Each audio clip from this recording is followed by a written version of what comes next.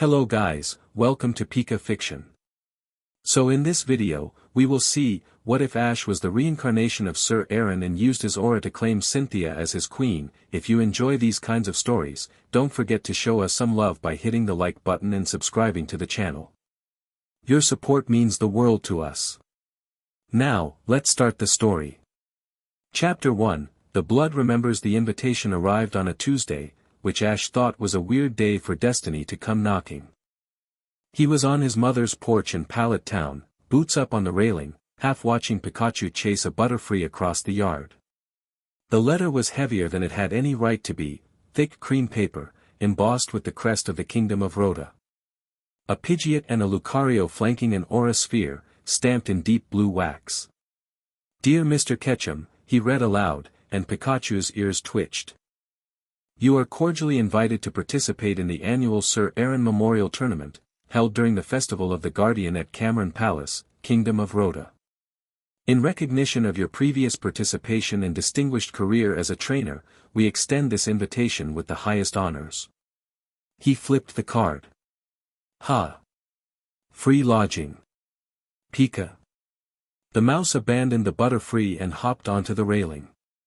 Rhoda, Ash said. Been a while. He stared at the crest, thumb tracing the Lucario's outline. Something pulsed behind his sternum, faint, warm, a second heartbeat he'd almost forgotten. He'd been getting those a lot lately. Little flickers of something he couldn't name, usually when he was close to Pokemon or standing in old places. He'd chalked it up to exhaustion, or nostalgia, or the fact that at 19 he'd burned through enough world-ending crises to fill a history textbook. He hadn't been back to Rhoda since he was 14. Since he'd worn Sir Aaron's costume at the festival and accidentally bonded with a Lucario sealed in crystal for 1,000 years. Since that Lucario had sacrificed itself at the tree of beginning to save everything. Since something had cracked open inside him and then slammed shut again, like a door kicked by the wind. What do you think, buddy? One more tournament? Pikachu looked at him with those sharp black eyes that had seen exactly as much as Ash had. The mouse grinned and sparked his cheeks. Yeah, Ash said, folding the letter. That's what I thought. 3 days later, he stepped off the train at Rhoda Station and immediately remembered why this place made him feel like he was walking through a dream someone else had first. The kingdom hadn't changed.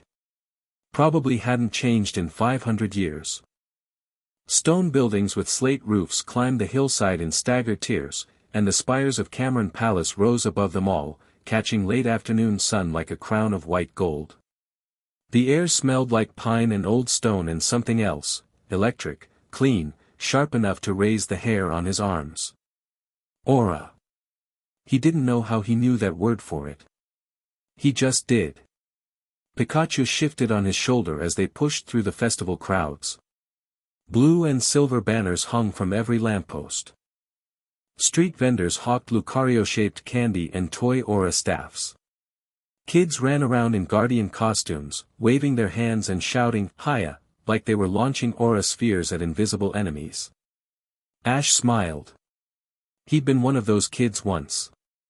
Not literally, but close enough. Ash? Ash Ketchum? He turned. A woman was walking toward him through the crowd, and the crowd was parting for her like water around a stone. Because that's what people did when Cynthia Sharona moved through a space. She looked exactly the way he remembered and nothing like it at the same time. The long blonde hair. The black coat. The way she carried herself like gravity was a suggestion she'd politely declined. But there was something sharper about her now, or maybe he was just seeing her through older eyes.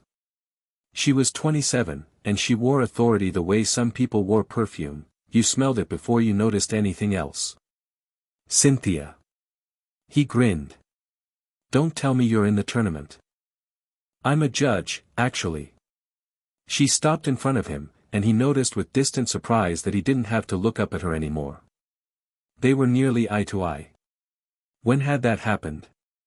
And I'm here for research. The Rhoda archives have texts on the Aura Guardians that you can't find anywhere else. Still chasing old legends? Still chasing new ones. Her eyes did something then, a quick sweep, top to bottom, professional but not entirely. You've changed. Got taller. Got older. She tilted her head. How have you been, Ash? Really? I heard you stepped back from the circuit. He shrugged. Did the leagues? Did the challenges? Won some, lost plenty. Did the whole champion thing in Alola. After a while, I just. He fished for the word. I felt like I was looking for something and kept ending up in the wrong room. Something flickered across her face. Recognition. Like she knew exactly what that felt like. And Rhoda, she asked. Is this the right room? He looked up at the palace. That pulse behind his ribs again, stronger now. Don't know yet. But something pulled me here. Cynthia studied him for a beat longer than was casual. Interesting, she said, and she loaded the word with more weight than it usually carried. Walk with me. I can show you the archives. The material they have on Sir Aaron is remarkable. They fell into step together, and it was easy. Easier than Ash expected.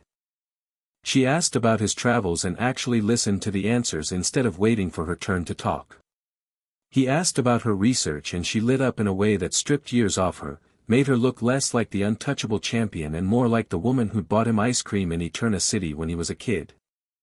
She talked about aura theory and ancient bonding rituals and the metaphysics of the guardian lineage, and Ash found himself following the concepts with a clarity he shouldn't have had.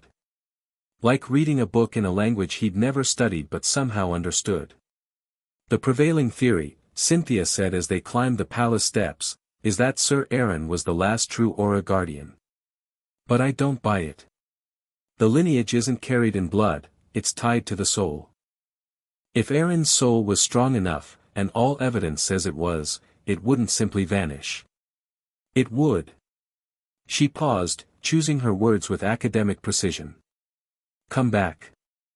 Ash offered. She looked at him. Reincarnate. Yes.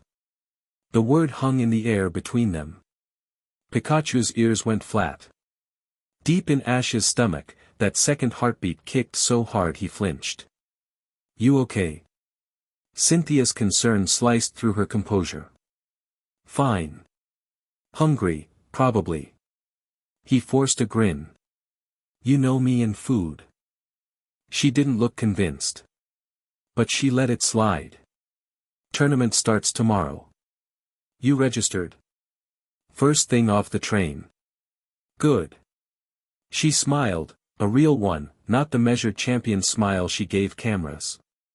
I look forward to seeing what you can do. She excused herself into the archives, and Ash made his way to the guest quarters. His room was in the east wing, modest by royal standards, which meant it was 3 times bigger than his bedroom at home. Pikachu claimed the largest pillow immediately. Ash stood at the window, looking out over Rhoda. The sun was sinking and festival lights were flickering on, strings of blue lanterns that made the whole kingdom look like it was resting on the ocean floor. I feel it, Pikachu, he said quietly. Something here knows me. Pika Pie, Pikachu said softly. Ash pressed his hand to the glass. It was cool against his palm, and for just a fraction of a second he saw something reflected behind him. Not his own face. An older face, stern, sad, wearing a wide-brimmed hat and a blue cloak. He spun around. Empty room. The tournament drew trainers from every region. Some were faces Ash recognized from circuits and leagues he'd run years ago. Others were new blood, young, sharp, hungry the way he used to be. The arena was carved into the base of the palace itself, a massive stone amphitheater that held thousands, and every seat was packed. Ash tore through the first 3 rounds without breaking stride. It wasn't cockiness. He just knew what he was doing. 6 years of non-stop travel and battle had ground his instincts to a razor's edge. Pikachu dismantled the first opponent's team with surgical efficiency. Charizard handled the second with raw aerial dominance. Jengar took the third without Ash calling a single move. The ghost just read his body language and acted, that eerie perfect synchronization that made other trainers stare and wonder how it was possible. Cynthia was watching from the judge's box. He could feel her attention, steady and assessing. Not romantic, not yet, not consciously. More like one apex predator clocking another across an open field. She was evaluating him, and some competitive part of Ash that had never gone dormant wanted to give her something worth evaluating. The quarterfinals were where things went sideways. His opponent was a man called Voss. Tall, pale, dark coat that screamed money, a smile that had been rehearsed in front of a mirror. Ash hadn't heard of him, which was strange for a trainer who'd made it this deep in a sanctioned tournament. Mr. Ketchum. Voss's voice carried that oily polish of someone who practiced being charming. An honor. I've followed your career with great interest. Thanks. Let's have a good one. Oh, I intend to. The first red flag was Voss's Drapion. It moved wrong. Too fast, too vicious, with something behind its eyes Ash had seen before, in Pokemon pushed past their breaking point. It didn't just fight Ash's Infernape. It tried to hurt him. There was a difference. Battling was competition. This was cruelty dressed in competition's clothes. Infernape went down hard. Not just fainted, injured. A poison barb caught the shoulder joint where the fire armor was thinnest, and Ash felt something hot and savage spike through his blood at the sound his partner made. Return. He pulled Infernape back. His hands were shaking. Not from fear. Pikachu. Pikachu hit the arena floor with his cheeks already lit, crackling with voltage. The mouse felt what Ash felt, the wrongness leaking off Voss's team like heat shimmer off blacktop. Voss sent out Bisharp next. Same hollow eyes. Same cruel speed. It went for Pikachu's legs, not a battle technique, a crippling move. Dodge. Thunderbolt. Pikachu blurred sideways, and lightning cracked down from a clear sky and hammered the Bisharp into the stone floor. One shot. The arena roared, but Ash wasn't performing anymore. He was reading the situation. Voss's Pokemon weren't just trained hard, they'd been conditioned. Broken and rebuilt into weapons. He'd seen it before, in the worst corners of the training world, and it made his blood run hot every single time. Voss's third was a Hydreigon, and it was the worst of the three. 3 heads snapping independently, covering every angle. Pikachu dodged the first Dark Pulse. The second. The third. The fourth caught him square in the ribs and sent him tumbling across the stone like a ragdoll. Pikachu. Ash lunged forward.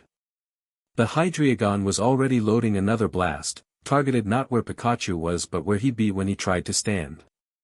A kill shot aimed at a downed fighter. Legal by the loosest reading of the rules.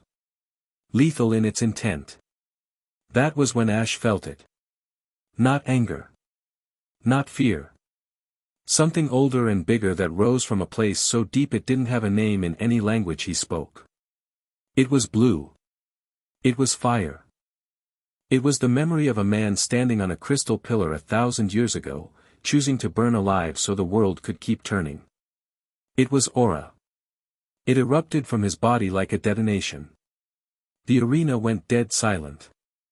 Blue light, vivid, electric, blinding, exploded outward from Ash in a sphere that swallowed the entire battlefield. The Hydreigon's dark pulse hit the wall of light and evaporated. The Hydreigon itself recoiled, all 3 heads shrieking, driven back by a force that was beyond anything it had been conditioned to withstand.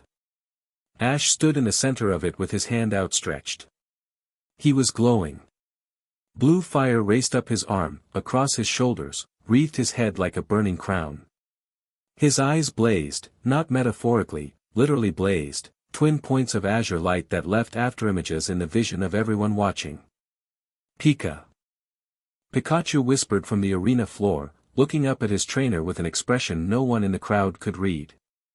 The shield held. Everything inside it hummed with a resonance Ash could feel in his teeth, his bones, the roots of his hair. Outside the shield, 12,000 people were on their feet. Some screaming.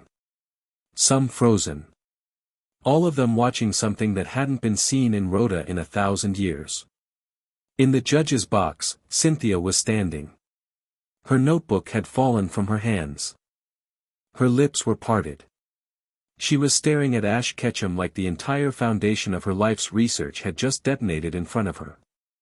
Impossible, she whispered. But it wasn't impossible. It was the thing she'd spent a decade theorizing, the thing she'd hunted through ruins and dead languages and crumbling archives across 6 regions. It was right there, burning blue, 20 meters away. Voss stumbled backward, his polished mask shattered. What is this? What are you? Ash didn't answer. He didn't have words for what was happening to him. The power moved through his body like a river carving a canyon, enormous, unstoppable, barely held by the banks of his flesh. He could feel everything. Every Pokemon in the arena. Every heartbeat in the crowd. The ancient stone beneath his feet thrumming with harmonic resonance, as if the palace itself recognized the frequency of his soul. He could feel the Hydreigon's pain. Years of conditioning, the broken will beneath the aggression, a creature that had been turned into a weapon against its nature. He could feel Voss. Cold inside. Calculating. Afraid now, but not surprised enough. Like he'd expected something to happen. Just not this much. This battle is over, Ash said, and his voice came out layered. His voice, and another beneath it, deeper, older, resonant with the authority of throne rooms and battlefields. Forfeit. Now. Voss recalled his Hydreigon with shaking hands. This isn't, the committee will hear about this. Enhancement techniques are, I said it's over. The aura flared once, a single pulse that washed across the arena like a tidal wave, and then collapsed inward, all of it rushing back into Ash in one violent instant. He gasped. His knees gave. The world tilted sideways and went gray at the edges. The last thing he saw before he hit the ground was the ceiling of the arena, painted with a mural of Sir Aaron, the legendary Aura Guardian of Rhoda. The painted eyes looked exactly like his. He was somewhere else. Not a dream. Too vivid for dreaming, too sharp at the edges. He was standing on a cliff overlooking a battlefield. 2 armies crashed together below, Pokemon and humans locked in chaos, and the sound was so real he could taste the dust and iron on the wind. A hand gripped his shoulder. He turned and looked into the face of Sir Aaron. The man was younger than the paintings. 30, maybe. Dark hair under the wide hat, sharp features, tired eyes that burned with the same blue fire Ash had just felt rip through his body. He was solid, present, close enough that Ash could see the scars on his hands and the grief etched around his mouth. You're late, Aaron said. His voice was wry and exhausted and impossibly fond. I've been waiting a very long time. I don't, where is this? What's happening? A memory. Mine. And soon, yours. Aaron turned back to the battlefield. This was the day I sealed the darkness. The day I gave everything to stop the war and bind what lurked beneath it. The tree of beginning, Ash said. I was there, I saw what happened. Your Lucario showed me. Pain crossed Aaron's face. Old pain, worn smooth by centuries. My friend. I trapped him alone for 1,000 years because I believed my sacrifice was the only way. He paused. I was wrong. Wrong how? I sealed the darkness with death. With isolation. I severed every bond one had, my Lucario, my kingdom, the woman he cut himself off. Looked away. I believed power required sacrifice. That protecting everyone meant losing everything. And for 1,000 years, that seal held. But it was always cracked. You can't cage entropy with a door made of absence. All I did was buy time. The battlefield below shifted. The armies froze mid-clash. The ground cracked, and something vast moved beneath the surface, formless, hungry, a darkness that wasn't the absence of light but the absence of everything. It pressed against the fractures like black water against a dam. "It's waking up," Ash said. He could feel it. The anti-aura. Where his power was warmth and bond and living connection, this thing was severance and decay and the cold between dead stars. Yes. My seal is failing. It has been for years. Every fracture in the bond between humans and Pokemon feeds it. Every cruelty, every betrayal of trust. That man you fought today, his Pokemon were suffering. That suffering is a crack in the wall. So what do I do? Aaron looked at him, and in the Guardian's eyes Ash saw something that hit him harder than the aura surge: hope. Fragile, burning, desperate hope. You do what I couldn't. You don't face it alone. Aaron put both hands on his shoulders. I sealed the darkness with sacrifice. You will seal it with bonds. Real ones. Unbreakable. The kind I was too afraid to hold on to. I don't know how, you do. You've been doing it your entire life. Aaron smiled, and it changed his whole face, younger, lighter, human. Every Pokemon you befriended. Every rival you earned. Every person you pulled into your orbit by sheer stubborn warmth. That's not luck, Ash. That's aura. My aura. Your aura. We are the same soul, and you've done in 19 years what I failed to do in a lifetime. The ground cracked wider. Darkness surged. I don't have long, Aaron said quickly. The memories will come. My training, my knowledge, it'll surface in waves. Don't fight it. But don't let it consume you. You are not me. You are what I should have been. Aaron, one more thing. His grip tightened. The woman. The researcher with golden hair. Ash blinked. How did, but of course. Same soul. Same sight. I had someone like that, Aaron said, quiet now. Brilliant. Fierce. My equal in every way that mattered. I left her behind because I thought love made the seal weaker. His jaw clenched. It was the greatest mistake of my existence. Greater even than the flawed seal. Don't repeat it. The world was dissolving. Aaron was fading at the edges, blue light bleeding out of him like watercolor in rain. I'll be here, the Guardian whispered. In the memories. In the aura. I'm not a ghost, I'm you. The part that remembers. Trust it. Blue light. The sensation of falling. And then nothing. He surfaced slowly, like coming up from deep water. First, softness. He was lying on something soft. Second, Pikachu's weight on his chest, the mouse curled in a tight ball, ears flat, making small worried sounds. Third, voices. Vitals are stable, but the energy readings are off every chart we have. The palace sensors registered the surge from every station in the kingdom. Whatever happened in that arena wasn't a power spike. It was, aura. Calmer voice. One he knew. It was a full manifestation. I've read about them in the texts but never thought I'd witness one. Cynthia. Ash opened his eyes. Palace infirmary, stone walls, arched windows, stained glass throwing colored light across everything. Riley was by the door, arms crossed, his Lucario pressed tight against his leg. The aura user looked rattled, which Ash had never seen before. And Cynthia was in a chair at his bedside, legs crossed, notebook in her lap, her expression fighting to stay clinical and losing.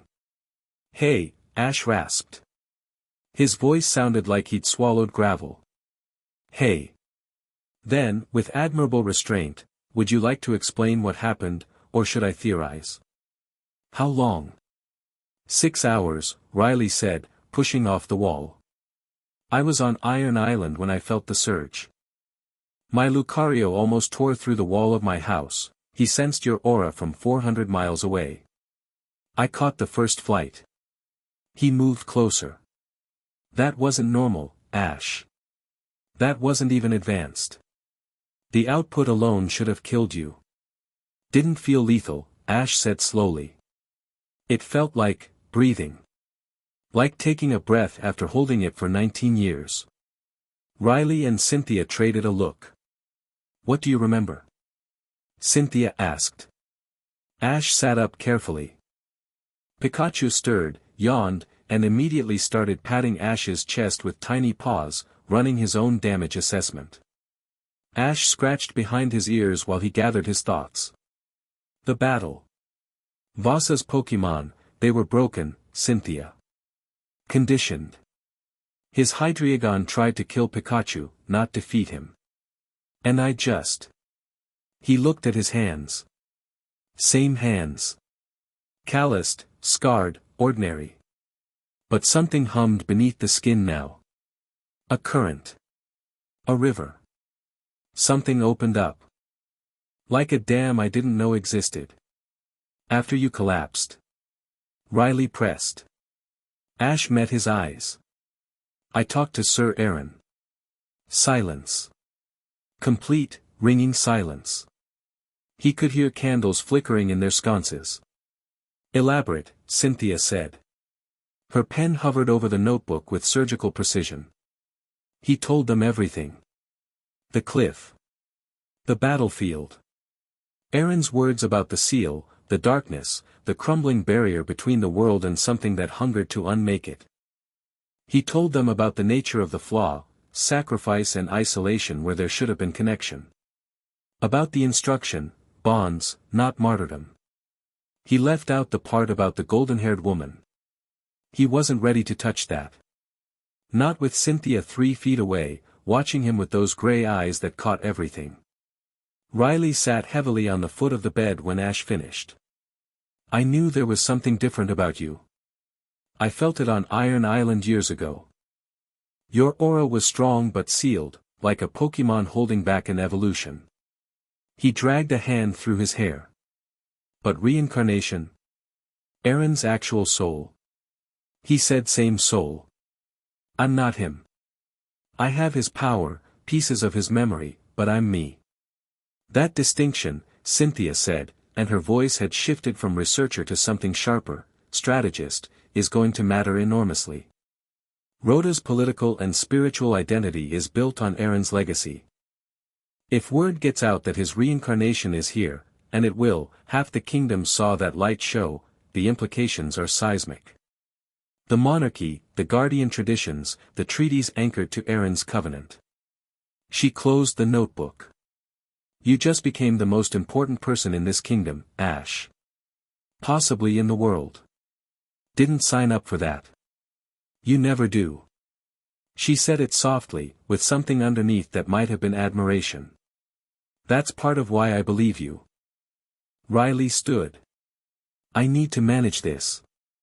The local aura sensitives felt the surge, there'll be questions, panic. I can buy time, but we need a strategy. He looked between them. Both of you. Rest. Tomorrow's going to be a lot. He left, Lucario padding behind him.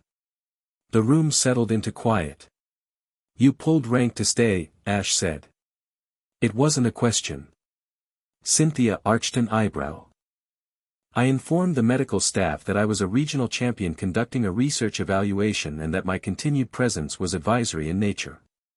So yes. So yes. The corner of her mouth twitched. You scared me. 6 hours unconscious, and the medics couldn't get a clean reading on anything. Your heart rate was doubled, 2 rhythms stacked on top of each other, like 2 hearts beating in the same chest. 2 heartbeats, Ash murmured. He'd been feeling that for weeks. Now he knew why. What does it feel like? She asked. Not as a researcher, he could hear the difference. She asked because she wanted to understand. The aura. He thought about it. You know the moment before a storm cracks. The air goes electric and you can feel the lightning wanting to happen. It's like that, except it's inside me. Constant. And in the arena, the storm finally broke. She was quiet for a moment. Sir Aaron's texts describe aura as the energy of the soul made visible. The stronger the soul, the greater the manifestation. She held his gaze. I've studied this my entire adult life. Every surviving text, every ruin, every practitioner. I've never encountered anything remotely close to what you did today. Is that the researcher talking? That's me talking. Just me. Something passed between them. Not aura, or maybe it was, at its most fundamental level. Recognition. A thread pulled taut. You should sleep, she said, standing. The tournament suspended pending review. Tomorrow I want to run some baseline tests, nothing invasive, and there's a text in the archives you need to see. It's going to be very relevant, very quickly. Cynthia. She paused at the door. Thank you. For staying. In the candlelight, with stained glass throwing color across her face, she looked like something out of the mythology she'd devoted her life to studying. Don't thank me yet. I have a feeling this is about to get very complicated. She left. Ash stared at the ceiling. Pikachu curled tighter against his chest. Complicated, he repeated. Great. He closed his eyes and tried to sleep, but every time he did, he saw blue fire and a guardian's face and cracks spreading through a wall that was the only thing between the world and its end. Morning arrived gray and cold. Ash woke before dawn, which was alarming enough on its own. He had never been and would never naturally be a morning person. But something had his blood running warm, a low-frequency hum that made lying still feel like holding his breath underwater. He dressed quietly. Clipped his pokeballs to his belt. Stepped into the palace corridors with Pikachu on his shoulder. The castle was mostly silent. Guards at their stations nodded as he passed, more respectfully than yesterday, he noticed.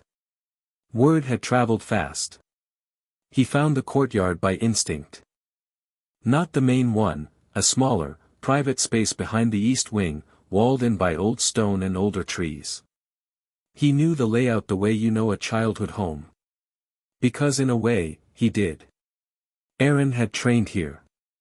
The memories leaked in at the edges, faint but persistent, like scent-triggering déjà vu. Ash stood in the center of the courtyard. Closed his eyes. Reached. The aura came easier than expected. Not the explosive surge from the arena, this was deliberate, measured, like turning a valve rather than blowing a pipe.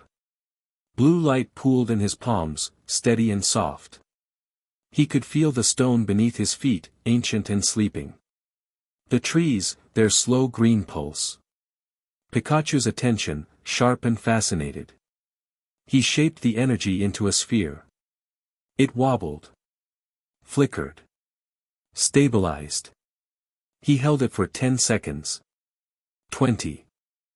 Then he pushed outward and it expanded into a thin shell around his body, a shield, barely visible, thrumming softly. Pika. Pikachu hopped down and poked the shield. Sparks flew where electricity met aura. They both yelped. Okay. Don't mix those. Ash shook his hand, grinning. Noted. He spent an hour experimenting. Aura spheres, small, unstable, but genuine. Sensory expansion, pushing his awareness outward until he could feel every living thing within 100 meters. Emotional sensing, not mind reading, but broad strokes. A guard down the corridor, bored, dutiful. A Pidgey in the branches, hungry, watchful. Pikachu, excited, proud, worried underneath. When he pushed deeper, reaching for the well he'd tapped in the arena, his vision split. He saw the courtyard as it was, sun on stone and dew on grass. Overlaid with the courtyard as it had been 1,000 years ago, and a younger man in a blue cloak running through the exact same movements. Aaron's muscle memory. pouring into him like water filling old footprints. He was mid-form, a sweeping defensive stance that flowed into a projected aura pulse, when he felt someone watching. Not Pikachu. Someone with a presence like deep still water. "How long have you been there?" he asked, eyes still closed. "Long enough," Cynthia said from the entrance. "That last sequence, that's a guardian kata. There are illustrations of it in the 3rd century texts. You shouldn't be able to do that." He opened his eyes. "I don't know how to do it." "He does. It's like remembering a song from when you were little. Your body knows the melody even when your brain's lost the words." She crossed the courtyard, coat billowing behind her, a leather satchel over one shoulder. She'd been awake for a while, coffee stain on her sleeve, hair pulled back in a hasty knot instead of its usual precise fall. He liked her like this. Slightly undone. Human. "I brought the text I mentioned." She pulled a bound journal from the satchel. "My translation of the canto of the Twice-Born. It's a prophecy, or a warning, depending on how you read the grammar, written by the last scribe of the Guardian Order. Twice-born. A guardian soul that lives, dies, and returns. One who carries the weight of the previous life and the potential to exceed it." She opened to a marked page. The core passage translates roughly as, "When the twice-born walks again, the sealed dark shall stir. His aura shall be the key that turns both ways, to lock or to unleash. He shall not stand in the shadow of his former self, but beyond it. And the bonds he forges shall be the chain that holds the world." Ash let that settle. "No pressure, then." She laughed, a short, surprised sound. "I appreciate that you can joke about a prophecy concerning the potential end of reality. If I stop laughing, I start panicking. Panicking's worse." "Fair." She closed the journal. "There's more, references to the seal's structure, the Guardian's inner circle, the Warden title. But right now I want to understand your baseline. How much control do you actually have? Honestly? Maybe 10%. The well is there, all of it, but drawing from it in a controlled way is like drinking from a fire hose." "Show me." He showed her. The sphere. The shield. The sensory sweep. She watched with that focused intensity he was starting to associate specifically with her, cataloging details, but with warmth running underneath the analysis. When he demonstrated emotional sensing, she raised an eyebrow. "Can you read mine?" He reached toward her carefully, gently, the way you'd extend your hand in a dark room. Her emotional signature hit him like a complex musical chord. Curiosity, bright and sharp-edged. Excitement, professional and personal, braided together. Concern for him, deeper than she probably wanted it to be. And beneath it all, a loneliness so familiar it ached, because he carried the same one. "Yeah," he said softly. "I can read yours." "And?" He held her gaze. "You're not as calm as you look. A crack in the armor. Quickly repaired. That's quite a parlor trick." "It's not a trick. And I won't do it again without permission." That felt private. She studied him. "You're a strange man, Ash Ketchum. You wake up with the power of a legend and your first impulse is to set boundaries around consent. That a bad thing?" "It's remarkable." She said it quietly, like the word had slipped out before she could stop it. Then she straightened, pulling the academic composure back on like a coat. "We should eat. Riley wants to meet, he's been fielding calls since dawn. The League knows. So does Rhoda's court. Wonderful. Politics. You're going to have to make peace with it. You're not just a trainer anymore." He looked at his hands. The aura thrummed beneath his skin, patient and oceanic. Aaron's memories orbited the edges of his mind like Pokemon waiting to be called. "Yeah," he said. Starting to figure that out. Riley was waiting in the courtyard when Ash returned from a quick breakfast. He'd brought his Lucario, who took one look at Ash and dropped into a bow so low its nose touched the ground. He's never done that, Riley said, staring at his own Pokémon. Not once. Not even for me. Hey, you don't have to, Ash started, but the Lucario rose, and its eyes were bright with something beyond obedience. It saw something in Ash that transcended the person standing there. The aura of a man whose legacy was coded into the instinct of every Lucario that had ever lived. Riley shook it off. Training. Show me the sphere. Ash generated it. Smoother than this morning, brighter, denser. Riley circled it, held his own palm close to its surface. His eyebrows climbed. The density is absurd. Mine are candle flames next to this. This is a blowtorch. Gets shaky when I scale it up. Because you're thinking about it. Aura isn't mechanical, you can't engineer it into shape. It responds to intent, to emotional truth. Stop building it and start feeling it. Riley conjured his own sphere. Smaller, dimmer, but precisely controlled. I'm not thinking about geometry. I'm thinking about what matters to me. The sphere is a side effect. Ash let his dissolve. He closed his eyes. Thought about Pikachu. His mother. Friends scattered across 6 regions, every one of them a thread holding him together. Cynthia's voice when she said just me. The way she looked when she let the armor thin. Blue fire rolled out of him in a wave, not a sphere this time but a tide, washing across the courtyard stones, the trees, Riley in his Lucario. Not destructive.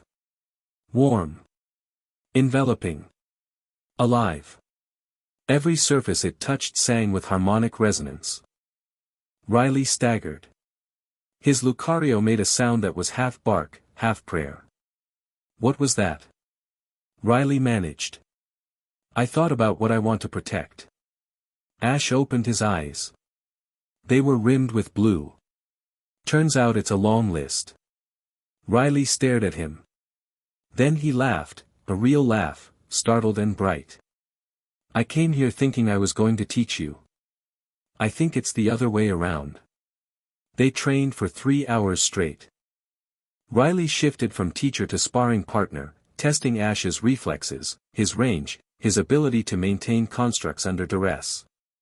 Ash learned at a pace Riley called terrifying, absorbing in minutes what should have taken months, Aaron's deep muscle memory filling every gap that raw talent left behind. But control was another matter. Twice it slipped. The first time, during an intense exchange when Riley's Lucario launched a genuine aura sphere, Ash's defensive overreaction blew out every window in the east wing. Glass rained into the corridor. Someone screamed. Sorry. Ash yelled at the building. The second failure was worse. He tried to replicate Aaron's aura sight, sensing life force through walls, across distances, and the sensory overload drove him to his knees. His nose bled. His vision whited out. The world became a roaring wall of input he couldn't filter. Too much, Riley said, kneeling beside him. You've got the engine but not the chassis. It's like routing a river through a garden hose, the pressure will burst it. How do I build the chassis? Time. Repetition. And honestly, I don't know if conventional methods apply to you. You're operating on a scale beyond anything in the training literature. We might have to write a new playbook. Ash wiped the blood from his upper lip. Then let's start writing. Riley looked at him for a long moment. Respect. Maybe envy. But mostly the quiet, specific look of a man who has realized he's standing beside something that will outlast him. One more thing, Riley said as they cooled down. There's a wild Lucario. It's been spotted near the tree of beginning for months. Won't approach anyone, trainers, rangers, nobody. But every report says the same thing, it sits at the base of the tree, staring at the crystal where Aaron's aura was sealed. Ash's double heartbeat kicked. Hard. Insistent. It's waiting for me, he said. Not a question. That's my read. Riley clapped his shoulder. But first, the Queen wants to see you. Ash nodded, but his mind was already at the tree, already reaching toward that unknown Lucario with some part of himself he couldn't name. The pull was magnetic, not just curiosity, but recognition.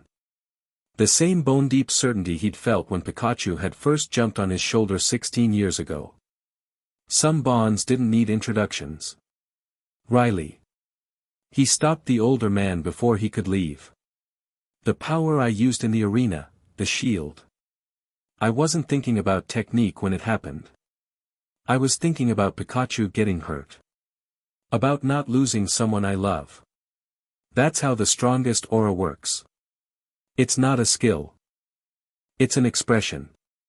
Then why could Aaron, who understood that better than anyone, still end up sealing himself away? Riley didn't answer for a long time. His Lucario shifted beside him, feeling the weight of the question. Because understanding something intellectually and living it are different things, Riley finally said. Aaron knew bonds were important. But when the moment came, when it was sacrifice himself or risk the people he loved, he chose to carry it alone. Not because he didn't love them. Because he loved them too much to let them share the weight. That's not love. That's control.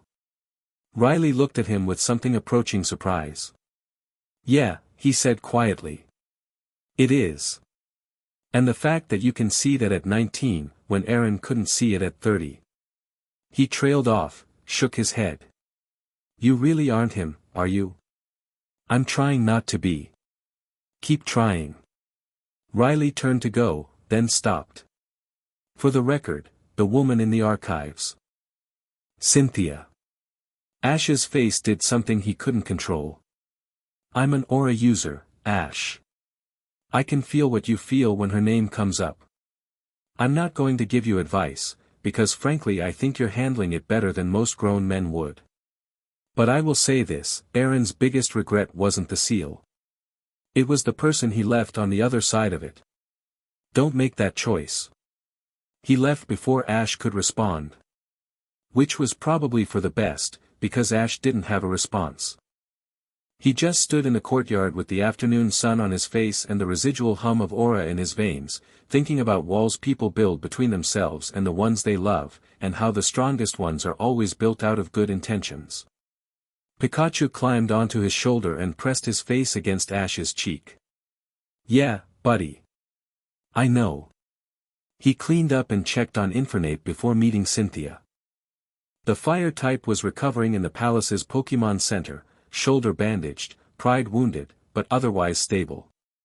When Ash walked in, Infernape's eyes lit up and he reached for his trainer with his uninjured arm. Hey. Ash sat beside him, taking the offered hand. You did great out there. Vasa's team was rigged, that wasn't a fair fight. Infernape grunted. He knew. But the knowledge didn't erase the sting of going down. I'm going to find out who sent him, Ash said quietly. And I'm going to make sure their Pokemon get the help they need. All three of them. Infernape studied his trainer's face. Whatever he saw there made him squeeze Ash's hand once, firm, and then push him toward the door with his good arm. Go. Handle it. Rest up. We're going to need you. He visited the rest of his team too. Charizard was in the palace's outdoor enclosure, soaking up sun and intimidating the groundskeeper's Arcanine by existing. Gengar materialized from Ash's shadow the moment he stepped outside, grinning that manic grin that said he'd been eavesdropping on everything and found it hilarious. Sceptile was meditating in the gardens. Greninja, called in from Kalos for the tournament, was perched on a fountain, absolutely still, eyes tracking everything. Ash touched each of them. Not with aura, just his hands. A palm on Charizard's snout. Fingers through Gengar's chill. A fist bump with Sceptile. A nod to Greninja that carried more weight than words. They felt different to him now. Not lesser, never that, but clearer. He could sense the shape of their bonds with him, distinct as fingerprints. Charizard's was a bonfire, fierce, proud, old. Gengar's was quicksilver, mercurial, deep, laced with dark humor. Sceptile's was steel wire, quiet, unbreakable. Greninja's was a river, fluid, powerful, mirror-perfect in its reflection of Ash's own nature. And Pikachu. Pikachu's bond was lightning. Not the destructive kind, the kind that precedes rain. The kind that splits the sky and lets the light through. We're all in this, Ash told them. Whatever's coming. Together. Charizard huffed smoke. Gengar cackled. Sceptile opened one eye and nodded. Greninja didn't move, but his presence sharpened, which was Greninja for absolute agreement. Ash headed back inside, feeling steadier than he had since the arena. Whatever political tangles waited with Queen Eileen, whatever ancient darkness stirred beneath the earth, he wasn't facing it with just power. He was facing it with a team. With friends. With bonds. Aaron's voice drifted through his memory, "You've been doing it your entire life." Maybe he had. Ash found Cynthia in the deepest level of the palace archives, surrounded by towers of books and the pale glow of her translation screen. She'd shed her coat, sleeves rolled up, and there was a smear of old ink on her cheek she clearly didn't know about. "Ink on your face," Ash said from the doorway. She didn't look up. Third shelf from the left. Blue-sealed scroll case. "Bring it." He found it. Brought it over. She popped the seal, unrolled yellowed parchment covered in symbols he couldn't read but somehow understood, the meaning filtering through like conversation from an adjacent room. "The Charter of the Warden," she said. "The legal framework that established the Aura Guardian's authority in Rhoda. I've been hunting for a complete copy for years, and these people had it buried under 6 centuries of tax records." She finally looked up. "You need to understand what Eileen is about to put on the table." Ash sat across from her. Riley said the same thing. Because Riley is smart. She spread the parchment between them. "The Warden, that's the actual title, Guardian, is informal, holds authority over the kingdom's spiritual defense and the deployment of all aura-sensitive humans and Pokémon. In times of crisis, the Warden supersedes the Crown. Full resource access, force mobilization, binding declarations without royal sign-off. That's enormous. And it comes with chains. The Warden is bound to Rhoda, 60-day absence limit before forfeiture. Mandatory maintenance of the seals. And..." She hesitated. "And..." "A political marriage clause. The Warden traditionally weds within Rhoda's nobility. Cementing the bond between Crown and Guardian." The words landed between them like a dropped blade. "Old tradition," Cynthia said, voice carefully level. "Eileen may consider it archaic. But you should know it exists. I'm 19. I'm not marrying anyone because a 1,000-year-old document says so. I know. I just want you walking in with full information." She met his eyes. Something taut behind her expression. "Whatever you decide, decide with your eyes open. Come with me." She blinked. "What?" To the audience. "You know more about this than anyone here, and you're the only champion in the building. If Eileen wants to play politics, I want someone in the room who speaks the language. I'm Sinnoh's champion. I have 0 standing in Rhoda's court. I'm asking as a friend.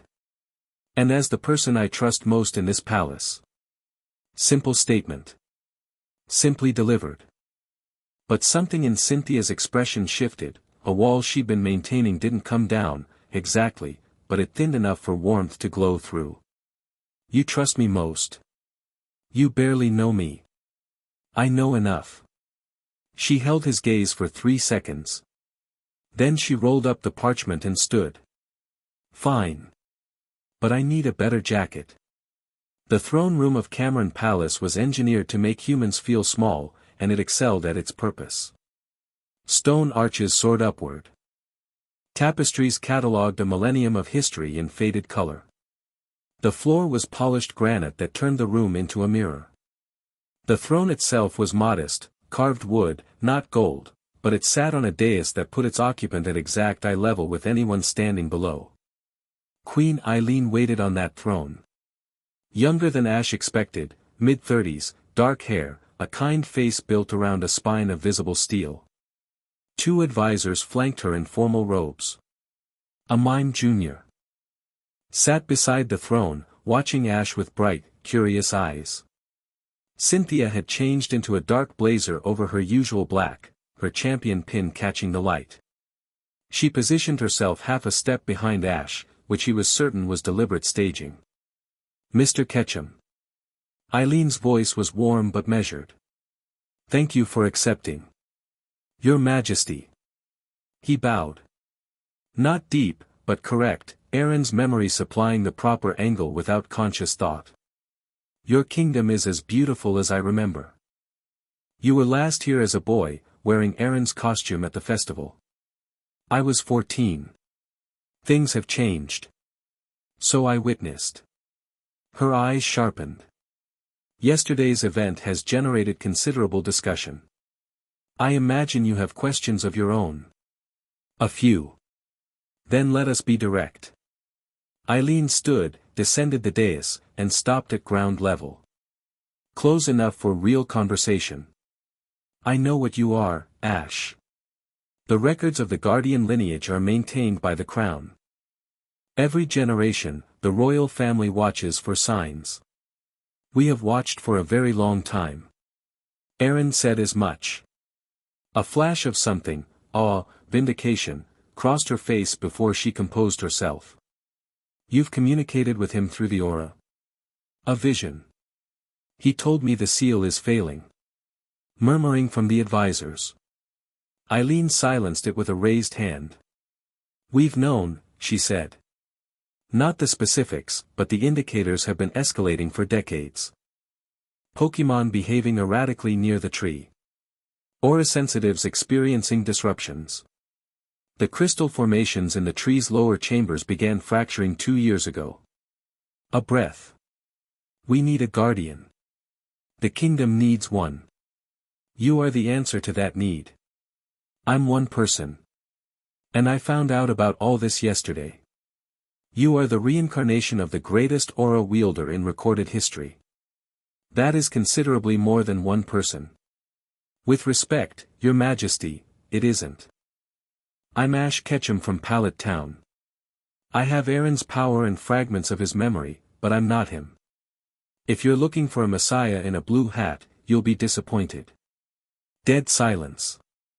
The advisors looked offended. Eileen, to her credit, looked genuinely thoughtful. "Then what do you propose?" she asked. "I'll help," Ash said.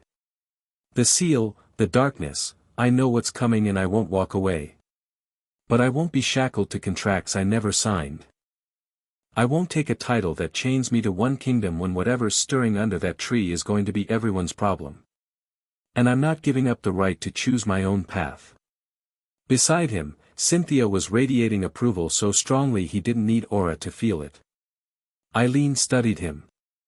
Then smiled, small, genuine, caught off guard. Aaron was a man of duty. He would have accepted without hesitation. "Yeah," Ash said. "And he told me that was his biggest mistake." That landed. The smile faded into something more layered, more real. "You're not what I expected," she said. "I get that a lot." "Very well. We won't force a title. But my people need assurance. The Guardian's return must mean safety, not upheaval. Work with us. Let us support your development. And when the crisis arrives, stand with Rhoda." "That I can do." "Good." Eileen's gaze shifted to Cynthia. "I see you've already assembled impressive counsel. Champion Sharona, your reputation precedes you." "As does yours, Your Majesty," Cynthia said smoothly. "With your permission, I'd like to continue my work in your archives. The texts here are essential to understanding the seal and supporting Ash's growth." "Granted." Eileen looked between them, a longer look, perceptive and faintly amused. I suspect you two are going to be quite effective together. The audience closed with formalities, but the real negotiation had happened in the silences. Walking back through the palace corridors, Ash let out a breath he'd been holding for what felt like the entire conversation. You handled that well, Cynthia said. Half of that was Aaron's court instincts on autopilot. And the other half was pure Ash Ketchum stubbornness. It was a good blend. A beat. You turned down the wardenship. I turned down the leash. If I'm doing this, I do it my way. Your way being bonds. Not chains. People who choose to stand beside me, not people ordered to. He looked at her. Like you. Something shifted behind her eyes. The wall thinned again. Through the gap he glimpsed the woman beneath the champion, brilliant, lonely, looking at him like he was the most compelling thing she'd encountered in a very long time. Like me, she agreed softly. They walked the rest of the corridor in silence, but it wasn't empty silence. It was the kind that lives between two people who've just acknowledged something without naming it. Something building on the horizon like a storm, slow, sure, lit from within by blue lightning. Cynthia peeled off toward the archives again. I need 3 more hours with the charter before I can give you a proper briefing on the legal implications, and Ash wandered the palace alone. Or tried to. Every corridor brought a new encounter. A servant who bowed too deeply. A guard who touched his fist to his chest in the old guardian salute, eyes bright with something that might have been reverence. A group of trainers from the tournament who stopped talking when he rounded the corner and stared at him with a cocktail of awe and unease. He didn't blame them. 24 hours ago, he'd been another competitor. Now he was the guy who turned the arena blue and spoken with a dead man's voice. He found a quiet balcony on the palace's west face and sat on the railing, legs dangling over a 200-foot drop, because Ash Ketchum had never met a height he respected. Pikachu sat beside him, tail hanging, watching the shadows lengthen across the kingdom. I keep thinking about what Eileen said, Ash murmured. That they've been waiting. Every generation. Imagine knowing a prophecy exists and just, watching. For centuries. Pika Pi. And now I show up. 19 years old, from a town nobody's heard of, and I'm supposed to be the answer to their 1,000-year question. He leaned back on his hands. Aaron was raised for this. Trained from childhood. He understood the politics, the traditions, the weight of the title. I don't have any of that. Pika. Pikachu's tone was flat. Disagreeing. Okay, I have the memories. Some of them. But that's borrowed knowledge, not earned. The difference matters. Pikachu turned to look at him fully. Then the mouse raised one small paw and placed it over Ash's heart. Over the double heartbeat. Pikapi. Pika Pikachu. Ash didn't speak Pikachu's language in words. But after 16 years, he didn't need to. The meaning was clear: you've never needed a title. You've never needed a prophecy. You just show up and do the right thing. That's why you're here. Not because you were chosen, because you would have come anyway. He pulled Pikachu into a hug. The mouse squeaked in protest, then settled against his chest, ears flat, radiating warmth. When did you get so wise? Pika. Always was. You just don't listen. He laughed. It felt good, real, clean, the kind of laugh that pushed back against the weight pressing down on him. He was still laughing when he headed inside for dinner, and the palace staff who saw him pass probably thought the new guardian was slightly unhinged. They weren't entirely wrong. Dinner was an ordeal. The palace hosted a formal meal for the tournament participants, and ducking it would have been conspicuous. So Ash sat in a corner, Pikachu on his shoulder, eating while pretending he didn't feel every stare in the room tracking him like a live wire. Cynthia materialized halfway through the main course. Didn't ask if the seat was taken. Just sat, placed her tea down, and said, the Rhoda archives reference 17 recorded aura manifestations in the kingdom's history. Yours was the largest by a factor of roughly 12. Is that hello? It's congratulations on shattering the record. She sipped her tea. How was training? Blew the east wing windows out. I heard. Lady Miriam on the 4th floor was upset. Her skitty hates sudden noises. I'll send flowers. You'll send a glazier. But she was smiling. Riley came to see me afterward. He's unsettled, Ash. Not afraid of you, afraid for you. He says the power scaling you're on is unprecedented, and he doesn't know where the ceiling is. Or if there is one. Maybe there isn't. That's what worries him.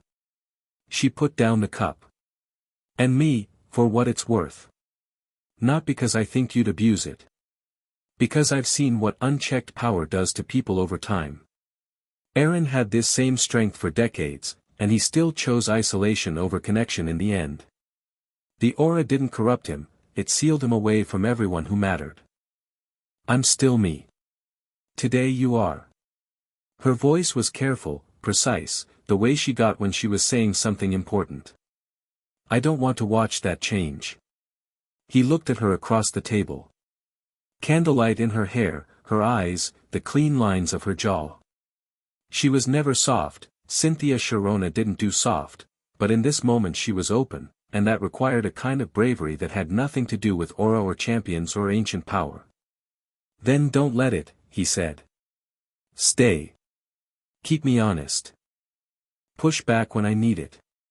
You're the only person in this building who looks at me and sees a person instead of a prophecy. What about Riley? Riley's great, but he's already treating me like a holy relic. You look at me like I'm an idiot who should eat more vegetables and read better books. She laughed.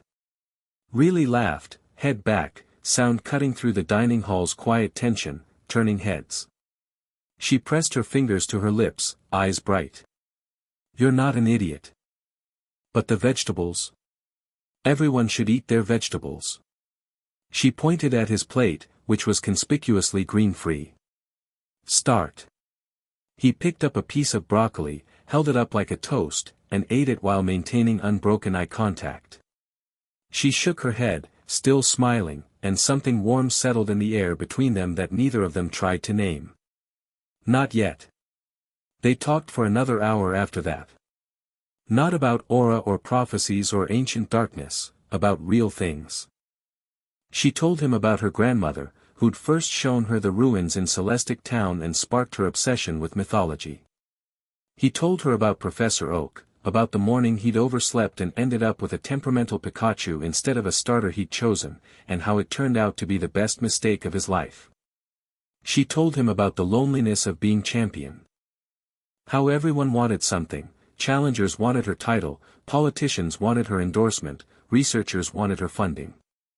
How the last time someone had asked her to dinner without an ulterior motive, she couldn't remember when it was. He told her about coming home from Alola.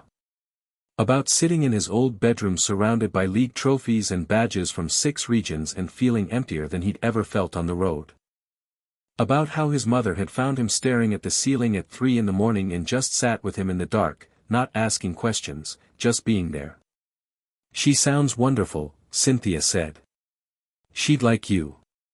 She likes anyone who tells me to eat vegetables. A woman of excellent judgment. They were leaning toward each other across the table. Neither of them had noticed when that started. The dining hall was emptying around them, trainers drifting off to their rooms, but the world had contracted to the space between two people discovering that conversation didn't have to be work. When Cynthia finally checked the time, she blinked. It's nearly midnight. Is it? Ash genuinely hadn't noticed. I have translations to finish. She stood, gathering her tea. Then she paused. This was nice, Ash. This, just talking. It's been a while since I had this. We can do it again. I'd like that. She said it simply, without the usual armor, and then she was gone. Ash sat in the empty dining hall for another minute. Pikachu was asleep on the table, curled around a half-eaten berry. Yeah, Ash said to nobody. Me too. That night, Ash stood on his balcony, looking out over the kingdom. The festival lights were dimmed in deference to the tournament's suspension. Moonlight had replaced them, silver on stone, shadows pooling in the valleys between buildings. He could feel the tree of beginning from here. Miles off, hidden in mountains, but its presence was unmistakable, a vast, slow heartbeat of wild aura pulsing in harmony with his own. And beneath it, buried deep, something else. Something pressing against the failing seal with patient, relentless pressure. A hand on frosted glass. Pikachu sat on the railing, tail twitching. It's real, Ash said. All of it. The power, the prophecy, the thing underneath. All of it. Pika. Honest as always. He raised his hand. Blue light gathered in his palm, easier now, smoother, a muscle exercised all day. The sphere hovered just above his skin, painting azure shadows across his face. He thought about Aaron. A man who'd held this power and used it to save the world and lost everything that made the world worth saving. The grief in a dead man's voice when he spoke about the woman he'd left behind. He thought about Cynthia. The way she looked at him, not at the aura, not at the legend, at him.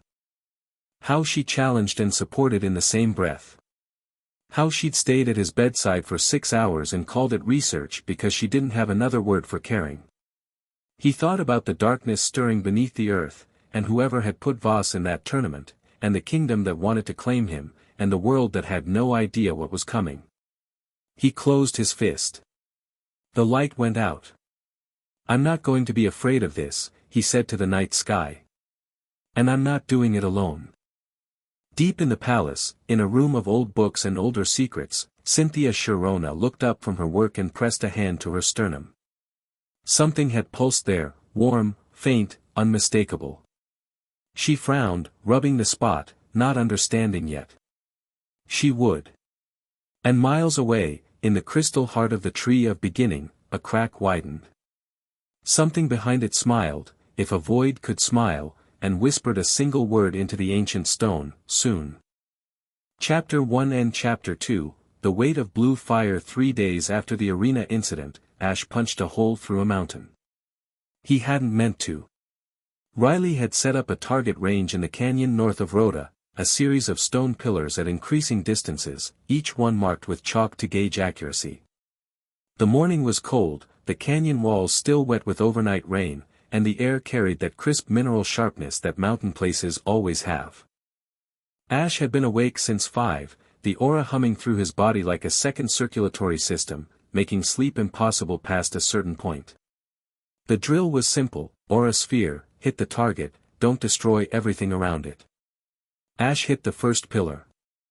Clean shot, fist-sized hole punched through solid granite. Riley nodded. Good.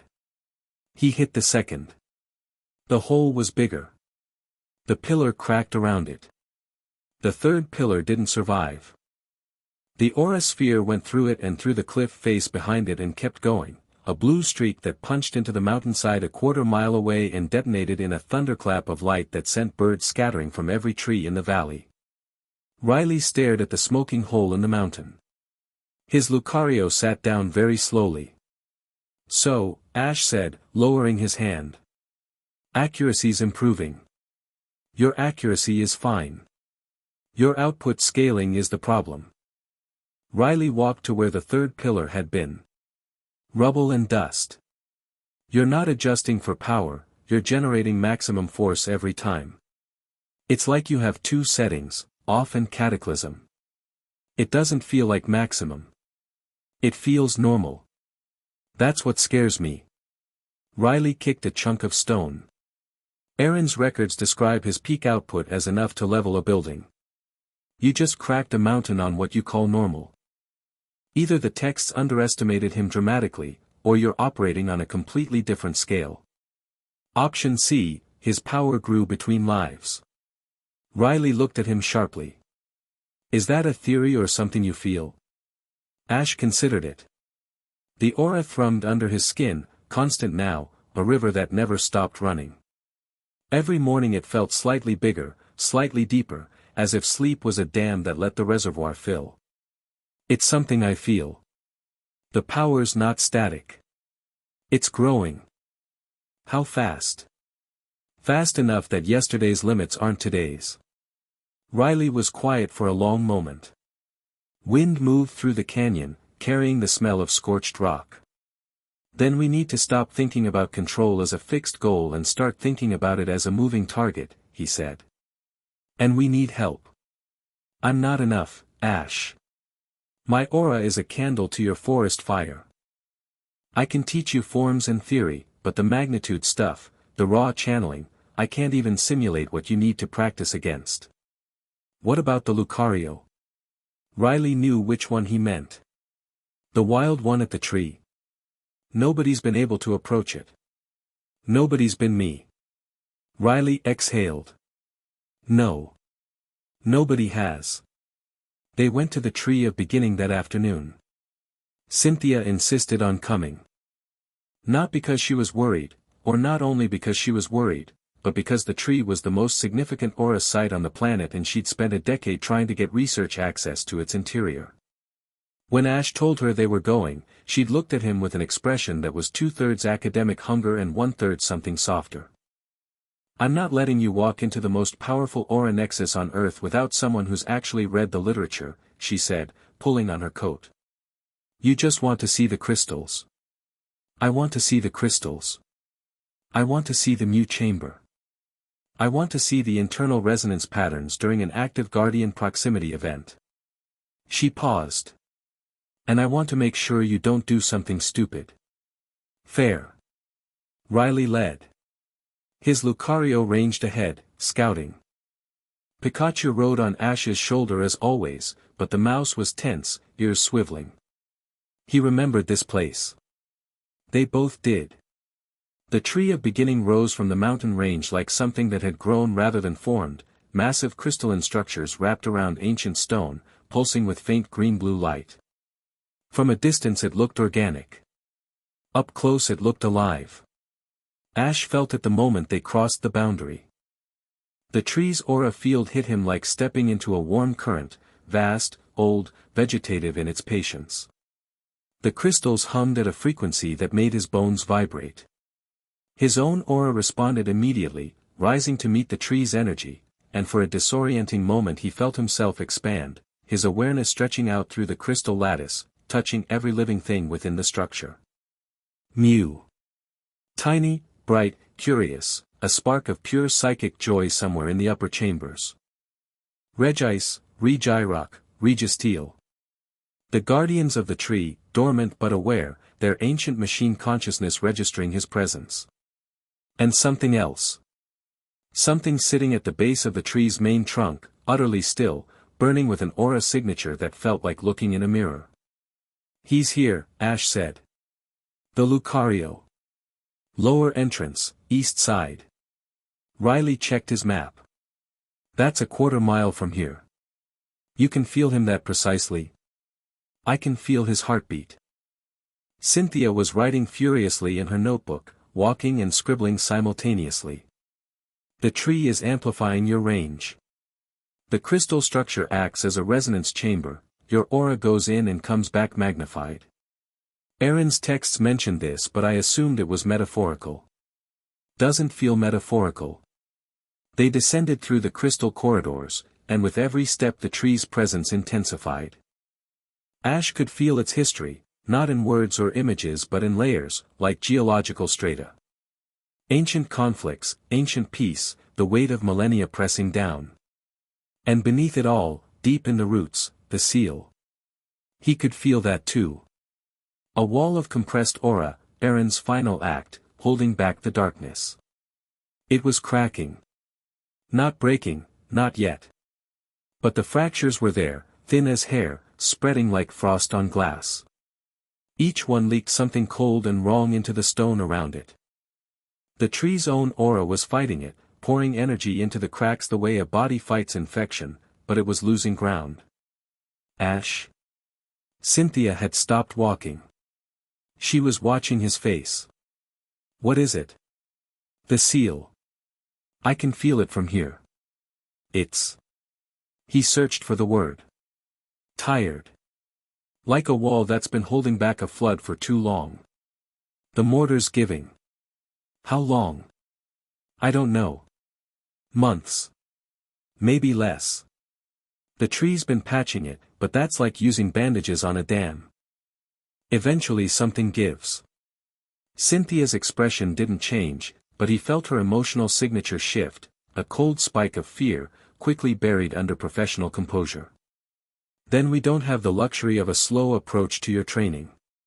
No. We don't. They found the Lucario exactly where Ash had sensed it. The east entrance opened into a cathedral-sized cavern, the walls encrusted with crystals that cast everything in blue-white light. The tree's main trunk, a column of crystal and stone wider than a house, rose through the center. And at its base, sitting in perfect stillness with its paws on its knees, was the Lucario. It was different from Riley's. Larger. The fur on its chest was darker, almost black, and its aura sensors, the appendages that hung from the back of its head, were longer, more pronounced.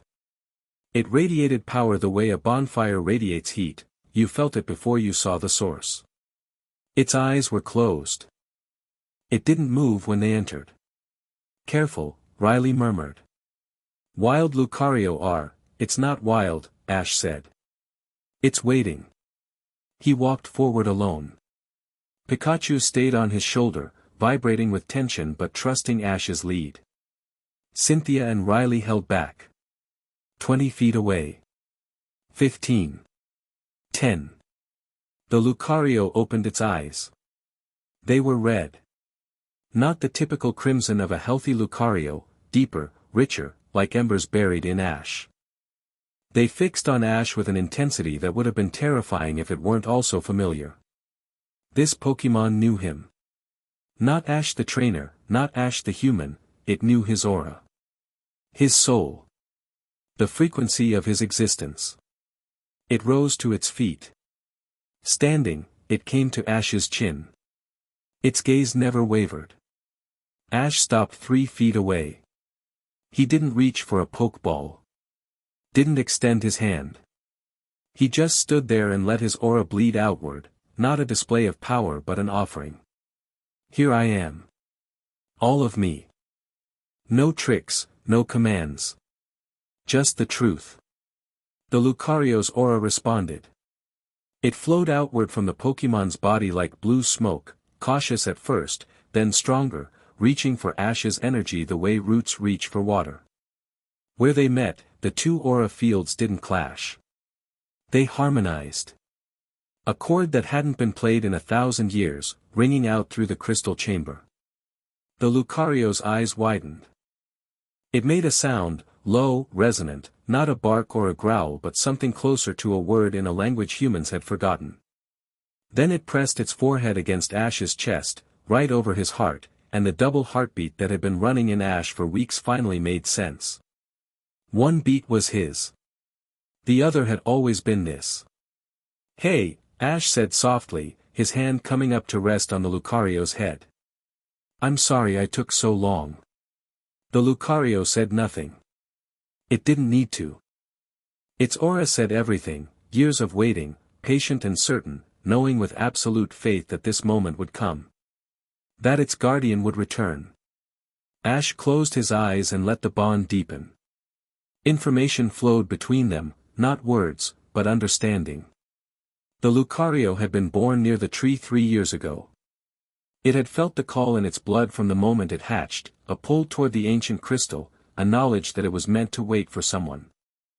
The other Lucario in the area had drifted away over time, following migration patterns or bonding with trainers.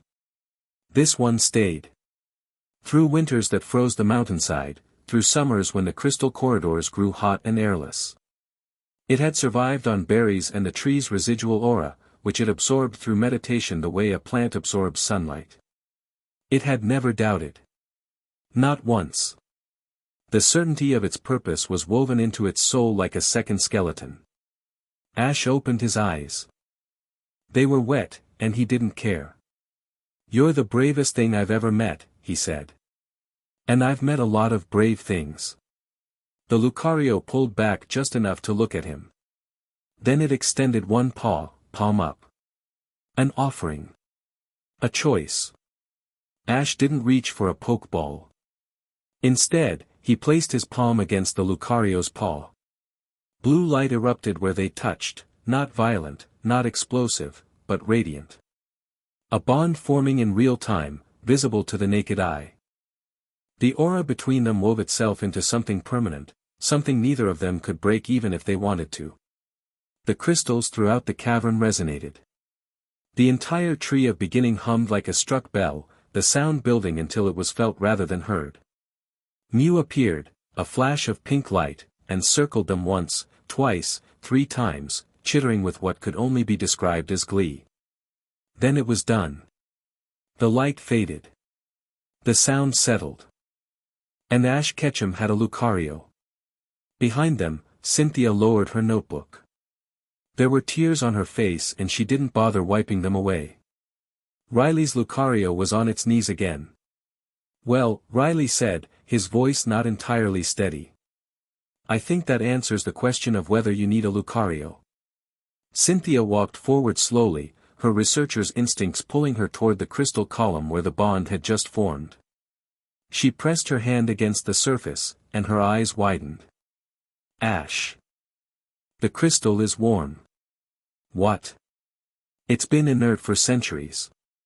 Every survey of the tree has recorded the core crystals as room temperature or below. This one is warm."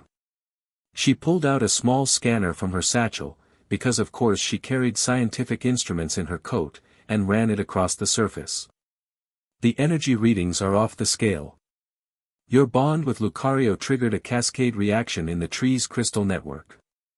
It's like you restarted a circuit that's been dead for 1,000 years.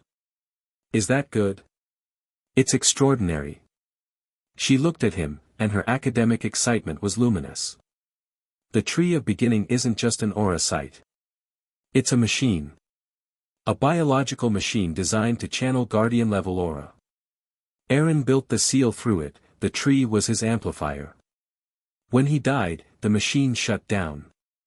But it didn't break. It just went dormant.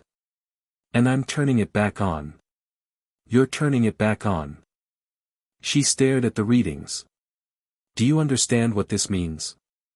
If we can fully reactivate the tree's crystal network, you won't just be working with your own power. You'll have access to a continent-spanning aura amplification system. Aaron used it to seal a primordial force of entropy. With full reactivation, you could seal it properly this time," Ash finished. "With bonds instead of sacrifice."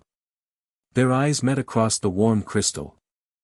In the blue-green light of the tree's interior, with Mew circling overhead and the ancient structure singing around them, the moment felt like a page turning in a story that had been waiting a very long time to be written. "We need to map the crystal network," Cynthia said, snapping back to practical mode with the speed that made her such a formidable researcher. "Every node, every pathway. If sections are damaged or dormant, we need to know before you try to channel through them. Can you do that?" "I can start. It'll take weeks to do a full survey. But the critical pathways, the ones Aaron used for the seal, those I can prioritize." She was already scribbling in her notebook. "I'll need access to the lower chambers. And I'll need you here periodically, the tree responds to your presence. When you're in the structure, the crystals activate. When you're not, they go dark. So I'm the battery. You're the key. The tree is the lock. And somewhere in the lower depths, there's a door we need to learn how to close properly." She looked at him. "This is going to take both of us. Good thing you're not going anywhere." She almost smiled. "Almost. Good thing." The Lucario, Ash couldn't bring himself to nickname it, not yet, not until he knew what it wanted to be called, followed them back to Rhoda as naturally as breathing. It walked at Ash's left side, a half step behind, and its aura stayed connected to his like a tether. When he moved, it moved. When he stopped, it stopped. Not obedience, synchronization. Two instruments tuned to the same pitch. Pikachu was suspicious for about 15 minutes. Then the Lucario caught a falling berry with an aura pulse and tossed it to the mouse without breaking stride, and Pikachu decided they were going to be fine. Back at the palace, Ash discovered that things had been happening while he was in the mountains. 3 council members visited while you were gone, Cynthia told him that evening. They'd taken over a corner of the palace library as their unofficial headquarters, books stacked on every surface, Cynthia's translation screens glowing, a pot of tea that seemed to refill itself. Lord Harlan, Lady Voss, no relation to your tournament friend, I checked, and Minister Callum. They wanted to discuss the formal terms of your wardenship. I turned down the wardenship. They don't seem to have gotten the message. Or they're choosing to interpret your conversation with Eileen differently. Cynthia turned a page in the text she was reading. Harlan is old guard, traditional, believes in the letter of the charter. He wants you installed as warden with full traditional obligations, including the marriage clause. Voss is progressive, she wants the title modernized, obligations reduced, the political marriage dropped. Callum is a fence-sitter who'll go wherever the wind blows. Who does Eileen side with? That's the interesting part. She hasn't declared. She's letting the council argue while she watches. Cynthia looked up.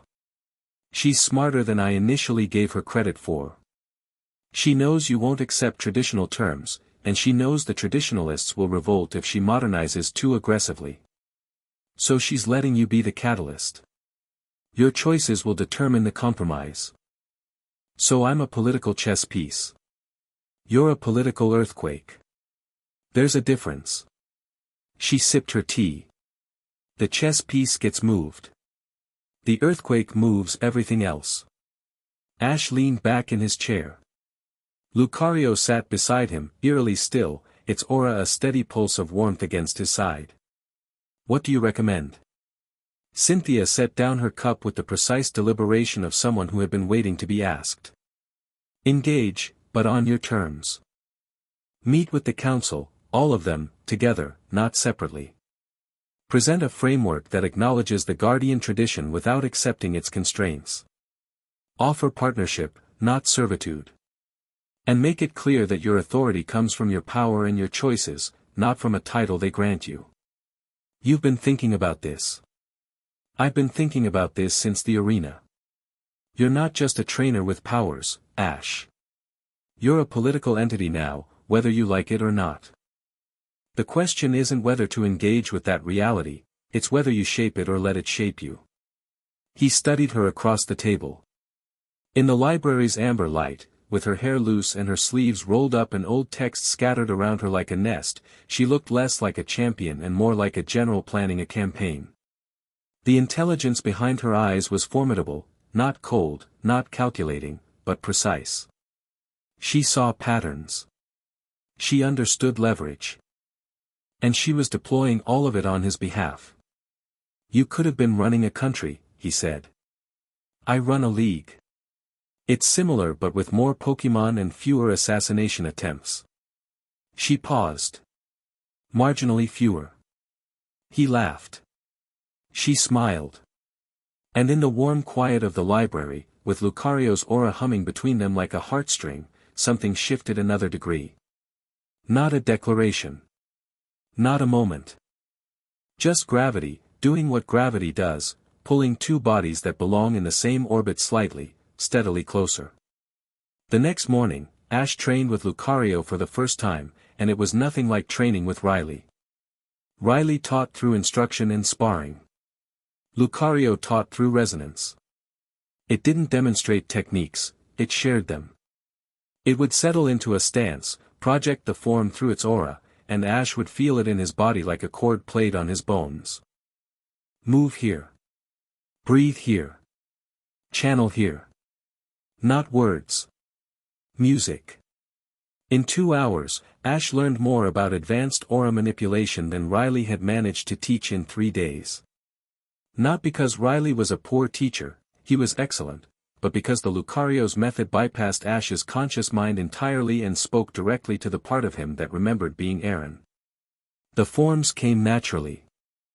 Aura sphere variance, wide burst for crowd control, needle thin for precision, delayed detonation for traps. Shield techniques that layered multiple frequencies for different attack types. A sensory web that could blanket an entire building and report back in real time. And something Aaron had called the aura lens, the ability to project his consciousness along his aura pathways, essentially seeing and hearing through his own energy field at any distance it reached. But the most unsettling technique was also the most natural, aura resonance with Pokémon. Ash had always been exceptional at bonding with Pokémon. It was his defining trait, the thing that set him apart from trainers who were technically more skilled. But with aura, the bond went from instinctive to transcendent. When he reached for Pikachu through the aura during a sparring match with Lucario, the mouse didn't just respond to his commands, they merged. Not physically. But their awareness fused, their reflexes synchronized, and Pikachu moved with a speed and precision that made Riley actually step back. "That's aura-bonded combat," Riley said from the sideline, his voice hushed. "I've read about it. I've never seen it. The Guardian and their Pokémon operating as a single consciousness." Pikachu hit a target with a thunderbolt that was laced with blue light, electric and aura energy woven together into something that shouldn't have been possible and definitely wasn't in any textbook. "Did we just invent a new move?" Ash asked, staring at the scorched and shattered target. "Pikapi." Pikachu flexed. Lucario made a sound that might have been a laugh. Riley was already running calculations in his head. If you can achieve aura-bonded combat with Pikachu, a non-aura type Pokémon, that means the bond isn't species-dependent. It's relationship-dependent. The depth of your connection with the Pokémon is what enables the sync. Makes sense. Pikachu and I have been together 16 years. Try it with Lucario. Ash reached for his new partner through the aura. The connection was different, where Pikachu's bond was lightning, wild and electric and alive with the memory of 1,000 battles, Lucario's bond was a deep river. Calm, powerful, ancient in a way that went beyond the Pokémon's actual age. When their awareness merged, it didn't spark. It locked. Like two pieces of a mechanism sliding into place. He moved. Lucario moved with him. Not after him, with him. Simultaneously, identically, their stances mirroring each other in a guardian kata neither of them had consciously initiated. Aaron's muscle memory flowed through the bond like current through wire, and suddenly Ash wasn't just doing the form, he was perfecting it. Every angle precise. Every breath timed. His aura output stabilized in a way that hours of solo practice hadn't achieved. "That," Riley said from the sideline, very quietly, "is the most beautiful thing I have ever seen." They ran through 6 more forms. Each one came easier than the last. By the end, Ash could generate an aura sphere the size of a basketball with perfect stability, maintain a layered shield while simultaneously attacking, and extend his sensory range to nearly a mile, all while staying synced with Lucario. The power wasn't unlimited. After an hour of aura-bonded work, both he and Lucario were drained, a bone-deep fatigue that went beyond physical tiredness. But the gains were enormous. What had been raw and unstable was becoming refined. What had been instinct was becoming skill. "How do you feel?" Riley asked, handing him water. "Like I just ran a marathon. But a productive one." Ash drank. "The bonded state, it's not just about combat. When I was synced with Lucario, my control improved across the board. It's like he acts as a regulator. Stabilizes the output." Aaron's texts mention that. The Guardian and their Lucario were described as a single unit, the human provided the power, the Lucario provided the focus. Without the Lucario, the Guardian's aura was raw and dangerous. Together, they were precise. "And with my whole team?" Ash looked at his pokeballs. 6 partners, each bonded to him at the soul level. If he could achieve combat sync with all of them, the ceiling might not exist. Or it might be very, very high. Riley finished his water. But we don't need to test the ceiling right now. We need to build the floor. Consistency before spectacle. You sound like my old teacher. Your old teacher was smart. Listen to him more. They were packing up when Ash felt it, a spike in the palace's ambient aura, sharp and wrong, like a discordant note in a symphony. Lucario felt it at the same instant, its head snapping toward the palace, eyes narrowing. Something's happening, Ash said. Riley felt it a second later. That's corrupted aura. Inside the palace. They ran. The political situation came to a head faster than anyone expected. On the fourth day after the arena incident, Ash received formal summons, not from the Queen, but from the Council itself. Lord Harlan had convened an emergency session to address what he called the Guardian question, and attendance was mandatory for all parties withstanding. Ash went. Cynthia went with him, because at this point not even Rhoda's council was stupid enough to try excluding her. Riley came as aura advisor. And Lucario walked at Ash's side, which made a statement louder than any words could have managed. The council chamber was a semicircular hall beneath the throne room, stone benches rising in tiers, torchlight and crystal light mixing, the air heavy with old authority. 12 council members sat in their places. Queen Eileen observed from an elevated seat at the center, technically neutral but functionally the referee. Lord Harlan opened. He was 60-something, silver-haired, built like a man who'd been important his entire life and couldn't imagine being otherwise. The council recognizes Ash Ketchum of Pallet Town, identified by multiple aura-sensitive witnesses as the manifestation of Sir Aaron's spiritual lineage. We convene to establish the formal relationship between the Guardian and the Kingdom. I appreciate the recognition, Ash said. Cynthia had coached him on council protocol during breakfast. Though I'd note that I didn't ask for a formal anything. I'm here because you summoned me, not because I need your validation. Harlan's eye twitched. The progressive faction, Lady Voss and her allies, struggled to keep straight faces. The charter of the Warden is clear, Harlan continued. When a Guardian manifests, they are to be installed as Warden within 30 days of verification. The obligations are non-negotiable, they were established by Aaron himself. Aaron established them 1,000 years ago under circumstances that no longer apply, Ash replied. The war he was responding to is over. The kingdom's power structure has evolved. The charter was written for a different world. The charter is the foundation of this kingdom's spiritual authority, the charter is a document. Documents can be amended. Ash kept his voice level. Aaron's memory supplied the tone, calm authority, the register of someone who expected to be listened to because he'd earned it, not because a title demanded it. I've read the charter. Cynthia translated the original text, not the sanitized version your archives have been circulating. Dead silence. Harlan's face went the color of old parchment. The original charter, Ash continued, includes a clause that Rhoda's modern copies conveniently omit, Article 17, the Guardian's prerogative.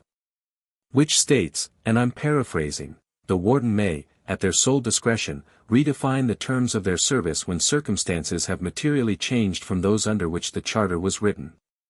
He looked at Cynthia. She produced the scroll they'd found in the deep archives and unrolled it on the table. The original text, complete, with Article 17 clearly visible. Circumstances have changed, Ash said. Materially. The threat isn't a regional war, it's global. I can't protect the world chained to a 60-day travel limit. I won't bind myself to political marriages designed to consolidate power that doesn't need consolidating. And I won't accept a title that positions me as Rhoda's asset when the crisis that's coming doesn't care about borders.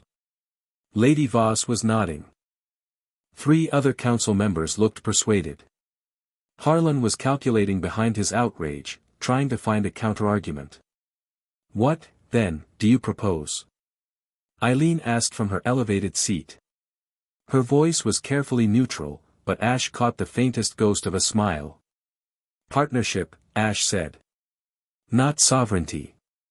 I'll work with Rhoda, share intelligence, train your aura sensitives, and prioritize the kingdom's defense when the seal breaks. In exchange, Rhoda provides resources, research access, and political support when I need to operate internationally. No chain of command. No obligatory marriage. No leash. And your title? Guardian. Not warden. The people already use it. It carries the legacy without the cage. The council erupted. Harlan argued precedent. Voss argued progress. Callum the fence-sitter looked like he wanted to crawl under his bench. It went on for an hour, voices rising, procedural objections flying, the kind of political theater that made Ash's teeth itch. He let it play out. Cynthia had told him to, let them exhaust themselves arguing with each other. Then present the resolution when they're tired. Smart woman. When the noise finally died, Eileen raised her hand. The council has heard the proposal. I will render judgment by sunset tomorrow. This session is adjourned. Ash turned to leave. Harlan's voice caught him at the door. Boy. You think you can walk into 1,000 years of tradition and rewrite it because you glow blue? Ash looked back. Lucario stood at his side, and the Pokémon's eyes were burning with quiet menace. Pikachu's cheek sparked on his shoulder. I think I can walk into 1,000 years of tradition and make it work, Ash said. Which is more than anyone else has managed. He left the chamber. The door closed behind him. In the corridor, Cynthia fell into step beside him, and her emotional signature was radiating something fierce and bright that she probably thought she was hiding. That was impressive, she said. That was your strategy. I just delivered it. You delivered it like you were born for it. The Article 17 gambit was mine, but the way you reframed the whole argument, as partnership rather than subjugation, that was pure instinct. She glanced sideways. Or pure Aaron. 50-50. He gives me the court instincts. I give them my words. Ash flexed his hand. The aura hummed beneath his skin. It's getting harder to tell where he ends and I begin. Not in a scary way. More like learning a new language, at first you translate in your head.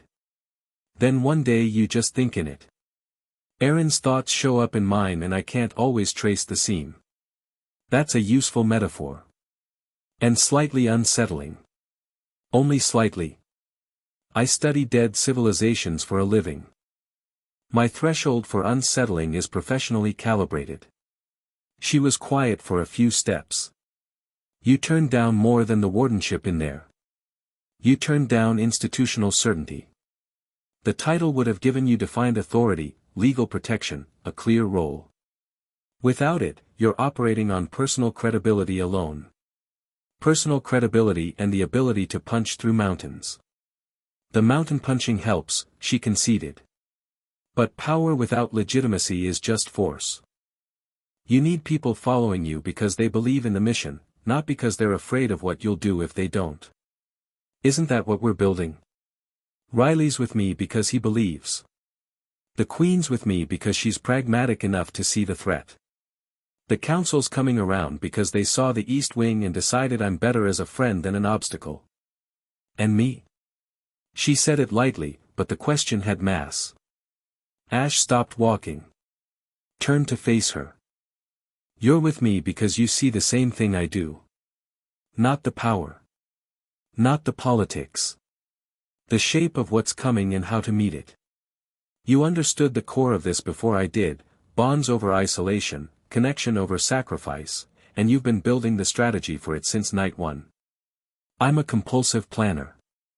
You're my partner. And I don't say that casually. The corridor went very quiet. A servant rounding the corner saw the look on their faces, performed a seamless U-turn, and disappeared. Partner, Cynthia repeated. Testing the word. In this fight. In whatever comes after. I can't do this alone, Aaron proved that doesn't work. And the person I want at my side is you. Is that clear enough? Crystal. Good. They held each other's gaze for a beat longer than was strictly professional. Then Cynthia cleared her throat and said, "We should eat. And I need to update you on the league situation." There's a league situation. There's always a league situation. Come on. They were halfway to the library when the wall exploded. It happened fast. 1 second, stone corridor. The next, a shockwave of dark energy ripping through the palace wall like it was paper, showering them with debris, the concussion slamming them both sideways. Ash's aura shield snapped up on instinct, a blue dome that caught the worst of the shrapnel before it reached them. Cynthia hit the floor, rolled, and came up with a poke ball already in her hand. Lucario dropped into a combat stance. Pikachu was off Ash's shoulder and on the ground, voltage pouring off him in visible arcs. Through the hole in the wall, silhouetted against the afternoon sky, a figure floated. A woman. Tall, lean, dressed in black that seemed to eat the light around her. Her eyes were wrong, Ash saw it immediately. They were dark, but underneath the darkness, something else flickered. Something purple and ancient and hateful. Her aura was visible without trying to see it, a corona of sick violet energy that made the air taste like metal. "There you are," she said, and her voice had layers. Her voice, and something else beneath it, older, colder, speaking through her like a puppet. "The twice-born. You're younger than I expected. Who are you?" Ash demanded.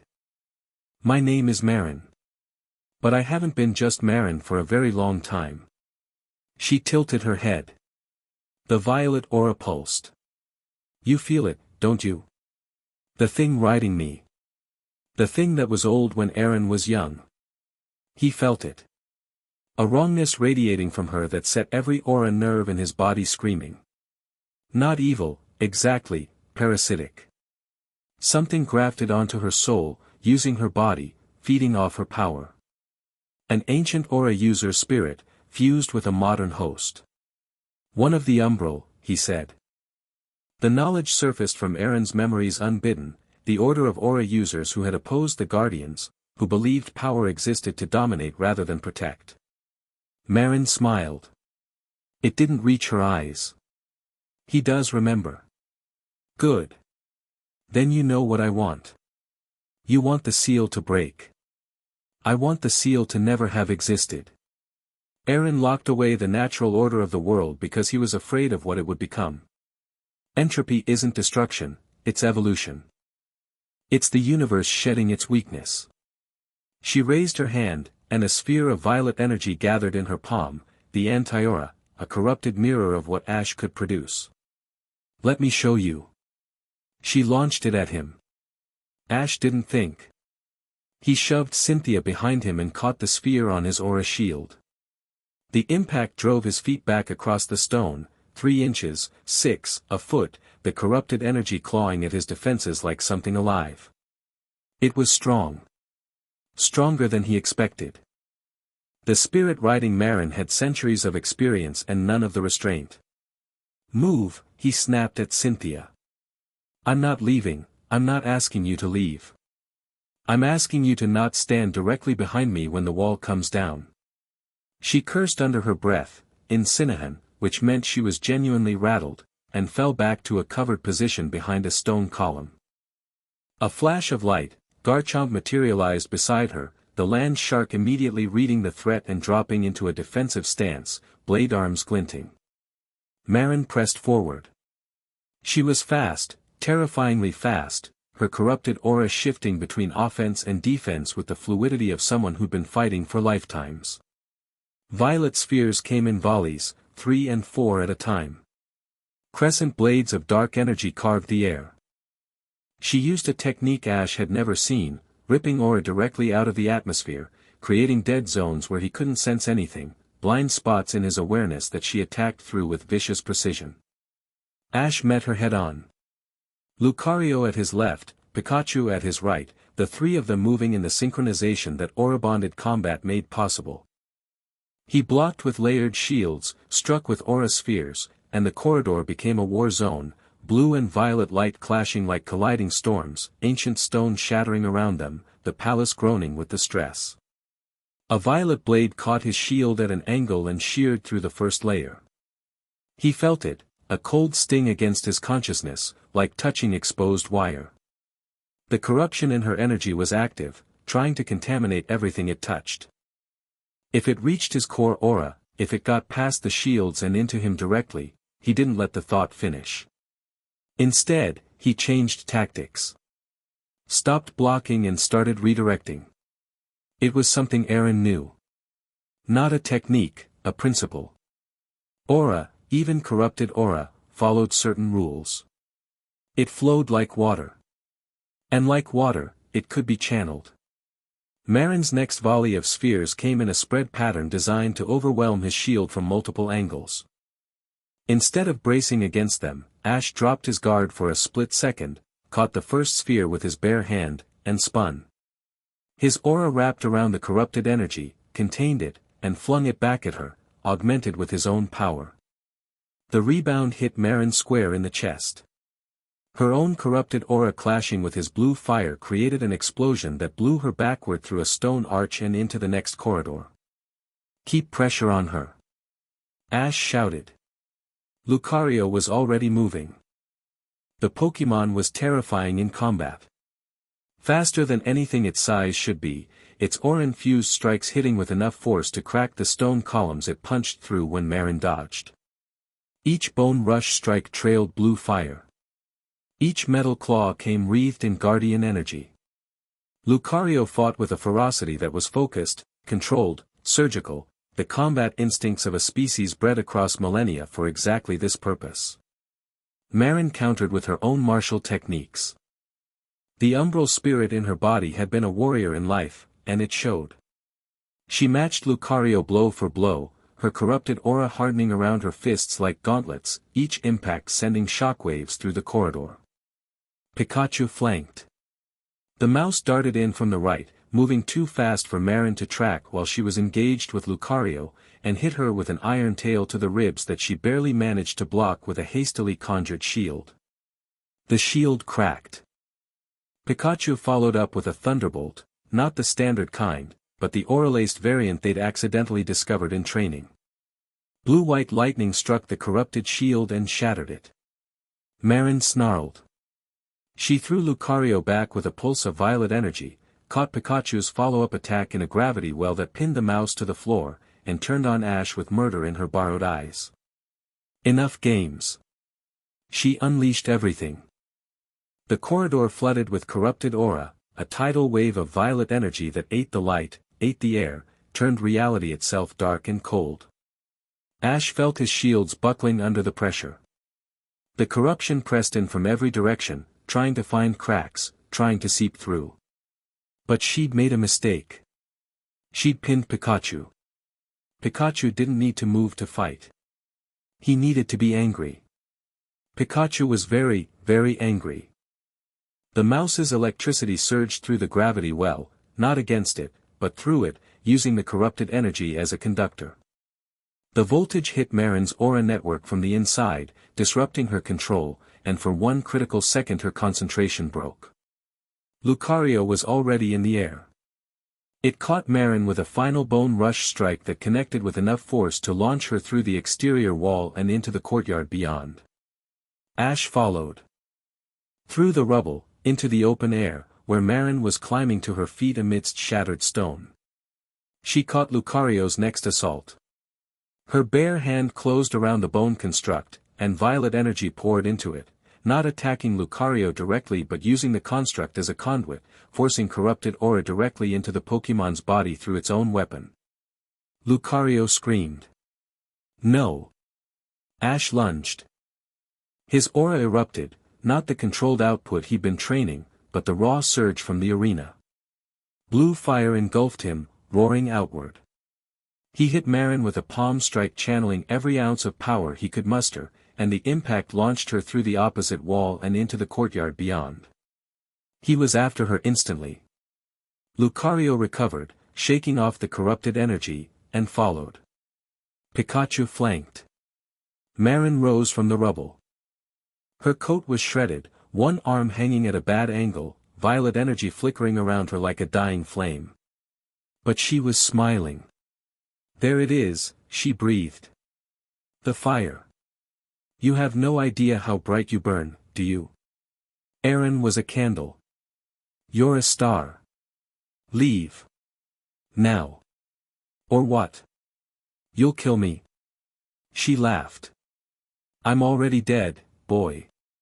The woman you see, Marin, she invited me in willingly. Gave up her life for the chance to serve something greater than herself.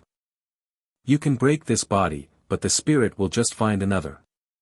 Then I'll keep breaking them until you run out. Her smile faded.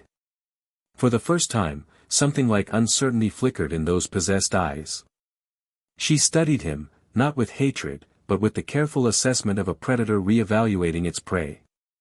You're not like him, she said. Aaron would have hesitated. He would have tried to save the host. You. I don't want to hurt anyone. But I will if you force me to choose between you and the people I'm protecting. Interesting. She straightened, cradling her broken arm. The seal is singing, Guardian. Can you hear it cracking? Every day the fractures spread. Every day the darkness grows. You can fight me, and the next one I send, and the one after that.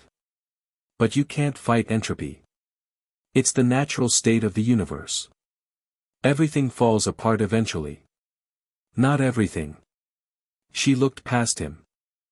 At Lucario, still smoking with residual corruption but standing firm. At Pikachu, crackling with lethal voltage. At the hole in the wall where Cynthia stood with her Garchomp, the champion's expression carved from ice and fury. We'll see, Marin said. She dissolved. The violet energy collapsed inward, pulling her body into a point of darkness that winked out like a dying star. Gone. Just rubble and dust and the echo of something ancient laughing in the stones. Ash stood in the ruined courtyard, breathing hard. His aura was still blazing, the blue fire flickering across his arms and shoulders, and it took conscious effort to pull it back. Like trying to unclench a fist you didn't know you'd made. Cynthia reached him first. Her hand touched his arm, and the contact was grounding, warm and real and human in a way that cut through the aura buzz like a knife. You're shaking, she said. Adrenaline. He wasn't sure that was true. Are you hurt? No. He looked at Lucario. But he is. Lucario was standing, but favoring its left side. The corrupted energy Marin had forced into it had left marks, dark veins visible beneath the fur, pulsing with a sickly light. Ash dropped to one knee beside his Pokémon. Let me see. He placed his palm against Lucario's chest. The aura responded, his energy flowing into the Pokémon, seeking the corruption, wrapping around the dark threads and burning them away.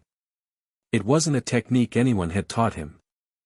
It was instinct, deep and sure, Aaron's knowledge meeting Ash's compassion and producing something neither could have managed alone. The dark veins faded.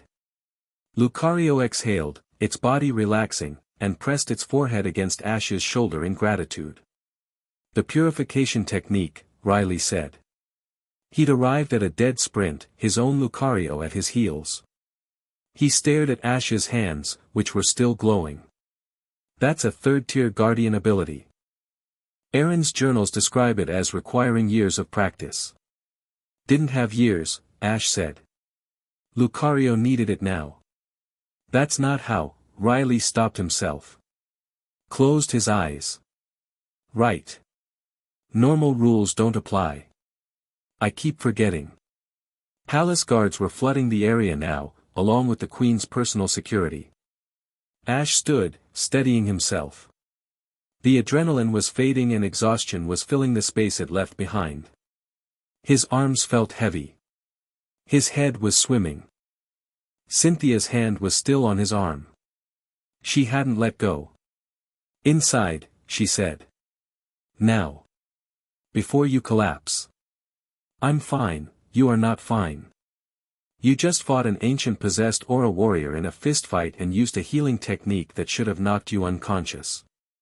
You are going to sit down, drink water, and let me check you over. That is not a request.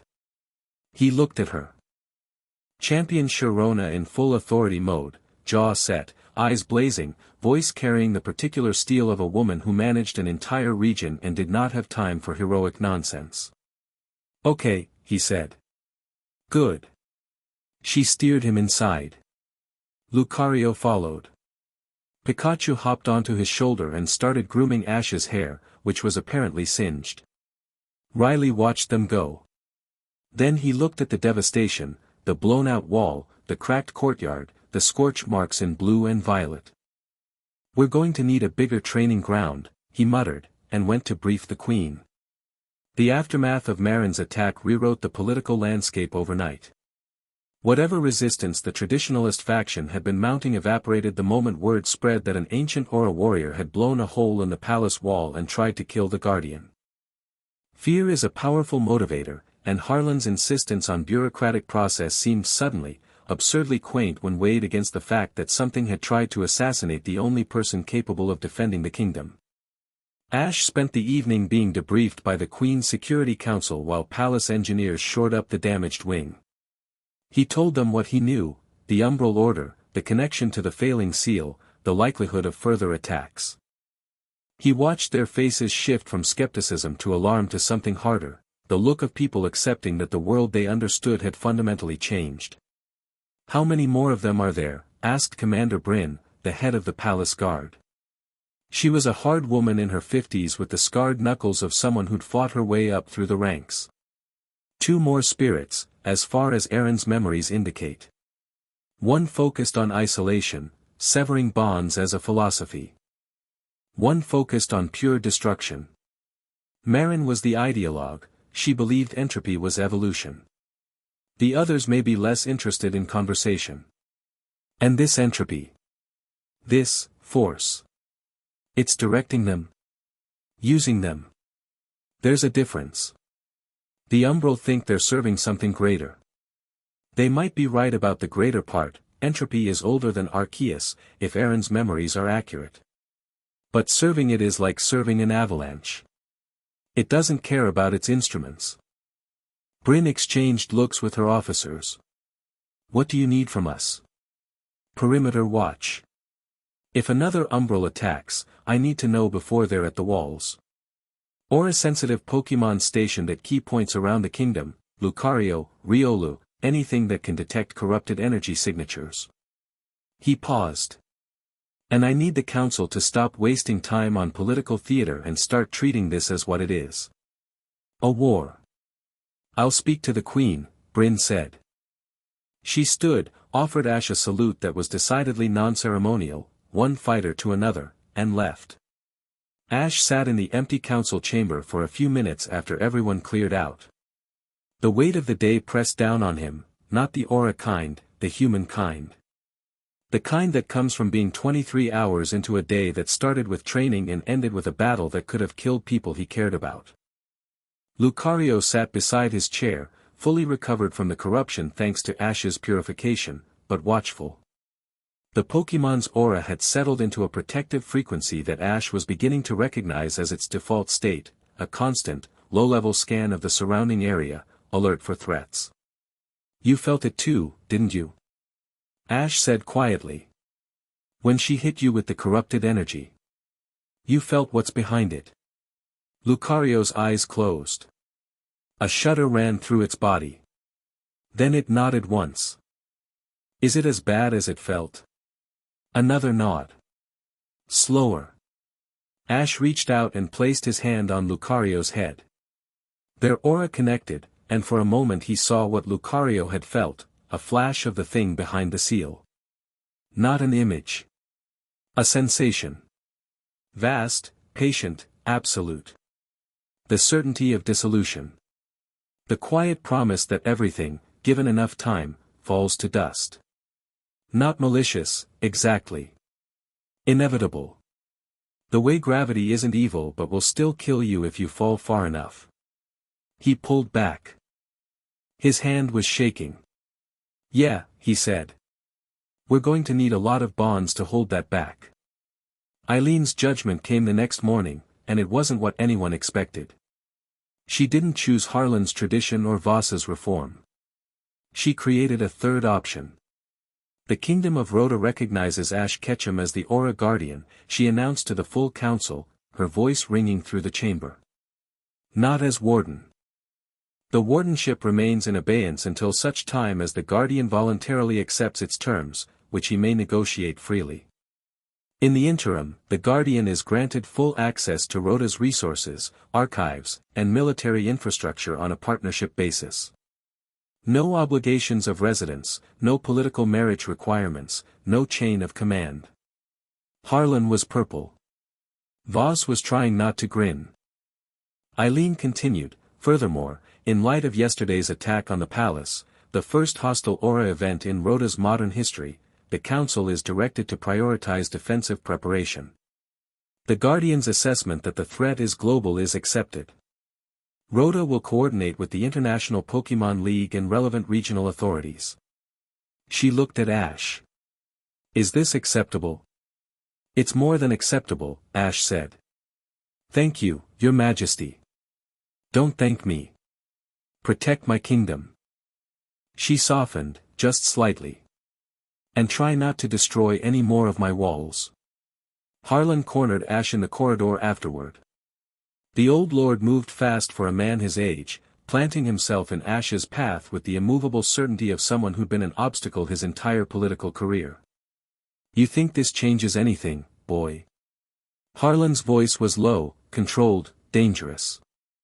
Eileen has given you rope. That's all. The charter still stands. The traditions still stand. And when the crisis comes, and I agree it will come, you'll find that freedom is a luxury the world can't afford. You'll need the structure. You'll need the title.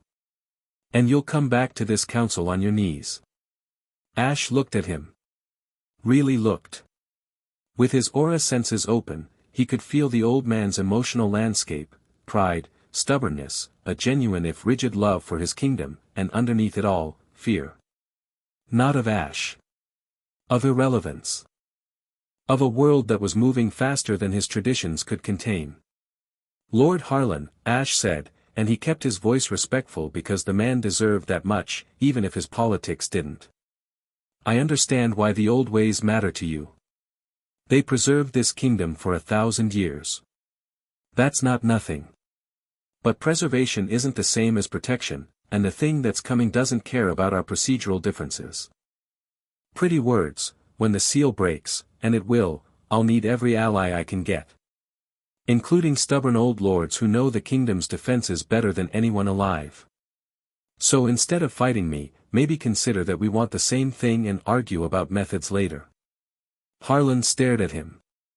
For a long, suspended moment, something shifted behind the old man's eyes. Not agreement. Not surrender. But the barest crack in a wall of certainty. You have Aaron's tongue, Harlan said finally. I don't know if that's reassuring or terrifying. Probably both. Harlan left. Ash let out a breath and kept walking. After the session, Cynthia found him in the library. She set a cup of tea in front of him and sat down across the table they'd claimed as their own.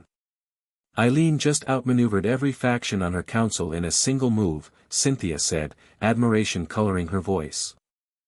She gave you everything you wanted without alienating the traditionalists. The wardenship still exists in theory, so Harlan can't claim she abolished it.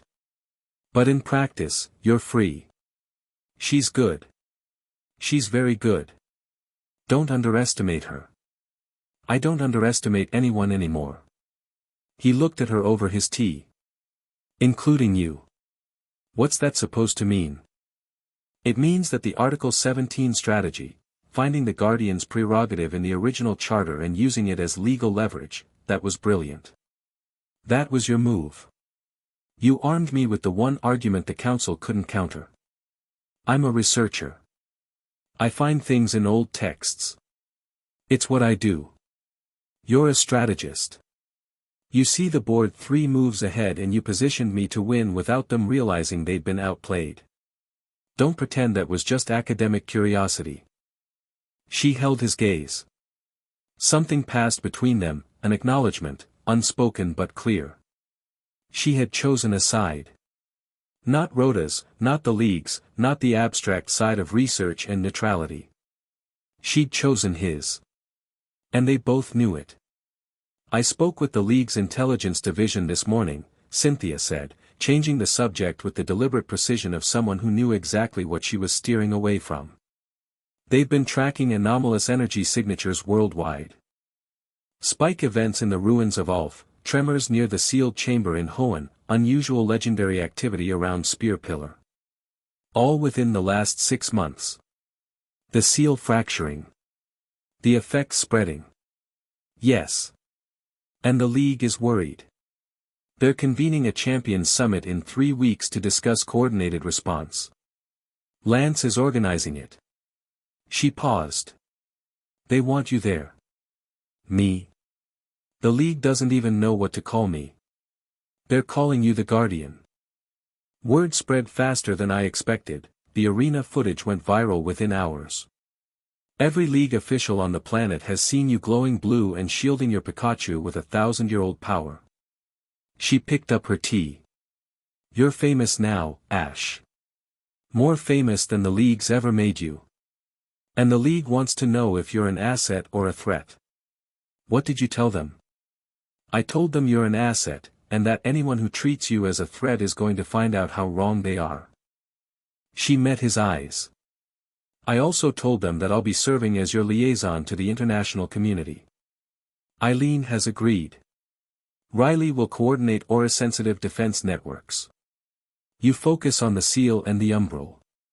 You organized all of that this morning. I organized it over the last 3 days. This morning I finalized it.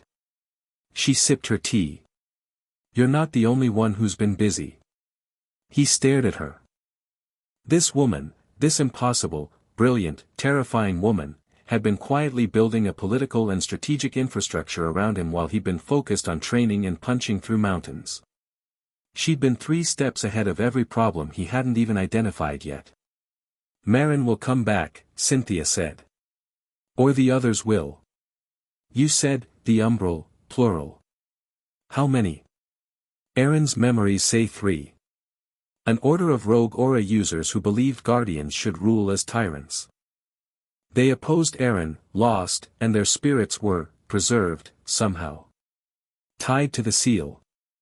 If the seal is weakening, they're getting free. And the thing behind them?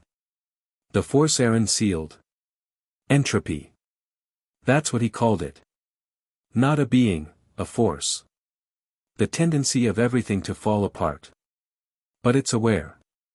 It has intent. He stared into his tea. It's been pushing the cracks wider from the inside, and the umbral spirits are its tools. Marin said it, entropy is the natural state. She's not wrong about the physics. She's wrong about the conclusion. Which is? That we should surrender to dissolution. Entropy is natural, sure.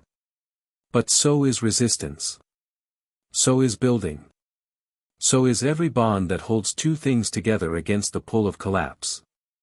He looked up. That's what the seal needs to be. Not a wall built from one man's death. A web built from living connections. Cynthia was quiet for a long moment. Then she said something that lodged itself in Ash's chest and refused to leave. You know, when I started studying the Aura Guardians, I was looking for power. Ancient power, lost techniques, the mechanics of a forgotten art.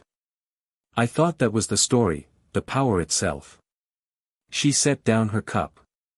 I was wrong. The story was never about the power. It was about the person holding it.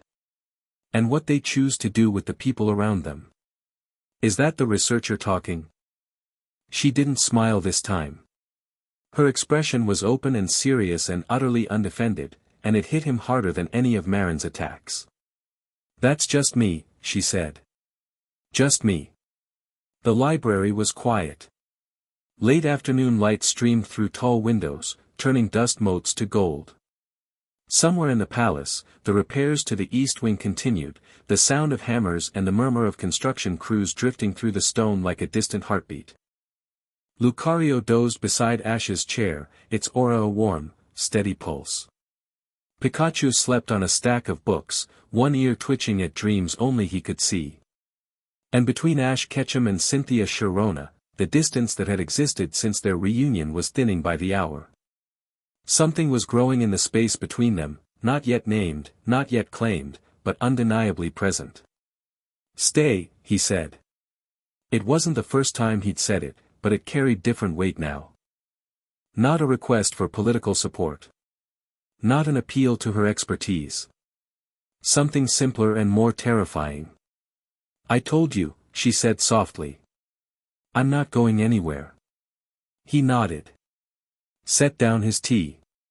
And because Ash Ketchum had never been good at leaving things unsaid, because Aaron had left the important things unsaid and it had cost him everything, he took a breath and spoke. "Cynthia. The marriage clause thing, the political marriage the charter wants." She went very still. "When that came up, you pulled away. At the archives, when you first told me about it. You went professional. Created distance." He held her gaze. "You thought I might accept it. It would have been politically advantageous. I don't care about political advantage. I told Eileen no. I told the council no. And I need you to hear me say it directly, whatever they want me to be, whoever they want me to stand next to, I get to choose. And I'm choosing. So stop running." The words landed in the quiet library like a stone in still water. Cynthia didn't move. Didn't breathe. Her emotional signature, which he was trying not to read but couldn't entirely help, was a storm, shock, fear, hope, and something bright and fierce that she'd been burying under layers of professionalism and distance for longer than she probably realized. She didn't answer. But she didn't look away either. And she didn't leave. After a long, weighted silence, she picked up her tea with hands that weren't quite steady and said, "You still need to eat your vegetables." Ash smiled. "Is that a yes?" "It's a we'll see." "And eat your vegetables." It was enough. For now, it was enough. From deep beneath the earth, in the fracturing crystal of the seal, something pressed harder. The cracks widened. The darkness whispered through them, threading into the roots of the world like poison into groundwater. 2 down. 1 to go. And the convergence drew closer. Chapter 2 and Chapter 3, Crowns and Cinders. Tobias arrived in Rhoda on a morning that smelled like rain. Ash didn't know who he was at first. He was training in the East Courtyard with Lucario, running through advanced guardian katas that were becoming less like choreography and more like breathing, when he felt a presence enter the palace grounds. Not threatening, not exactly, but large. Densely packed with power. The kind of aura signature that occupied space in a room even when the person attached to it was being quiet about it. He paused mid-form. Lucario felt it too, its head snapping toward the main gate, ears flat, a low growl building in its chest. Not aggressive, cautious. The signature was complex, layered, as if multiple sources of energy were braided together into something that read as singular but wasn't. Most humans had a single aura note, simple and honest. This person was a full orchestra pretending to be a solo violin. Pikachu's ears went rigid on Ash's shoulder. The mouse felt it too, not through aura, through instinct. The bone-deep threat assessment that 16 years of combat had sharpened to a razor. Riley materialized from the corridor with the controlled urgency that meant something was happening but nothing was on fire yet. "We have a visitor," Riley said. "And you need to meet him before anyone else shapes the narrative." "Who?" "Tobias. No surname on file. The trainer who swept the Sinnoh League 4 years ago using only legendaries." Ash's hand dropped from the kata position. He remembered. Darkrai and Latios, deployed like instruments of divine punishment, cutting through the Sinnoh League bracket the way a blade goes through water. Ash had been the only trainer in the entire tournament to knock out even one of his Pokémon. It had been one of the hardest, most humbling battles of his career, and he'd lost. He'd also spent years afterward wondering how a trainer nobody had heard of could command legendary Pokémon with that level of synchronization. Now, with aura awareness open and running, he thought he might be getting an answer. What's he doing here? Says he's investigating the same energy anomalies that brought Cynthia. Arrived with a letter of introduction from the Hoenn League and a cover story about academic research that's almost good enough to be real. Riley's expression was flat. Deliberately so. I don't buy it. Neither do I. But let's hear the pitch. They met in the palace's formal reception hall. Tobias was already there, standing by the window, looking out over the kingdom with the proprietary ease of someone appraising a purchase. He was tall, taller than Ash remembered, with dark hair pulled back from sharp features and eyes that were the particular shade of gray that reminded Ash of storm clouds before they break. He wore a tailored coat that managed to look both casual and expensive, and he carried himself with the absolute certainty of someone who had never been told no and expected that trend to continue. Ash Ketchum. Tobias turned from the window, and his smile was perfect, warm, open, the kind of smile that had been engineered to disarm. It's been years. You look different. So do you. I hope so. We were both children in Sinnoh. He crossed the room and extended his hand. Ash shook it. The handshake was firm, dry, and told him absolutely nothing. Tobias's aura was locked down tight, controlled in a way that most people couldn't manage, like a house with every window shuttered and every door bolted. Riley tells me you're here about the energy anomalies, Ash said. Among other things. The same phenomena that's been lighting up sensors across 6 regions has also been of great personal interest to me. I have some sensitivity. He paused just long enough to make the admission feel reluctant. Aura sensitivity. Minor, compared to what I understand you've manifested, but enough to notice when the world starts vibrating at frequencies it shouldn't. Ash studied him. Tobias met his gaze without flinching, which either meant he was telling the truth or he was very good at pretending. The lockdown aura made it impossible to get an emotional read. You have aura sensitivity, Ash repeated. A trace. Enough to bond with certain Pokémon that respond to it, Darkrai, Latios. Legendaries are attracted to aura. You must know this. He did. Aaron's memories confirmed it. Legendary Pokémon were inherently attuned to aura frequencies, it was part of why they were so powerful and so rare. A trainer with even minor aura sensitivity would have an enormous advantage in connecting with them. So you're here as, what? A concerned citizen? A fellow researcher? An ally, I hope. Tobias spread his hands. The events around the Tree of Beginning haven't gone unnoticed, Ash. The arena incident is all over the global networks. People are scared. The League is convening emergency sessions. And I have information that might be useful. What kind of information? About the seal. About what's behind it. He lowered his voice, as though sharing a confidence. I've spent years studying the Aura Guardian legends. Not from Cynthia's archaeological angle, from a practical one. I've been to sites that resonate with corrupted energy, mapped the fault lines in the seal network across multiple regions. I know where it's weakest. I know what's pressing through. This was either incredibly valuable or incredibly suspicious. Possibly both. Why haven't you shared this with the League? Because the League would classify it, bury it in bureaucratic process, and form a committee to discuss forming another committee. You and I both know how institutional power works, it moves slowly when speed is what matters. He looked at Ash with a directness that felt sincere. You're the Guardian. You're the one person who can actually do something about this. I'd rather give my information to someone who'll act on it. Ash didn't answer immediately. He felt Riley's tension behind him, the older man's aura signature tight with suspicion. Lucario had positioned itself between Ash and Tobias without being told, instinct or warning, he wasn't sure which.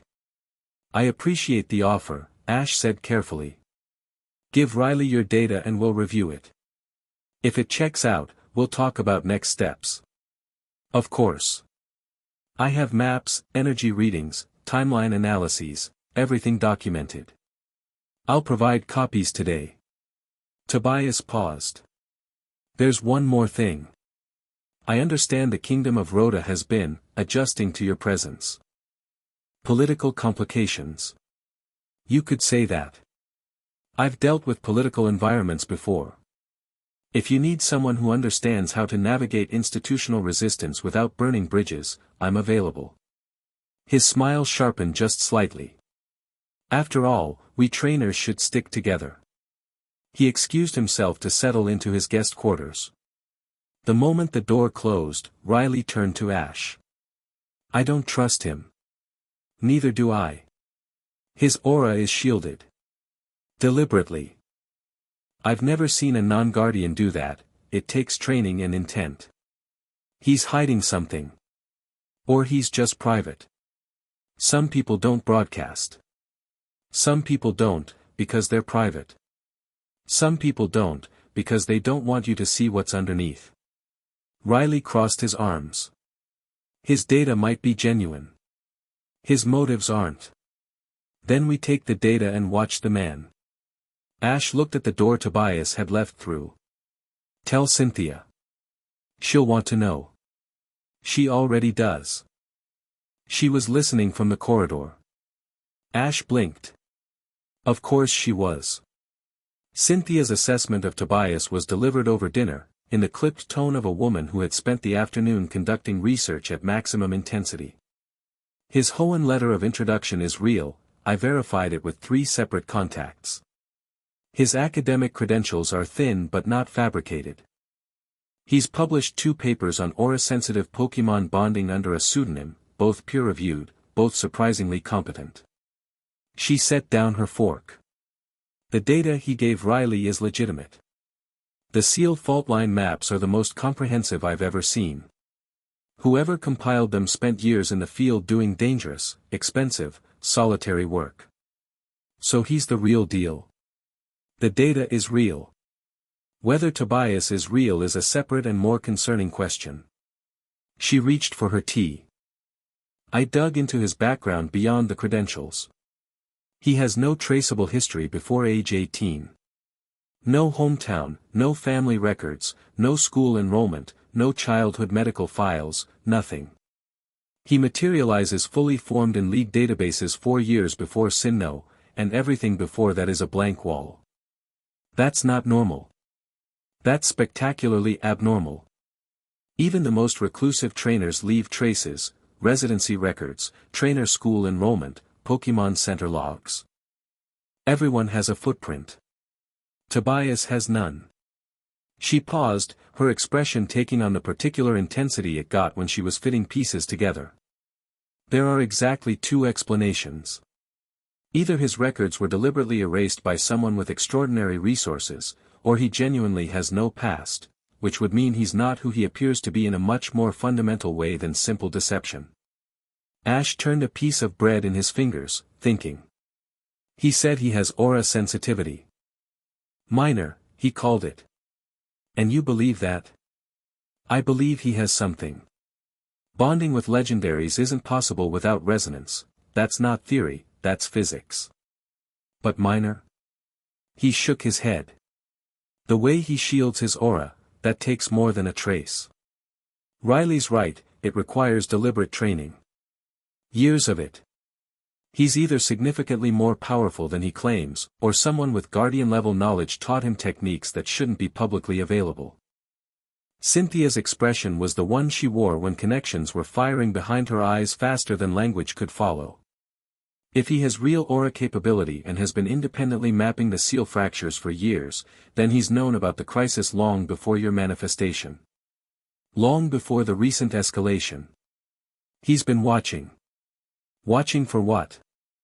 For you, perhaps. For the Guardian's return. She leaned back. The question that keeps me up at night is whether he's been watching because he wants to help, or because he wanted to be in position when the moment came. In position for what? That's the question, isn't it?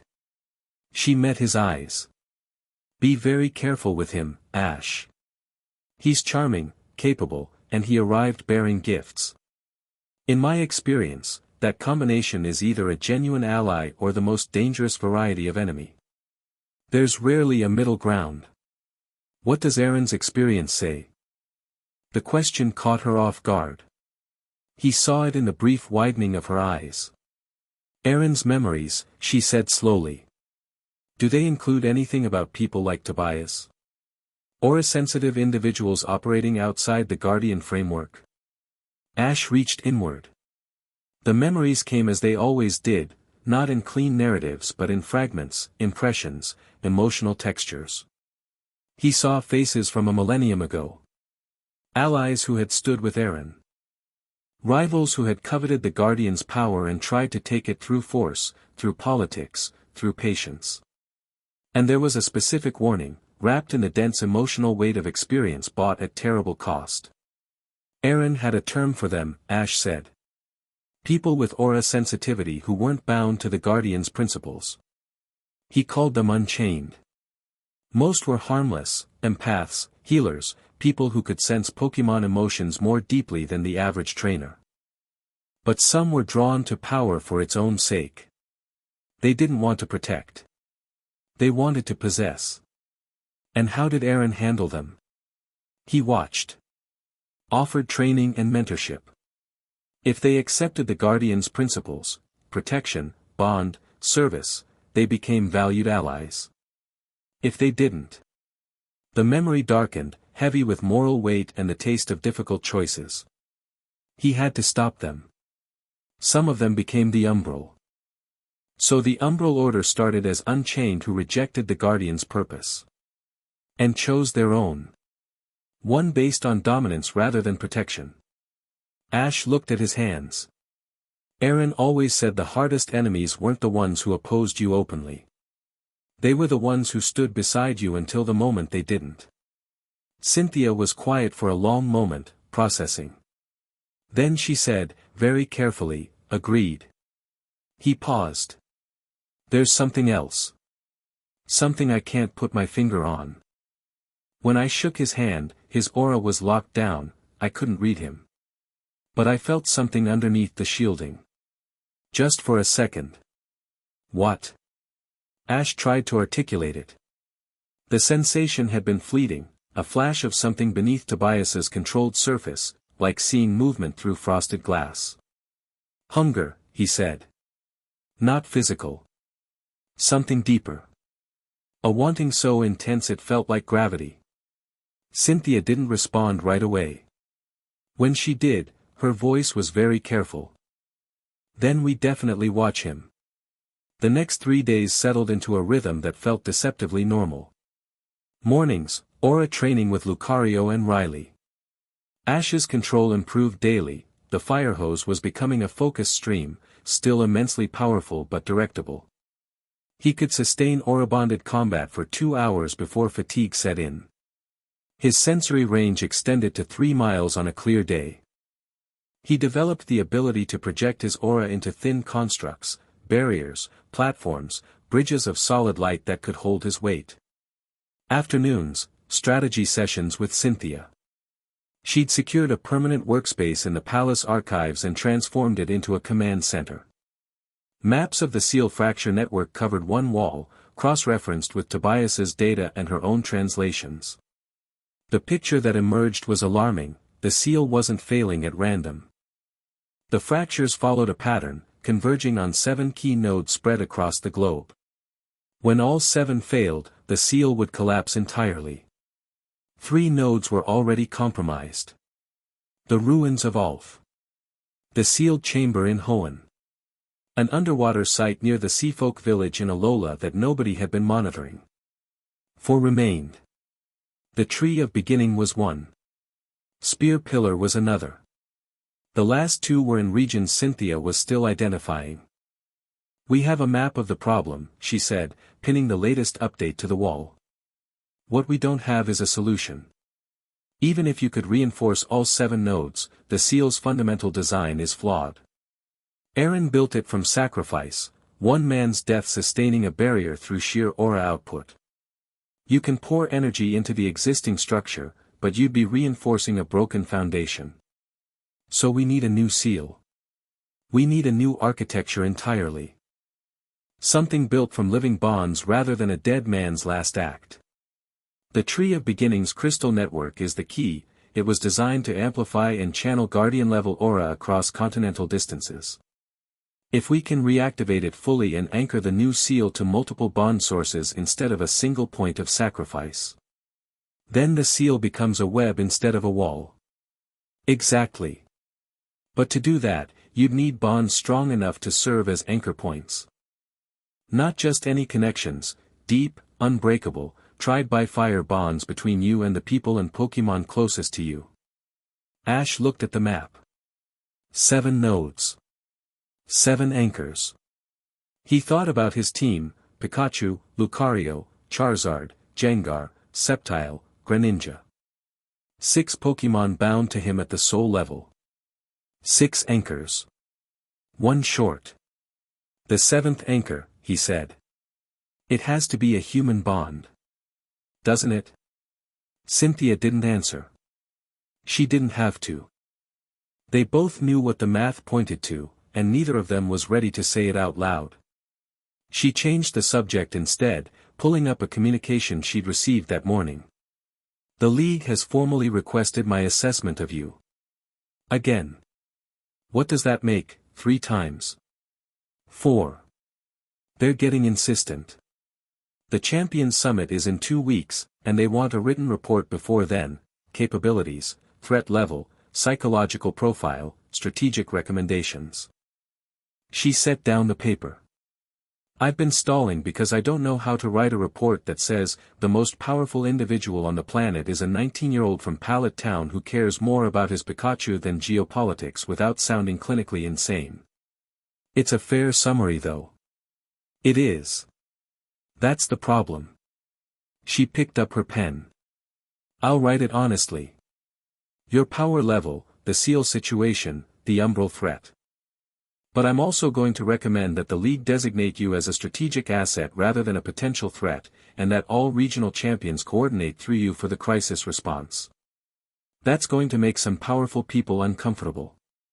Uncomfortable people are preferable to uncoordinated people when the world is ending. Lance will support it, he's practical. Steven Stone is a wild card. Diantha will follow Lance's lead. And the rest? Bureaucrats who've never fought anything more dangerous than a budget meeting. I'll handle them. She met his eyes. You handle the training and the seal. We both handle Tobias. Division of labor. It's what partners do. That word again. Partner. It sat between them with increasing weight every time either of them used it, accruing meaning like compound interest on a debt coming due. Meanwhile, Ash's training pushed into new territory. He discovered during a session with Pikachu that aura-bonded combat wasn't just about synchronizing movements. When he channeled aura through their bond during a practice strike, the electric energy and aura energy fused. Pikachu's Thunderbolt became a blue-white lance of combined power that hit with both electrical and spiritual force. Ground types wouldn't be immune to that, Riley observed, watching a training dummy disintegrate. The aura carries the electricity through a different medium entirely. The breakthrough led to experiments with his entire team. Charizard's fire became aura fire, blue-tinged flames that burned on a spiritual level, impossible to extinguish by conventional means. Gengar's ghost energy produced shadow constructs that were simultaneously intangible and solid. Sceptile's grass energy created auravines that could anchor to anything. And Greninja achieved something close to full synchronization, their movements merging so completely that observers couldn't tell who was leading. You're building quite the arsenal, Tobias commented one afternoon, watching from the courtyard entrance with his arms crossed and his perfect smile in place. Partnerships, Ash corrected. Not arsenals. Of course. Tobias dipped his head and withdrew, and Ash watched him go with the crawling certainty that every word the man spoke was chosen the way a chess player selects moves, 3 turns ahead of the conversation. Evenings belonged to Tobias. The man was everywhere. He dined with council members, walked the palace grounds with the Queen's advisors, and made himself indispensable to Riley's defensive planning with an easy competence that set Ash's teeth on edge. He was helpful. Genuinely helpful. His data was accurate, his strategic suggestions were sound, and he treated everyone with the exact right balance of deference and confidence. Ash hated how much he liked the man. "He's good," Ash told Cynthia one night, after Tobias had spent an hour in the library walking them through a particularly insightful analysis of legendary Pokémon migration patterns and their correlation with seal instability. "Really good. If he's playing a role, it's the best performance I've ever seen." The best performances always are. Cynthia closed her notebook. "Has your read on him changed?" "No. The hunger's still there. I catch glimpses of it when his shield slips, during meals, when he's tired, when he thinks nobody's watching. He wants something, Cynthia. Something specific. And whatever it is, helping us is just the means to get it. Then we let him help and keep watching. For how long? Until he makes a mistake. Everyone does, eventually." She was right. But Ash had the uncomfortable feeling that Tobias's eventual mistake might come at a cost they couldn't afford. The day of the diplomatic dinner, Ash received a letter from his mother. It arrived the old-fashioned way, handwritten, carried by Pidgeot courier from Pallet Town. Delia Ketchum didn't trust electronic communication for important things. She trusted pen and paper and the reliability of a well-trained bird. "Dear Ash, I've seen the news. The arena footage is everywhere. Professor Oak has been fielding calls from researchers who want to study you, and I've been fielding calls from reporters who want to interview me about what you were like as a child. I told them you ate too much ketchup and were afraid of Beedrill until you were 7. I hope that's acceptable. I know you, sweetheart. I know you're standing in the middle of something enormous and telling everyone you're fine. I know you're probably not sleeping enough and eating too fast and forgetting that you're allowed to be scared. You are allowed to be scared. Being brave doesn't mean not being afraid. It means being afraid and doing the thing anyway. Your father understood that. I think you do too. I also know, because I am your mother and I notice things, that there's someone with you who matters.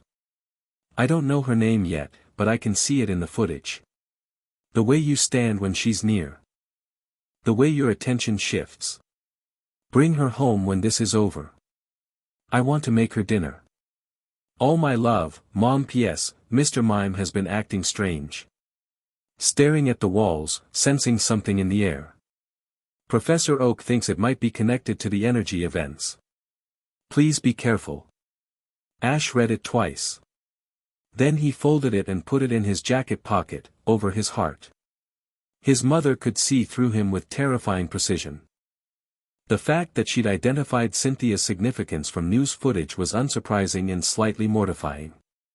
He found Cynthia in the archives, preparing for the evening. She was doing something complicated with her hair that involved pins and what appeared to be a small amount of profanity directed at her reflection. "My mother wants to make you dinner," he said from the doorway. Cynthia's hands froze mid-pin. "Excuse me? When this is over?" She saw the arena footage and apparently she can tell, he gestured vaguely. "Things. Mom, things. She wants to meet you." Cynthia was quiet for 3 full seconds. Then she returned to her hair with renewed focus and said, in a voice that was meticulously controlled, "That's very kind. I'd like that." She also told the press I was afraid of Beedrill until I was 7. "Were you?" "I was 7. That doesn't answer the question." "They have very large stingers, Cynthia." She laughed, and the sound chased away the heaviness that had been building all week. He watched her finish with her hair, the simple, human normalcy of it, pins between her teeth, frowning at her reflection, and felt something settle in his chest. Not aura. Not power. Just the quiet certainty that this moment, this person, was exactly right. "We should go," she said. "The dinner starts in an hour and you need to change." "I hate formal dinners." "I know. Wear the navy jacket. And for the love of Arceus, iron your collar." The mistake, or rather, the revelation, came not from Tobias but from outside the walls. It was evening. The palace was hosting a diplomatic dinner, Queen Eileen's attempt to normalize relations after the Marin attack. Council members, visiting dignitaries, league representatives who'd been dispatched to observe the situation. Ash wore the closest thing to formal attire he owned, which was his cleanest jacket and a shirt Cynthia had picked out for him with the comment, "You're representing the legacy of an ancient order. You can at least iron your collar." The dining hall was full. Crystal chandeliers cast warm light across long tables laden with silver and porcelain. The murmur of conversation filled the vaulted space, diplomats networking, council members politicking, league representatives trying to look relaxed while cataloging everything they saw. Tobias was at the Queen's table, charming Eileen with something that made her laugh. Riley stood by the eastern wall, watchful as always, his Lucario a shadow at his heels. Commander Bryn had posted extra guards at every entrance, though she'd had the sense to dress them in formal livery rather than armor. Cynthia sat beside Ash, close enough that their shoulders occasionally brushed, and every time they did, Ash's aura flickered in a way he was learning not to be embarrassed about. "You're fidgeting," Cynthia murmured. "I don't do formal dinners. Too many people performing at once. Welcome to politics. Smile and eat your fish. At least in a Pokemon battle, everyone's honest about wanting to beat you." She almost smiled. "Give me your glass. You're gripping it like a weapon." He handed it over.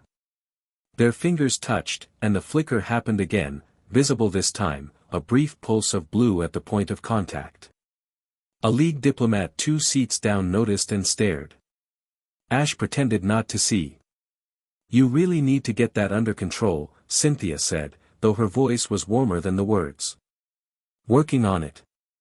Turns out the aura responds to emotional stimulus." "Yes. I've read the literature. Several times. I was going to say proximity to you, specifically." She went quiet. "Then, eat your fish, Ash." Lord Harlan was making his way toward their end of the table with the determined stride of a man carrying a point he intended to make. Ash braced himself for another lecture on tradition, but Cynthia intercepted it with the surgical precision of someone who'd been deflecting unwanted conversations at formal events for a decade. "Lord Harlan, I was just telling Ash about the fascinating cross-reference I found between your family's ancestral records and the original Guardian deployment logs. Your great-great-grandfather served as logistics coordinator during the last Aura crisis. A distinguished lineage." Harlan's entire demeanor shifted. Pride replaced belligerence. "You found those records?" "I've been petitioning the archives for access for years. I'd be happy to share my notes. Perhaps tomorrow." I think Ash would benefit from understanding the historical support structure that made the Guardian system function. Harlan looked at Ash with fractionally less hostility. "I suppose that would be acceptable." He moved on. Ash stared at Cynthia. "You just weaponized flattery. I made a genuine academic observation that also happened to serve a tactical purpose. There's a difference." She sipped her wine. His great-great-grandfather really was a logistics coordinator. And if Harlan feels invested in the Guardian legacy as a family heritage rather than an institutional threat, he becomes an ally instead of an obstacle. "You're terrifying." "Thank you." He was about to respond when the warmth vanished from the room. Not metaphorically. The temperature plummeted 15 degrees in a single heartbeat. Breath plumed in the air. The chandeliers flickered, their crystal pendants chiming in a wind that shouldn't have existed indoors. Wine glasses frosted over. A diplomat gasped. Someone's Pokemon, a furfrou under the table, started whimpering. Ash was on his feet before his conscious mind caught up to his instincts. Lucario materialized from its position by the wall, already in combat stance. Pikachu leaped from the floor to Ash's shoulder, sparking. "Everyone down!" Ash shouted, and his voice came out layered, his and Aaron's, the authority of both lives compressing into a command that hit the room like a physical force. People dropped. Champions, diplomats, lords, they all went to the floor, because something in that voice bypassed the thinking brain and went straight to the survival instinct. The ceiling shattered. Not broke, shattered, the stone exploding inward in a rain of fragments that Ash caught on a hastily thrown aura shield. Through the hole, dropping from the night sky like a fallen angel, came the second umbral. Kale. He was younger than Marin had been, his host body was maybe 25, lean and angular, with white blonde hair and eyes that flickered between pale blue and the deep violet of umbral possession. He wore dark clothing that fit close to his body, no ornamentation, nothing wasted. Everything about him was streamlined, efficient, stripped of excess. Where Marin had been a bonfire of ideology, Kale was a scalpel. He landed in the center of the dining hall in a crouch, and the impact sent a shockwave of corrupted aura rippling outward that flipped tables, shattered every glass in the room, and knocked a dozen people off their feet. The cold intensified. Frost formed on metal surfaces. A council member's Pokemon, a Flareon that had been sleeping under its trainer's chair, woke up howling and unleashed an ember that the cold snuffed out before it traveled 3 feet. Riley was moving immediately, his Lucario surging forward into a combat stance. Commander Bryn's guards drew weapons, conventional, useless against aura, but the instinct was correct. Cynthia had a pokeball in her hand before the debris from the ceiling finished falling. But Ash was faster. He was between Kale and the nearest civilians before anyone else registered the threat. Lucario materialized at his flank, the Pokemon could sense danger through their bond and respond without commands, covering distances that should have taken seconds in barely one. Pikachu was already off his shoulder and crackling with voltage. Guardian. Kale's voice was thin, precise, clinical. He rose from his crouch with mechanical smoothness, studying Ash the way a surgeon studies an X-ray.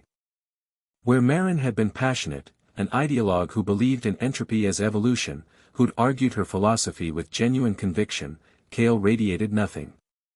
His emotional signature was a void. Not shielded, like Tobias. Absent. A deliberate, cultivated emptiness that was more disturbing than any hostility. "I've come for what's yours," Kale said. "You're going to have to be more specific." Kale's empty eyes tracked sideways. Past Ash. Past Lucario and Pikachu. To the woman standing behind them with a pokeball in her hand and fury in her eyes. Her. Ice flooded Ash's veins. The bond anchor, Kale continued, straightening from his crouch with that mechanical precision. His voice carried no inflection, every word delivered with the flat neutrality of someone reading coordinates. "The one you're building the new seal architecture around. Did you think we couldn't feel it? Every time your aura reaches for hers, the resonance echoes through the fracture network. The sealed darkness hears it. Learns her frequency. Knows her face." A pause. The emptiness behind his eyes pulsed violet. "And it knows that if she breaks, you break with her." Ash put himself between Kale and Cynthia. The aura erupted from him, not the controlled output of training but the raw protective surge from the arena, the primal response of a soul that had identified a threat to someone it could not afford to lose. "Touch her," Ash said, and the dual voice was back, Aaron's ancient authority welded to Ash's cold fury, "and I will take you apart." Kale tilted his head. Studied Ash the way a scientist studies a specimen. Interesting. The original Guardian would have prioritized the civilians. You prioritize the woman. Sentiment makes you predictable. He attacked. Not Ash. Cynthia. A lance of corrupted aura, needle-thin, faster than sight, aimed with surgical precision, shot past Ash's left side and streaked toward Cynthia's chest. Garchomp moved. The dragon intercepted the lance with a dragon claw that detonated on impact, the shockwave throwing Cynthia backward into Riley's arms. The lance shattered, but its fragments scattered, tiny shards of violet energy that embedded in the walls, the floor, the overturned tables, each one pulsing with malevolent purpose. Ash didn't see what happened next because he was already moving. He hit Kale with everything he had. Aura sphere to the chest, full power, no restraint. The impact launched the umbral through the far wall and into the corridor beyond. Ash followed, Lucario at his side, Pikachu flanking, the three of them operating in the seamless synchronization of bonded combat. Kale recovered mid-flight. Twisted in the air, planted his feet on the corridor wall, and pushed off, a corrupted aura boost that sent him hurtling back at Ash like a missile. They collided in the center of the corridor, and the impact cracked the stone beneath their feet. Close combat. Ash had never fought another aura user hand-to-hand at full intensity. It was nothing like training with Riley. Kale's corrupted techniques were designed to penetrate, to sever, to find the bonds between a guardian and their allies and cut them like strings. Every strike carried a secondary payload of disruption energy that tried to interfere with Ash's connection to Lucario and Pikachu. Ash adapted. Aaron's combat instincts merged with his own battle experience, 6 years of Pokémon battles translated into human combat, reading angles and predicting patterns with the same intuition that had made him a champion. He blocked Kale's strikes with hardened aura gauntlets, countered with palm-thrust aura bursts, and when Kale tried to slip past his guard with a disruption pulse aimed at his bond with Lucario, Ash caught the technique with his bare hand and crushed it. Kale's empty expression cracked. Just slightly. A hairline fracture of surprise. "You adapt quickly," Kale said, blocking Lucario's bone rush with a corrupted shield. "I've had a lot of practice losing and figuring out why." They traded blows through a sequence that demolished 3 columns and caved in a section of wall. Kale fought with mathematical precision, every strike calibrated, every movement efficient, no wasted energy. It was almost beautiful in its coldness. Where Marin had been passionate and ideological, Kale was pure function. He didn't fight because he believed in something. He fought because fighting was the optimal path to his objective. That objectivity was his strength and his weakness. He didn't make emotional mistakes, but he also couldn't adapt to emotional warfare. When Ash deliberately spiked his aura output, not as an attack but as an expression of raw feeling, the protective fury that had been building since Kale looked at Cynthia, the umbral flinched.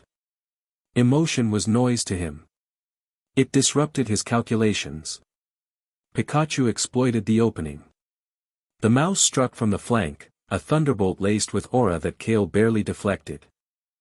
The deflection cost him his footing, and Lucario was there instantly, driving the umbral back with a combination of aura-infused close combat that turned the corridor into a cascade of blue light and shattering stone. Kale stumbled. For the first time, genuine alarm crossed his borrowed face. He was losing ground. The host body was straining under forces it wasn't built to channel. Ash could see the dark veins spreading up Kale's neck, the physical toll of an ancient spirit pushing a modern vessel beyond its limits. But Kale wasn't retreating. He was maneuvering. Drawing Ash deeper into the corridor, away from the dining hall. And in the fraction of a second when Ash committed to a finishing blow, he saw the trap. Too late. The shards. The violet fragments that had scattered from the initial lance attack, the ones embedded in the dining hall's walls and floor, they weren't shrapnel. They were anchors. And they'd been sitting in the room where Cynthia was for the entire fight. Ash felt them activate. A web of corrupted energy snapping into existence, centered on the dining hall, specifically on Cynthia. He turned. Sprinted. Kale's laughter echoed behind him, thin, clinical, satisfied. The dining hall was chaos. The corrupted shards had activated a technique Ash recognized from Aaron's memories, a severance web. A lattice of anti-aura designed to cut the bonds between a guardian and their anchor points. Every person in the room felt it, a crawling wrongness, a sense of disconnection, of isolation. Several people were on their knees, clutching their heads. Cynthia was standing. Barely. The web was concentrated on her, threads of violet energy wrapped around her like a cage, pressing inward, and he could feel what they were doing. They were trying to sever her connection to him. The nascent bond, the growing resonance between their aura signatures, the web was cutting through it like a saw-through rope. She was fighting it. Without aura training, without guardian techniques, through nothing but raw willpower and the furious refusal to be used as a weapon against someone she cared about. Her teeth were clenched. Blood trickled from her nose. Garchomp roared beside her, slashing at the web with dragon claws that passed through it like smoke. The attack was aura-based, not physical, and the dragon had no way to touch it. But Cynthia did. Ash could see it, could feel it through their bond, the latent aura sensitivity that had been building in her for weeks, flickering like a pilot light, struggling to catch. The severance web was trying to extinguish it. And she was fighting back. Not with technique, because she had none. With something more fundamental. The flat, absolute refusal of a woman who had spent her life conquering every obstacle through sheer intellectual and emotional force to let this one beat her. A thread of blue light, faint, fragile, but real, flickered along her fingers. Her own aura, manifesting for the first time under the worst possible conditions. It wasn't enough. The web was ancient technology, designed by umbral masters who'd spent centuries perfecting the art of severing bonds. Cynthia's untrained flicker couldn't match it. The violet threads pressed closer, tighter, and he felt the bond between them straining like a rope under unbearable tension. Ash didn't slow down. He hit the web at a dead sprint. His aura detonated outward, a sphere of blue fire that engulfed the entire dining hall. Not a controlled technique. Not a refined output. This was the raw eruption from the arena amplified by something new, something that had been growing since the first night Cynthia sat at his bedside and called it research. It wasn't fear that triggered it this time. It wasn't even anger. It was love, the word she'd been too careful to say and too brave not to imply, the bond that had been forming between them through every late-night conversation and shared strategy and moment of vulnerability, all of it blazing through his aura channels like current through a superconductor. The web shattered. Every shard, every thread, every fragment of Kale's technique evaporated in the blue fire like frost in a furnace. The force of the eruption blew the dining hall's windows outward, every pane, simultaneously, and sent a shockwave through the palace that registered on seismic equipment in the next town over. But Ash didn't stop. The power kept coming. Pouring out of him in waves, building on itself, a cascade reaction that fed on the rage and fear and the desperate need to protect the woman standing in front of him. His vision went blue. The world narrowed to a single point, Kale, somewhere behind him, the source of the threat, the thing that had tried to hurt her. He turned. The aura roared. Kale was in the corridor, already backing away. Even the umbral spirit, ancient, powerful, centuries of experience, recognized what it was seeing. The guardian's aura was no longer a tool or a weapon. It was a force of nature. A star going critical. Ash. Cynthia's voice. Distant, muffled by the roar of power. Ash. Closer. He felt her hand on his chest. Over the double heartbeat. Her palm flat against his sternum, warm and solid and real. Come back, she said. Ash, come back. You're going to bring the whole building down. He could. He could feel it, the palace's structural integrity wavering under the pressure of his unchecked aura. Another 30 seconds and the ceiling would cave. Another minute and the walls would buckle. He had enough power to level the entire palace, and the terrifying part was that it wouldn't even be difficult. I'm here. Her voice, cutting through the blue. I'm right here. I'm not hurt. The web is gone. You stopped it. Now you need to stop too. His eyes found hers. Gray eyes, steady, looking straight into the storm without flinching. Blood on her face from the nosebleed, hair wild, dress torn, and she was the most solid thing in a world that was shaking itself to pieces. The rage receded. Slowly, painfully, like pulling a blade from a wound. The aura contracted, from the entire building to the room, from the room to his body, from his body to the space between his hands. He shook. Every muscle in his body trembled with the effort of restraint. Cynthia didn't let go. Her hand stayed on his chest, anchoring him, until the last of the blue fire guttered and died. The dining hall was destroyed. Tables overturned, windows blown out, walls cracked, the ceiling sagging. People were picking themselves up from the floor, dazed and frightened. Palace guards flooded in. Kale was gone. Vanished during the eruption, slipped away while Ash was drowning in his own power. Ash's knees buckled. Cynthia caught him, one arm around his waist, taking his weight with a strength that surprised him. Lucario appeared at his other side, pressing against him, its aura wrapping around his in a stabilizing frequency. "Got you," Cynthia said. "I've got you." He leaned into her. Not romantically, desperately. The way a drowning person grabs a rope. She held him upright and didn't let go. "I almost," his voice was raw. "I almost, you didn't.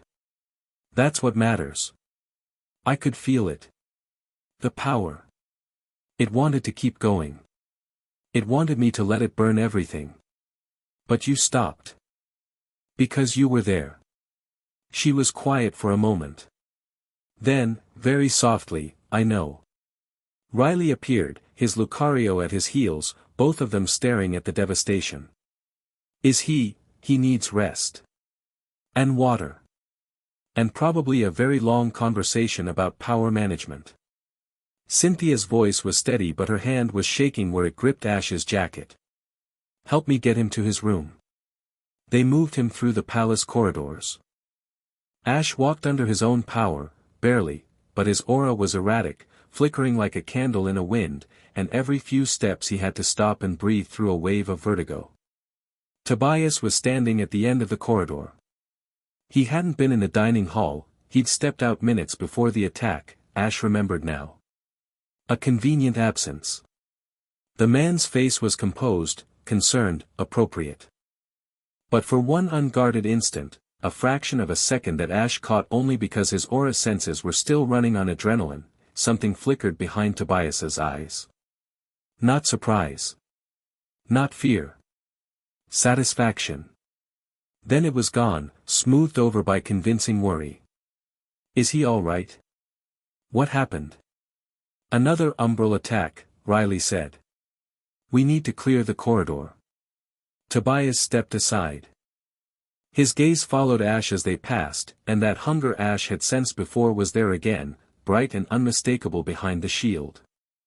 Ash filed it away. He was too exhausted to act on it now. But he filed it away. They got him to his room. Cynthia ordered water, food, blankets. Riley checked Lucario for residual corruption, clean, thanks to the purification Ash had performed after Marin's attack, his system had built resistance. Pikachu climbed onto the bed and settled against Ash's side with the fierce determination of a creature that had decided nobody was getting through him. Riley stayed for 20 minutes, debriefing. Kale's approach was fundamentally different from Marin's. She was a blunt instrument, direct assault, overwhelming force. He was surgical. The sealing entry, the shard deployment, the severance web, all of it was designed to bypass your combat strength and attack your bonds directly. He knew about the seventh anchor, Ash said. About Cynthia's role. That means they're getting intelligence. Either from the seal itself, the fractures are giving them awareness, or they have someone feeding them information. Riley's expression hardened. "You're thinking about Tobias." "I'm thinking about the fact that he wasn't in the dining hall when the attack happened. He'd stepped out 5 minutes before. Coincidence is possible. Possible. Not likely. Ash closed his eyes. We can't prove anything. And his data is too valuable to discard based on suspicion. But from now on, nothing strategic gets discussed where he can hear it. Critical planning happens between you, me, Cynthia, and Lucario. That's the inner circle. Nobody else. Understood. Riley hesitated. Ash. The power output in the dining hall, it exceeded the arena by a factor of 3. If Cynthia hadn't been there to pull you back. I know. The palace wouldn't have survived. I know, Riley. I'm not saying this to frighten you. I'm saying it because the growth curve isn't slowing down. Every major emotional event pushes your ceiling higher, and the higher it goes, the harder it is to rein in. We need a containment strategy. The containment strategy is Cynthia. He said it without opening his eyes. And my team. The bonds regulate the output. I felt it in the arena, and I felt it tonight. When she touched me, the power came back under control. When it was just me, it wanted to keep burning. That's not a strategy. That's a dependency. No. Ash opened his eyes. That's the whole point. Aaron tried to be the containment and the weapon simultaneously. One person can't be both. The Guardian provides the power. The bonds provide the control. That's the architecture the seal needs, and it's the architecture I need. Riley looked at him for a long time. Then he nodded slowly. Get some sleep. Tomorrow we figure out how to make that architecture unbreakable. He left. Cynthia remained. Sleep came in fragments. Ash woke 3 times in the night, each time drenched in sweat, Pikachu pressed against his chest and Lucario standing guard by the door. The dreams were Aaron's, memories of power unleashed and the aftermath of unchecked force. Villages leveled. People hurt. The Guardian's hands, shaking, stained with the consequences of losing control.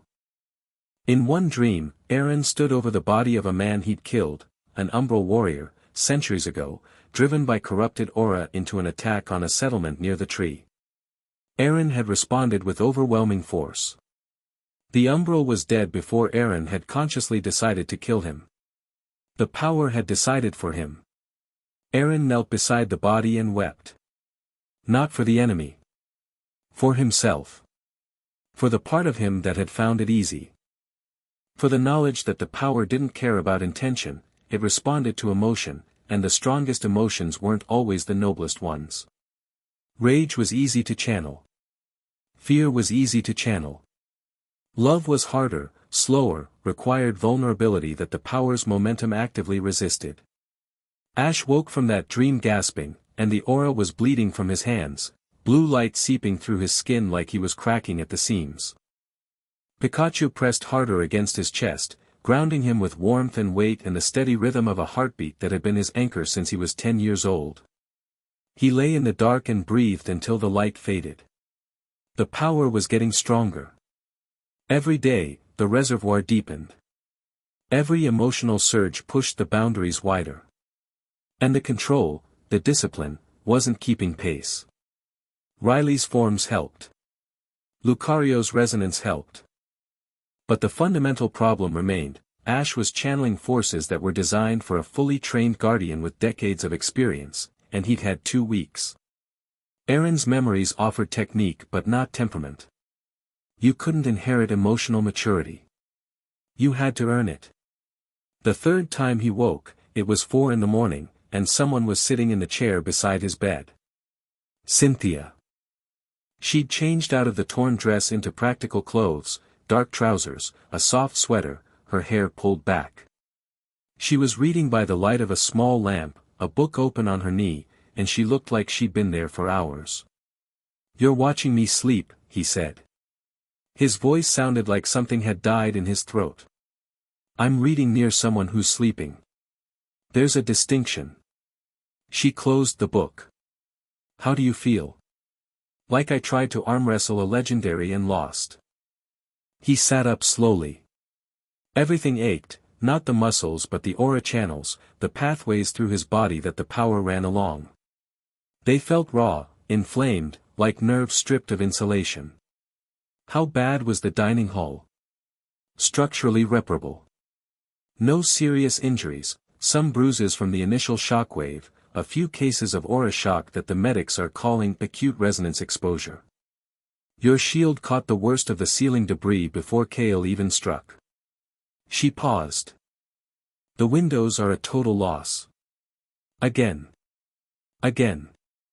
Lady Miriam has formally submitted a transfer request to the West Wing. I'm told her skitty hasn't come out from under the bed. He almost laughed. Almost. Cynthia. What Kale said, about you being a bond anchor. About the darkness knowing your face. I heard every word. He targeted you specifically. Not as a hostage, not as leverage, as a structural vulnerability. If they can sever our connection, they weaken the new SEAL's foundation before I even begin building it. I understood the tactical implication in real time, yes. Then you understand why he stopped. Swallowed. Tried again. Why what happened scares me. Not the power. The reason behind it. I lost control because they went after you. And if they know that, they'll keep doing it. Which means proximity to me paints a target on you. Stop. The word was quiet but absolute. Final. The verbal equivalent of a wall. Ash. Stop. I can see exactly where this logic terminates, and I'm not letting you reach that destination.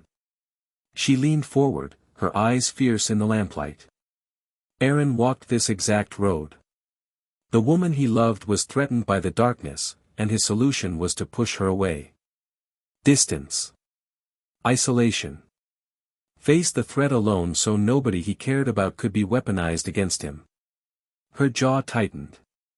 And it destroyed him. The seal was flawed because he was alone when he forged it. His Lucario died because there was no one left to share the burden. Everything he tried to protect fell apart because he removed the one thing that would have held it together. I know, then act like you know it. The answer to "she's a target" is not remove her from the battlefield. The answer is strengthen the defenses. Make me capable. Teach me to hold my side of the bond. And stand together instead of apart. She reached out and took his hand. Not gently, firmly, deliberately, with the intent of someone driving a stake into ground. I am choosing to be here. You do not get to unchoose me for my own protection. That is not love. That's control. The word detonated silently between them. Love. She deployed it without hesitation, without qualifier, dropped it into the conversation like a lit match into dry grass and let the fire take whatever shape it would. Is that what this is? He asked. You tell me. Your aura almost leveled a building because someone tried to sever our bond. What would you call it? He looked at her hand wrapped around his. Then at her face. The fierce, brilliant, stubborn woman who had walked into his crisis carrying nothing but intellect and conviction and had become the thing he couldn't afford to lose. I'd call it the strongest bond I've ever felt, he said. And I've bonded with some extraordinary Pokemon. Did you just compare me to a Pokemon? I compared you to the most important beings in my existence. Take the compliment. She stared at him. Then she laughed, not controlled, not measured, but something raw and startled and real, and it shattered the tension like a rock through glass. You're impossible, she said. I'm consistent. There's a difference. She didn't release his hand. He didn't withdraw it. They sat in the small lamp's light while the palace slept, and for a few minutes the world wasn't ending and the darkness wasn't rising and the seal wasn't cracking.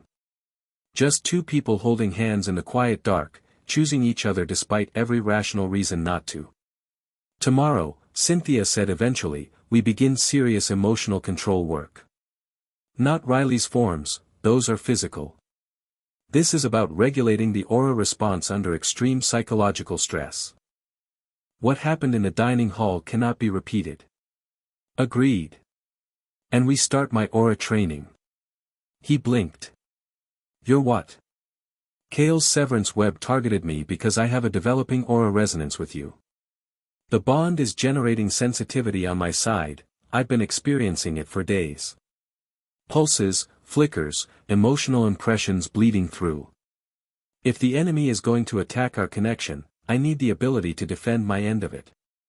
You want me to train you? I want you to teach me enough that I'm not a liability in this war. She squeezed his hand. I have zero interest in being the Guardian's weakness. I intend to be his strength. Ash looked at her, the woman who'd spent a decade mastering the theory, asking to learn the practice. Not from ambition or curiosity. Because the man she'd chosen was fighting a war, and she categorically refused to watch from the sidelines. Okay, he said. We start at dawn. Good. She stood, still holding his hand for one final moment, and they were close, closer than they'd been since the arena, close enough to see the flecks of blue in her gray eyes. Close enough for either of them to close the remaining distance. Neither did. Not yet. But the space between them hummed with the certainty that they would. She let go. Picked up her book. Walked to the door and paused there, silhouetted against the corridor light. For the record, she said, not turning around. I'd call it love too. The door closed. Ash sat in the dark with his heart hammering in both beats and a smile on his face that felt like it was going to be there for a while. Pikachu opened one eye. Pika. Yeah, buddy. I know. He lay back. Stared at the ceiling. The ache in his aura channels was fading, replaced by something warmer, the lingering resonance of Cynthia's hand in his, her emotional signature still echoing through their growing bond like the last note of a song. Aaron's voice drifted through the memory space, faint but clear, don't repeat my mistakes. I won't, Ash whispered. I promise. He slept. And for the first time since Rhoda, the dreams were his own, not Aaron's memories, not visions of darkness and cracking seals. Just a simple dream about a field of blue flowers and a woman with golden hair standing in the middle of them, smiling, waiting for him to catch up. 2 floors below, in the guest quarters, Tobias sat alone in the dark. His shield was down. Without it, his aura was visible, not the blue of a guardian or the warm hues of a natural practitioner, but something darker. Something that shifted between deep violet and absolute black, like oil on water, like the space between stars. He held his hand up and studied it. The flesh was solid. Normal. But beneath it, threaded through his aura like wire through clay, something else moved. Something that had been there for a long time, longer than Tobias, longer than the host, longer than the language that would have named it. He's stronger than you said, Tobias murmured to the nothing. The nothing answered. Not in words. In pressure. In the sensation of a vast, patient intelligence turning its attention to a single point. The room darkened, though there were no lights to dim. The air thickened. Reality itself seemed to lean toward Tobias, as though something massive on the other side of existence was pressing its face against a thin membrane, trying to see through. The seal remembers strength. It does not remember this kind. The voice, if it could be called a voice, didn't travel through air. It manifested directly in Tobias's mind, bypassing ears entirely. It was the sound of erosion.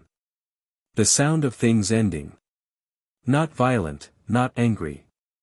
Patient. Inevitable. The woman is the problem, Tobias said, keeping his voice level. Speaking aloud grounded him, the alternative was letting the presence communicate directly through his thoughts, and he'd learned years ago that allowing that eroded the boundary between himself and the thing that lived in his bones. The bond between them, it's accelerating. If it reaches critical mass before the convergence, the new seal architecture will be viable. He'll anchor it through her and the Pokemon. 7 points of living connection. It would hold. Then the 7th point must not exist. Kale tried to sever it directly. The Guardian's response nearly leveled the building. Direct assault on the bond strengthens it, the more it's threatened, the harder they hold on. We need a different approach. Specify. Tobias stood. Walked to the window. Below, the palace grounds were dark and wet with rain, the damaged wing still visible as a shadow against the architecture. Guards patrolled. Somewhere in the building above him, the Guardian was sleeping, recovering, growing stronger with every passing hour. Doubt, Tobias said. Not force. We make her question whether the bond serves him or enslaves him. We make him question whether keeping her close is protection or selfishness. Humans are fragile in their certainties, press the right crack and the whole structure splits. You were human once. I remember. His reflection stared back at him from the dark glass, handsome, composed, empty. That's why I know where the cracks are. Silence.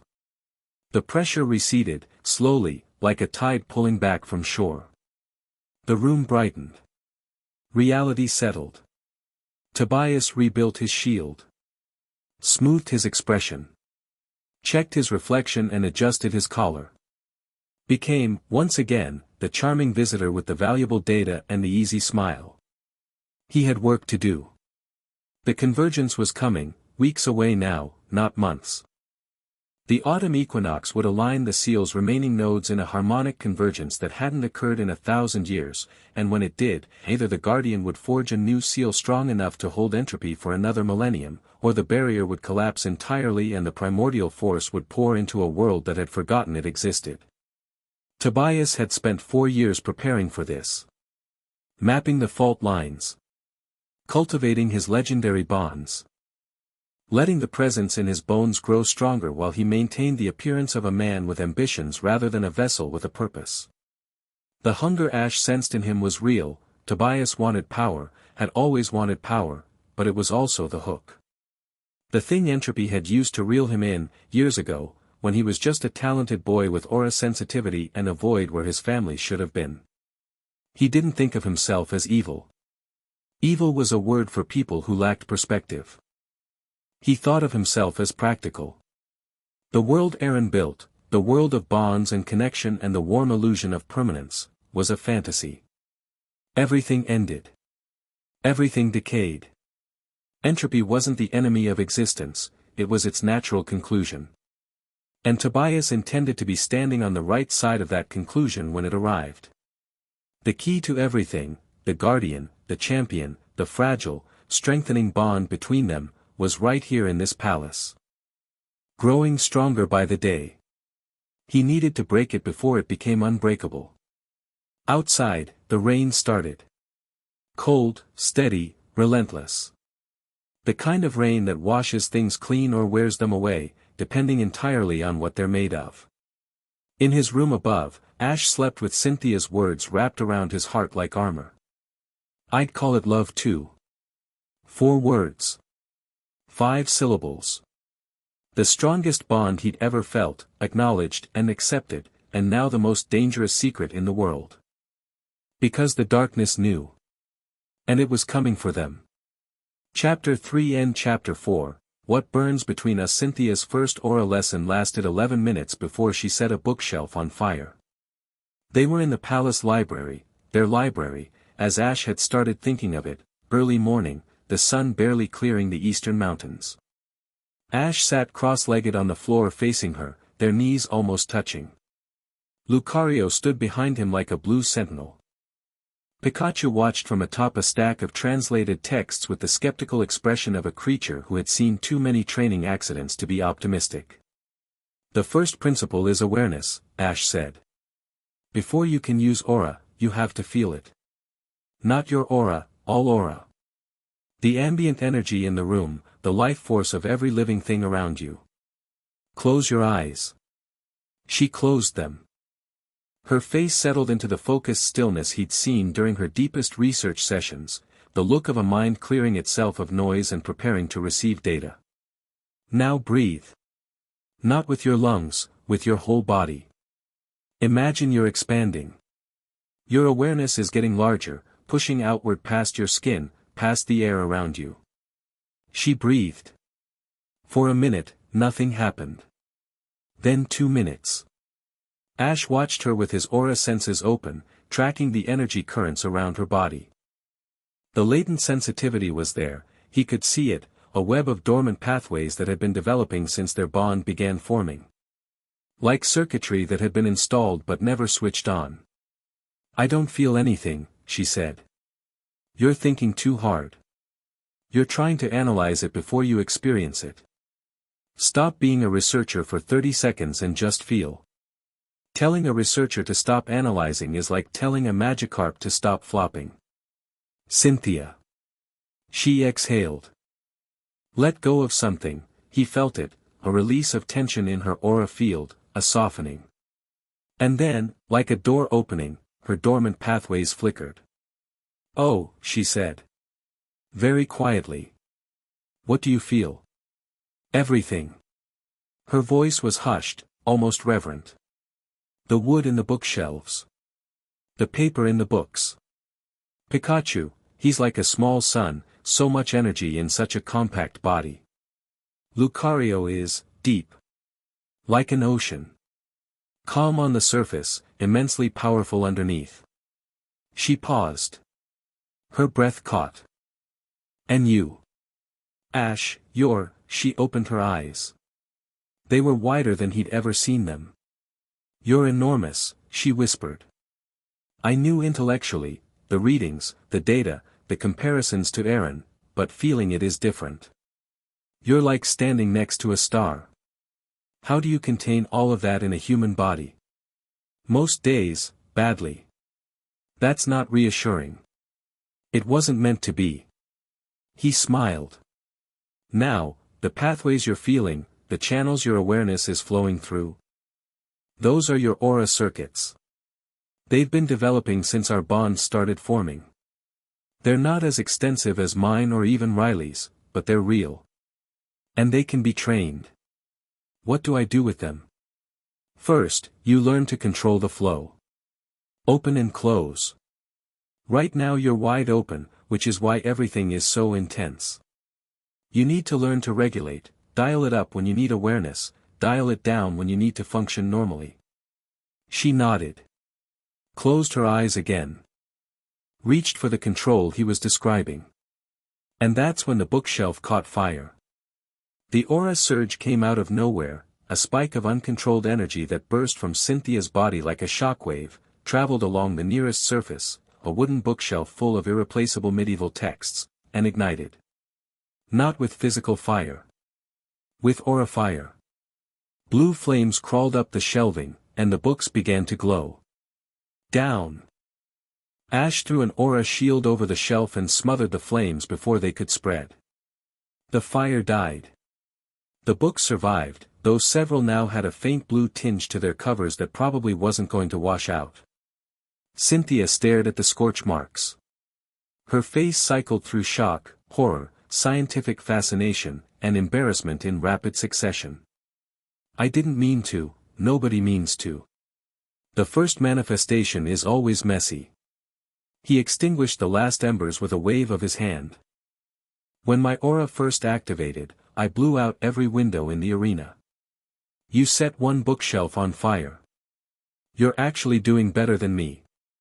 That bookshelf contained a first-edition translation of the Rhoda Codex, which is now lightly toasted but intact. Progress. She pressed both hands against her face. "This is humiliating. This is day one.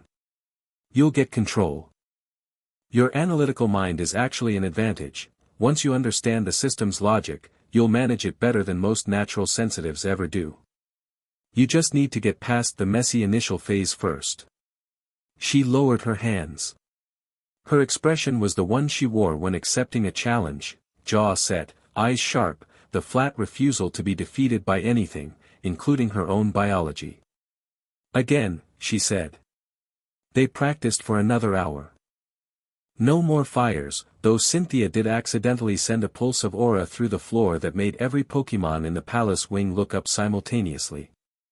By the end of the session, she could reliably open and close her awareness, detect living things within a 20-foot radius, and produce a visible, if wobbly, aura manifestation around her hands.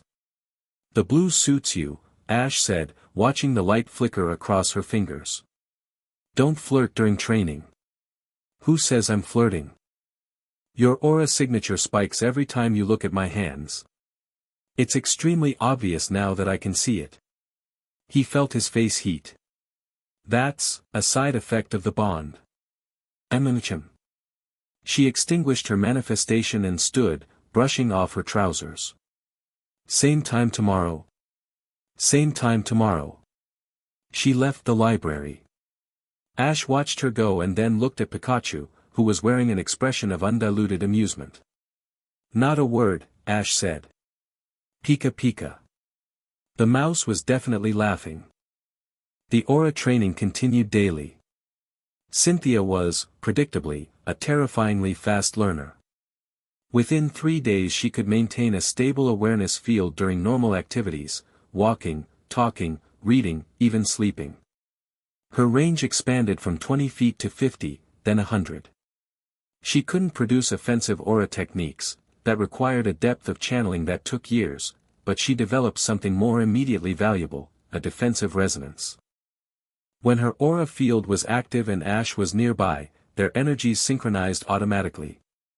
His output stabilized. His emotional spikes smoothed. The bond between them acted as a natural regulator, doing mechanically what he'd been struggling to achieve through willpower alone. "It's like a feedback loop," Riley observed during a joint training session. He was monitoring both their aura signatures on a portable scanner Cynthia had modified from League equipment. His power flows outward, contacts her field, and returns modulated. She's acting as a buffer, smoothing the peaks, filling the valleys. It's the same principle as a Lucario bond but operating across a human connection. "So I'm a shock absorber," Cynthia said. "You're an equal partner in a resonance system. The stabilization goes both ways. Your untrained output is erratic on its own, but when it's synchronized with his, it regularizes instantly." Riley looked between them. "I don't think this is something you can train into. It's intrinsic to the bond itself. The deeper the connection, the more effective the regulation." Ash and Cynthia avoided looking at each other. Riley noticed and chose, wisely, not to comment. The practical implications were immediate. With Cynthia nearby during training, Ash's control jumped dramatically. He could sustain maximum output for 3 times as long before losing stability. His precision improved, aura spheres that had been cannonball-sized tightened to tennis balls without losing force. And the terrifying runaway escalation that had nearly destroyed the dining hall became manageable. He could still access that depth of power, but the bond with Cynthia gave him a governor, a limit he could choose to respect. More importantly, the bond gave him awareness of the approaching edge. Before Cynthia, Ash's power surges had been like a cliff. You didn't know you were falling until you were already off the edge. Now, he could feel the boundary approaching. Cynthia's stabilizing field acted as a warning system. When his output crossed into dangerous territory, her aura pushed back, creating resistance that he could feel.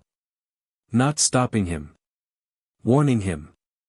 "It's like having a co-pilot," he told Riley. "She doesn't fly the plane. But she tells me when I'm heading for a mountain.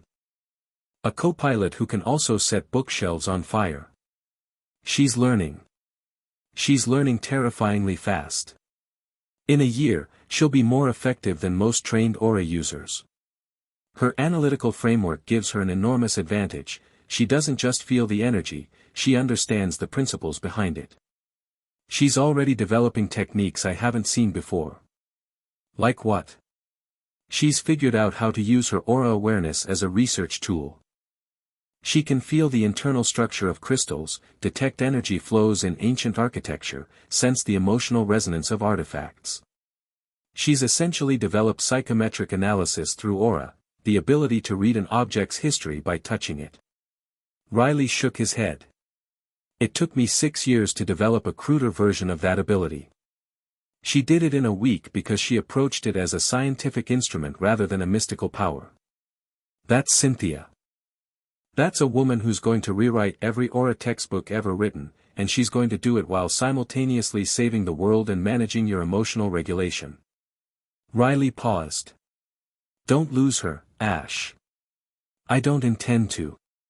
You're my off switch, he told her after a session where he'd pushed to a new peak and pulled back cleanly for the first time. I prefer to think of myself as your quality control department. Less catchy. More accurate. The training wasn't all breakthroughs and progress. On the third morning, Cynthia hit a wall. They were working on emotional regulation, the hardest aspect of aura control, because it required confronting the feelings you'd rather not examine. Ash had learned this the violent way, Cynthia was learning it the methodical way, which was slower but less likely to destroy furniture. The exercise is simple, Ash said. They were in the courtyard, the morning cool, Lucario meditating nearby. I'm going to ask you to think about something that makes you afraid. Not surface-level fear, the deep kind. The thing you don't tell anyone about. And while you're feeling it, you maintain control of your aura field. Don't let it spike. Don't let it collapse. Hold steady. I understand the theory. Theory's the easy part. She closed her eyes. Reached for the fear. And Ash watched through their bond as her aura field trembled, compressed, and then, without warning, inverted. It wasn't a spike. It was a collapse. Her field folded inward, pulling energy away from the surface, retreating to the core of her body like a creature curling into a defensive ball. Her face went blank. Her breathing slowed to almost nothing. Cynthia. No response. She was somewhere deep inside herself, behind walls that Ash could feel but couldn't penetrate. The bond between them went thin, still there, but muted, as though she'd thrown insulation over her end of the line. Cynthia. Come back. She opened her eyes. They were dry and distant. I'm fine, she said. You're not fine. You just shut down your entire aura network. What happened? I did the exercise. I accessed the fear. And then you buried it. That's the opposite of what I asked.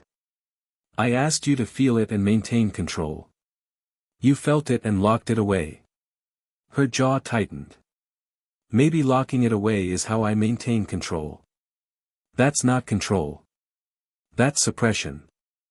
And suppressed aura builds pressure until it detonates. Trust me, I know exactly what that looks like. He reached for her hand. She didn't pull away, but she didn't soften either. What were you afraid of? Silence. Cynthia. Irrelevance. The word came out clipped, surgical, as if she was excising it from herself. I've been the strongest trainer in my region since I was 18. The smartest person in most rooms since I was 12. My identity is built on competence. On being the one people turn to when things go wrong. She stared at the ground. And now I'm in a situation where my strength doesn't matter, my intelligence can barely keep up, and the person she stopped. Started again. The person I love is so far beyond me in capability that I could disappear tomorrow and the seal would probably still get built. The confession hung in the air between them. That's what you're afraid of, Ash said. Not the darkness. Not entropy. Being unnecessary. Don't psychoanalyze me. I'm not. I'm telling you that you're wrong. He squeezed her hand. Cynthia, the seal can't be built without you. Not because of your aura, because of you. The strategic planning, the political infrastructure, the research that makes the raw power useful, I can't do any of that. I punch mountains. You build kingdoms. And the bond that holds the whole architecture together exists because we chose each other. That's not irrelevance. That's the foundation. She was quiet for a long time. Then the walls came down, not dramatically, not all at once, but gradually, like ice melting. Her aura field expanded outward, reconnecting with his, and the bond between them flowed freely again. "I hate being bad at things," she said. "I know. This feeling, this vulnerability. I haven't experienced it since I was a child. That's why it's important. Aura runs on emotion. If you only process the comfortable ones, you only access a fraction of your potential. The fear, the uncertainty, the feeling of being out of your depth, those are power sources too. You just have to learn to channel them instead of burying them." She looked at him.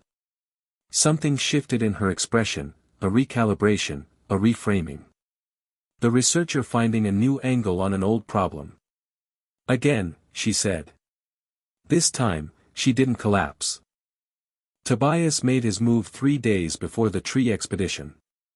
It was subtle, so subtle that Ash almost missed it entirely. They were in the strategy room, reviewing Tobias's updated seal fracture data. Riley was cross-referencing with Cynthia's crystal network maps. Ash was examining a visualization of the 7 nodes, tracing the energy pathways between them. Tobias stood beside Cynthia, close enough to share a screen, pointing out a detail in the Alola data. Their conversation was purely professional: node degradation rates, energy half-lives, structural analysis. Nothing remotely personal. But Ash felt it through the bond. A whisper. Not audible, something moving through the ambient aura, threading between the data and the conversation like a needle through fabric. Tobias was projecting something. Not aggressively, not overtly. A nudge. A suggestion, so finely calibrated that without aura sensitivity you'd never know it was there.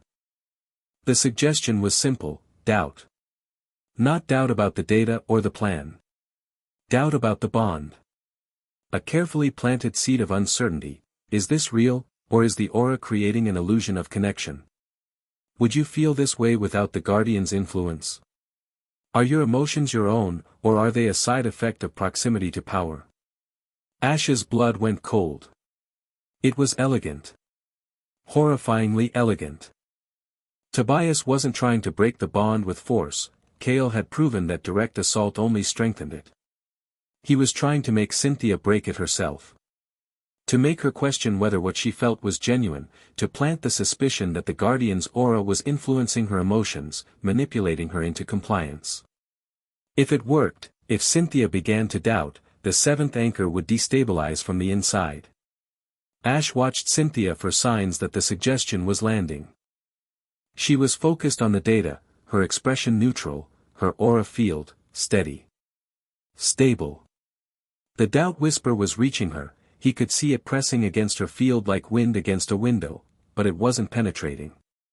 Her natural skepticism, the same analytical rigor that had made her a champion and a world-class researcher, was treating the external influence the same way it treated any unsubstantiated hypothesis. She was rejecting it. Not consciously. Instinctively. Because Cynthia Sharona didn't accept conclusions without evidence, and no whispered suggestion was going to override a decade of scientific discipline. Tobias must have sensed the failure, because the projection ceased, a smooth withdrawal, leaving no trace.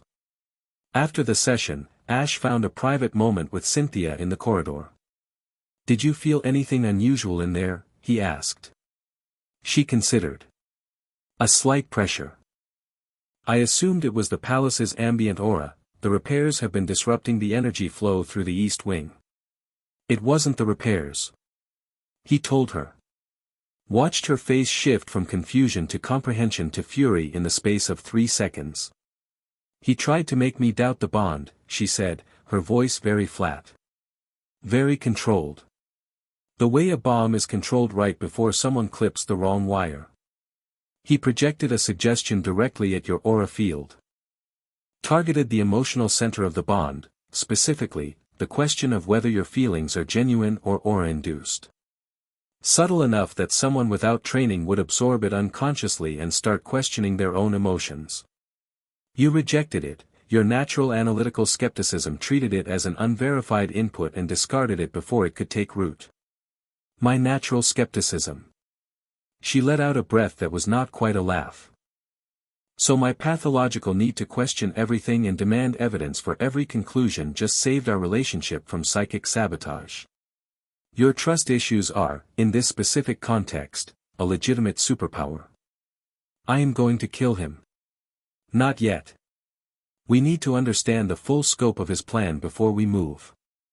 If he's entropy's vessel and the third umbral combined, the third umbral. She stared at him. You think, two have attacked us openly. The third hasn't appeared.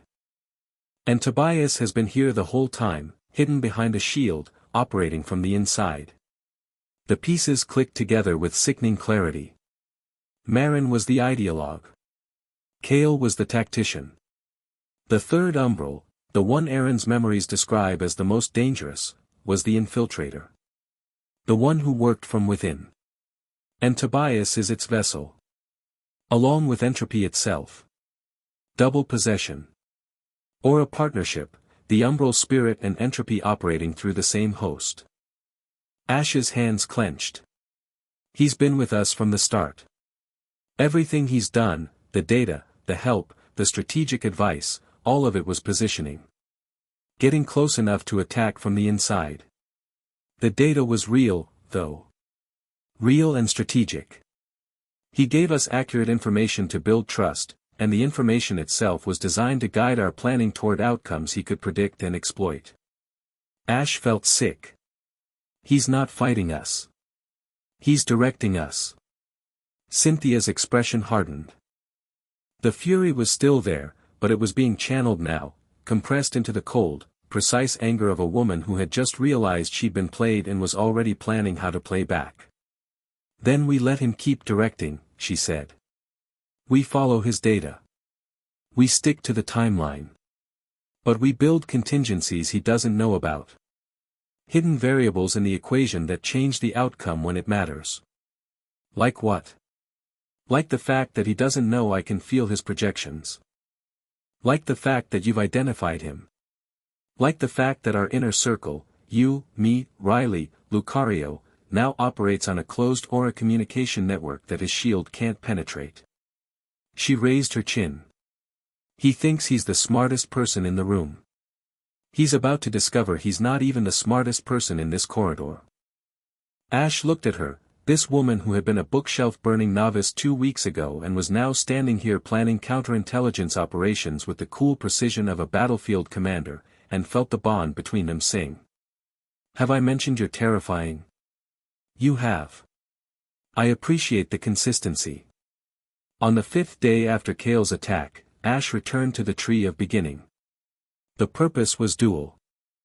Cynthia needed to continue mapping the crystal network. The reactivation project was critical to the new seal architecture, and every day spent away from the tree was a day lost. And Ash needed to go deeper. Aaron's memories had been surfacing with increasing frequency and clarity. Specific events, specific techniques, specific conversations. But the deepest memories, the ones connected to the seal itself, to the moment of its creation, to the decisions that had led to Aaron's sacrifice, remained locked. Fragmented. Accessible only through the strongest resonance environments. The Tree of Beginning was the strongest resonance environment on Earth. I need to access the core chamber, Ash told Riley as they approached the tree's eastern entrance. Aaron's memorial. The place where the original seal was forged. Riley hesitated. That chamber hasn't been entered since Aaron's death. The tree sealed it. Literally, the crystal grew over the entrance within hours of his sacrifice. It'll open for me. You're sure? I can feel it. The tree knows I'm here. It's been waiting for me the same way Lucario was waiting. They descended through the crystal corridors. Cynthia walked beside Ash, her newly activated aura senses drinking in data that her instruments couldn't capture. She'd brought a notebook but kept forgetting to write in it. The raw experience of feeling the tree's energy architecture from the inside was overwhelming the analytical part of her brain. It's alive, she murmured, pressing her hand against a crystal wall that pulsed warm under her touch. Not just biologically. Consciously. It's aware of us. It's aware of him, Riley corrected. We're tolerated. Ash is recognized. The deeper they went, the stronger the resonance became. Ash could feel the tree's crystal network activating in response to his presence, dormant pathways flickering to life like streetlights switching on along a road. Each activation sent ripples through the structure, and the ripples carried information. History. Memory. The tree had been recording everything for a millennium, every visitor, every tremor, every shift in the seal's integrity, and now it was offering that data to the person it recognized as its guardian. "Slow down," Cynthia said. She'd stopped by a cluster of crystals that were glowing brighter than their neighbors, her hand pressed flat against the formation. "These crystals, they're storing something. Not just energy. Information. Like a geological hard drive. Can you read it?" "Not directly. But I can feel the shape of it. Compressed data, layered, incredibly dense." Her researcher's hunger was burning through her aura field, bright, eager, practically vibrating with the need to understand. "If we could decode this, we'd have a complete record of the tree's history. Every guardian, every seal modification, every aura event for the last 10 centuries. Add it to the project list. The project list is a mile long, Ash. Then it'll be a mile and one crystal." She shot him a look that was equal parts exasperation and affection. He grinned. Even walking toward the most significant moment of his reincarnated life, he couldn't help it. Something about being near her made the weight feel bearable. They reached the sealed chamber. The crystal barrier was massive, a wall of intergrown formations thicker than Ash was tall, pulsing with deep blue light. Ancient. Dense. The product of 1,000 years of uninterrupted growth, layer upon layer of crystallized aura compressed into a barrier that should have been impenetrable. Ash placed his palm against it. The crystal sang. A tone that rose from subaudible to piercing and then beyond, into a frequency that bypassed ears entirely and resonated directly in the soul. Lucario dropped to one knee behind him. Riley grabbed the wall for support.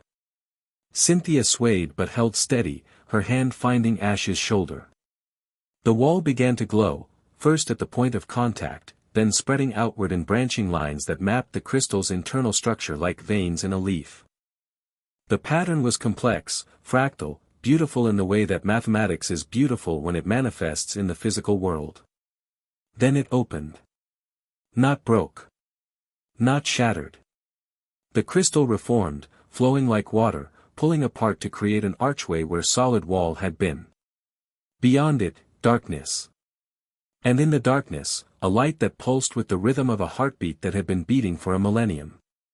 "Stay here," Ash said to Riley. "I'm not, this part is for me. And Cynthia." He met Riley's eyes. "If something goes wrong, if I don't come out within an hour, take Lucario and contact Lance. Tell him the seal needs reinforcement at all remaining nodes and that the convergence timeline is 3 weeks." Riley's face went still. "You think something might go wrong?" "I think Aaron died in that chamber and I'm about to walk into it with the intent of changing what he built." "Yeah, something might go wrong." Lucario, Ash's Lucario, placed a paw on the older man's arm.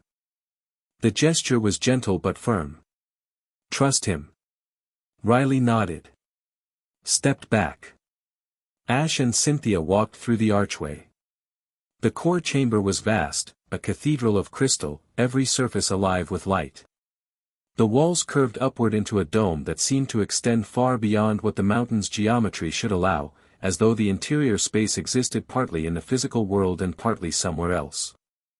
The air was thick with aura, not the ambient background radiation of the outer corridors but concentrated power, dense enough to feel like walking through warm water. Every breath tasted of ozone and old stone and something sweet that had no name. Mew was here. The legendary Pokémon floated near the dome's apex, its body translucent, its psychic presence enormous and gentle. It watched them enter with ancient eyes and made no move to interfere. And at the center, floating in a column of blue light, was Aaron's crystal. Ash had seen it before, years ago, during his first visit to the tree. But he hadn't understood what he was looking at then. Now, with his aura senses fully active, he could see it clearly. The crystal wasn't a memorial. It was a battery. Aaron's entire aura, his life force, his memories, his power, had been poured into this formation at the moment of his death. It was what powered the seal. A dead man's soul, compressed into crystal, burning itself away across the centuries to maintain a barrier against the end of the world. And it was almost empty. The light that had once been blinding was now a flicker. The crystal, which Aaron's contemporaries had described as blazing like a captured sun, was dim and cracked. Fissures ran through its surface, each one leaking wisps of energy that dissipated into the air like smoke. 1,000 years of continuous output with no replenishment, no maintenance, no one to share the burden. The most powerful aura user in history, reduced to a guttering candle by the simple mathematics of isolation. "He's almost gone," Ash said. His voice caught in his throat. He was looking at the remnant of his own soul, the part of himself that had lived and died and chosen sacrifice over survival, and it was dying a second death. Fading away after 1,000 years of holding the line alone. Cynthia's hand found his. She said nothing. But her aura wrapped around his like arms around a body, and the steadiness of her presence kept him upright. Ash stepped forward. Placed both hands on the crystal. The world vanished. He was Aaron. Not seeing Aaron's memories. Being him. Living inside his skin, breathing his air, feeling the weight of his armor and the warmth of a Lucario pressed against his leg. The chamber looked different, new, unmarked, the crystal walls clean and bright. Morning light filtered through formations that hadn't yet grown opaque with age. The seal was hours old, still settling into its architecture, the immense lattice of compressed aura vibrating at frequencies that made reality hum. Aaron was dying. He knew it. Felt it, his aura draining into the crystal beneath his hands, his life force feeding the seal that would protect the world he was leaving behind. Each breath cost him something irreplaceable. Each heartbeat pushed more of his soul into the stone. Lucario was there. His Lucario, the original, the first, the partner whose bond had been the foundation of everything he'd built. The Pokémon was pressed against his side, its aura flowing into his, trying to slow the drain, trying to hold him in his body through sheer force of connection. It wasn't enough. The seal demanded everything.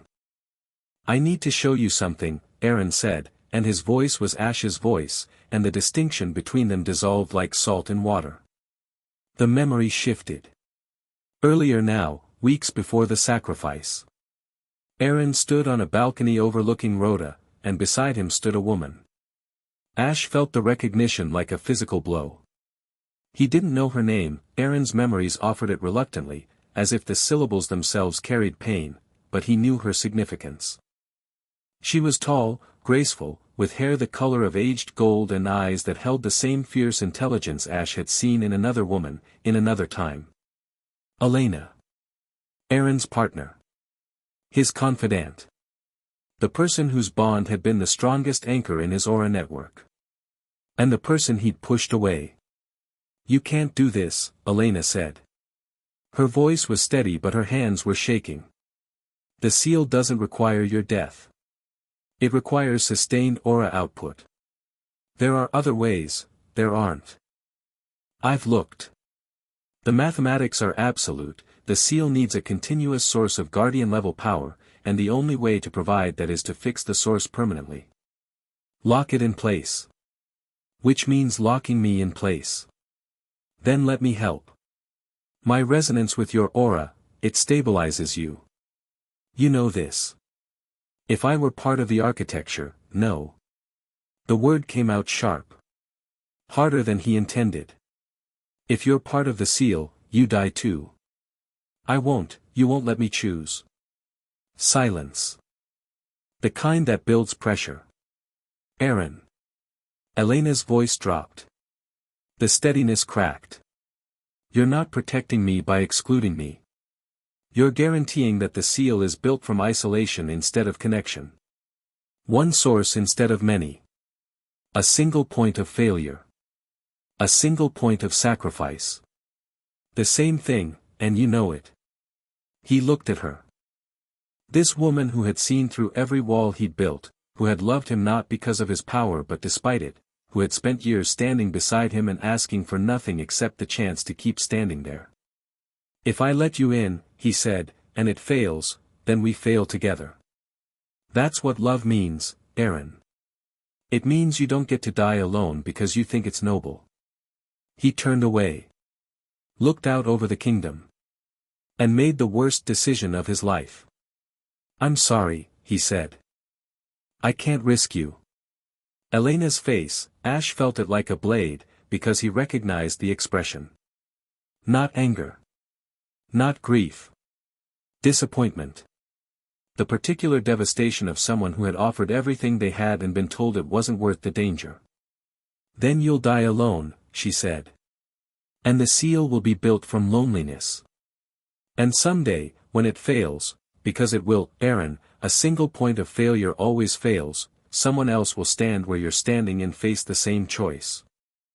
And I pray to whatever God still listen that they'll be braver than you. She left. He let her leave. And the space where she'd been standing ached like an amputated limb. The memory fractured. Jump forward, the day of the sacrifice. Aaron at the crystal, alone, pouring his soul into the stone.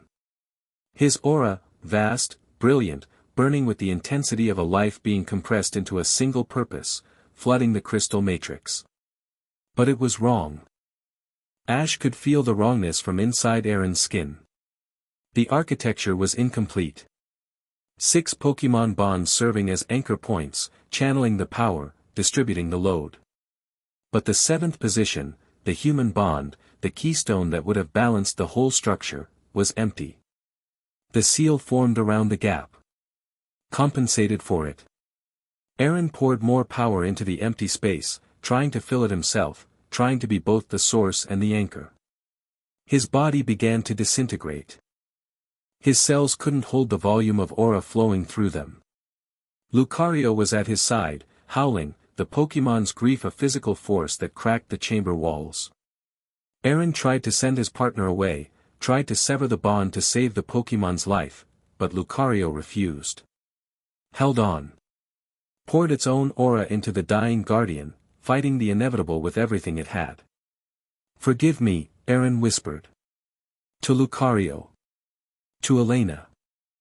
To the person he would become, 1,000 years from now, who would inherit his failure along with his power. The seal closed. Aaron's body dissolved. His consciousness poured into the crystal, not dying, exactly, but transforming. Becoming the fuel. A soul running on empty, burning itself a molecule at a time to power a wall that should have had a better foundation. In the distance, getting smaller, Elena, walking away from the tree of beginning with her back straight and her heart broken, because the man she loved had chosen to die alone rather than live together. The seal formed. Held. But it was built from sacrifice, not partnership. One man's death, compressed into crystal, burning alone in the dark for 1,000 years. It had always been flawed. Not because Aaron lacked power. Because he lacked trust.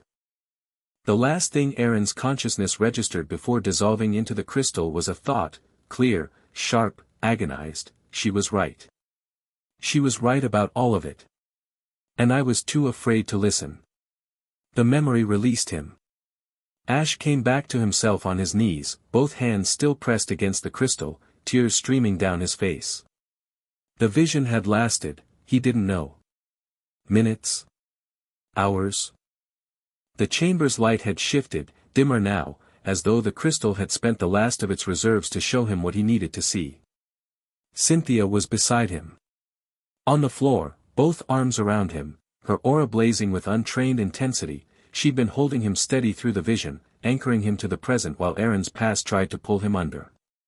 He could feel the strain it had cost her, her newly formed channels were raw, overtaxed, but she hadn't let go. Hadn't wavered.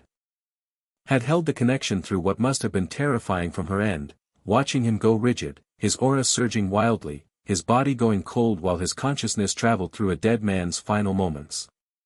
Ash. Her voice was raw. She'd been calling his name. He could hear the echo of it. How many times? Dozens? Ash, come back. Please come back. I'm here. His voice was a wreck. I'm here. She pulled him closer. He could feel her heartbeat through the embrace, fast, frightened, but steady. She hadn't panicked. Cynthia Sharona did not panic. She planned, she adapted, and she held on. What did you see? She asked. He told her. All of it. Aaron and Elena. The choice. The sacrifice built from isolation. The fundamental flaw in the seal's design, not structural, not mathematical, but emotional. Aaron had been afraid to let someone share the burden, and that fear had produced a barrier that was always going to fail. He told her about Elena's last words. Someone else will stand where you're standing and face the same choice. I pray they'll be braver than you. Cynthia listened without interrupting. Her arms didn't loosen. When he finished, she was quiet for a long time. He could feel her processing, her brilliant mind turning the information over, examining it from every angle, fitting it into the architecture of everything she knew. Elena, she said finally. She offered to be part of the seal. She was his seventh anchor. The human bond that would have completed the architecture. He refused because he couldn't bear the idea of her dying with him. And by refusing, he ensured that the seal was incomplete. That it would eventually fail. That someone else, you, would have to face the same choice 1,000 years later. Yes. And you're telling me this because you want me to understand what's at stake. I'm telling you because you deserve to know everything before I ask you what I'm about to ask you. He pulled back enough to see her face. The seventh anchor requires a human bond strong enough to withstand the seal's full power. It means being woven into the architecture. Not dying, that was Aaron's mistake, thinking it required death. The new design is different. Living bonds, living power, sustained by connection rather than consumed by sacrifice. But being committed. Permanently. Your aura bound to mine, your life force part of the seal's foundation.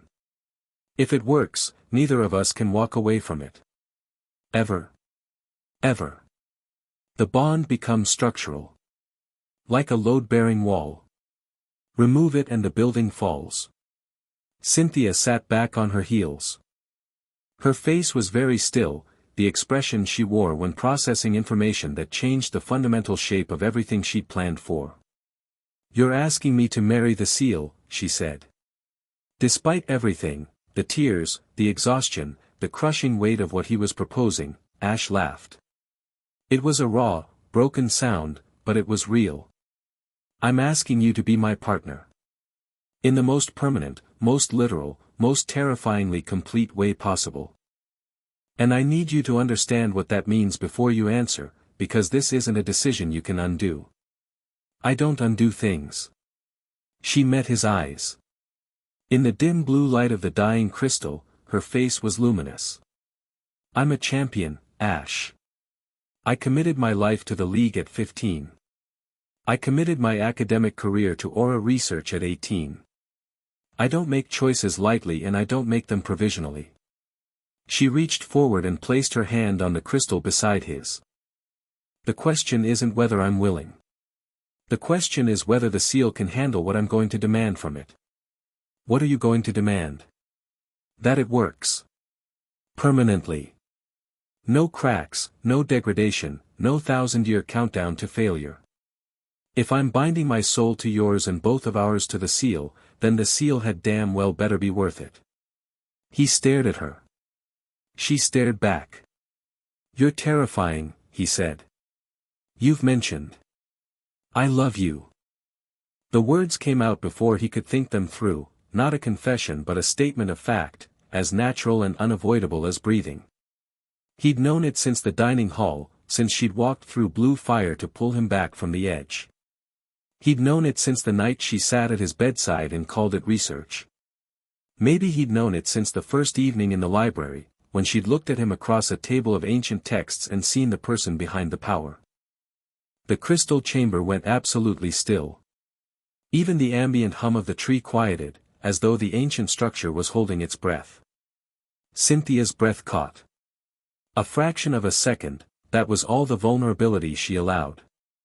Then she was steady again, her eyes bright, her jaw set with that particular determination that meant she'd made a decision and the universe could adjust accordingly. "I love you too," she said. "I have since a 14-year-old boy challenged me to a battle he couldn't win and fought like he could. I just didn't know what to call it until now. You've known since no. I've felt something since no. At the time I categorized it as professional admiration for an exceptionally talented trainer with an unorthodox approach and an inspiring refusal to accept defeat." She paused. In hindsight, that was a very elaborate way of avoiding the simpler explanation. Which is that you walked into my arena like you belonged there, lost spectacularly, and somehow made me feel like I was the one who'd been tested. She looked at the fading crystal beside them. "I've been testing every challenger since, and none of them felt like that. None of them made me wonder what it would be like to fight beside someone instead of against them." Ash's chest ached, not from aura or exhaustion but from the simple, devastating experience of being seen completely by someone who chose to stay anyway. "Aaron never told Elena what he felt," he said. "Not directly. Not until it was too late. He thought she knew. He assumed the bond spoke for itself." He reached for Cynthia's hand. "I'm not making that mistake. So I'm going to say it clearly, in words, where the crystal can record it for the next 1,000 years, I love you. Not because the aura brought us together. Not because the seal needs you. Because you're the bravest, smartest, most terrifyingly competent person I've ever met, and you chose to stand next to me when you could have stood anywhere. You're making a speech. You make speeches every time you open your mouth. I'm allowed one." She laughed, a small, startled sound that echoed off the crystal walls. Above them, Mew chirped, circling closer, drawn by the emotional resonance that was filling the chamber like light filling a room. The crystal chamber hummed. Aaron's crystal pulsed, one final, bright flare of blue light, as though the remnant of the previous guardian was offering its blessing with the last of its strength. The light was warm, gentle, and carried with it a whisper of emotion that Ash recognized as Aaron's gratitude. Not for the power. For the courage Aaron himself had lacked. "Don't repeat my mistake. Don't die alone." "I won't," Ash whispered. And then, louder, to the woman in front of him, "I won't." Ash leaned forward. Cynthia didn't pull back. The kiss was soft. Brief. Tasted like salt from his tears and the mineral clarity of the tree's atmosphere. It was nothing like the grand romantic gestures in the stories, no orchestral swell, no dramatic backdrop beyond dying crystal and ancient stone. Just two people in a cave, surrounded by the remnants of a previous life's greatest regret, choosing to do it differently this time. When they pulled apart, Cynthia's eyes were bright with unshed tears, the first he'd ever seen from her that weren't caused by an umbral attack or a moment of overwhelming scientific discovery. "For the record," she said, her voice slightly unsteady, "that was adequate." Adequate? For a first kiss in a crystal cave while a legendary Pokemon watches. Adequate. I'll do better next time. I'm counting on it. Then the crystal between them erupted. Not with Aaron's fading power, with something new.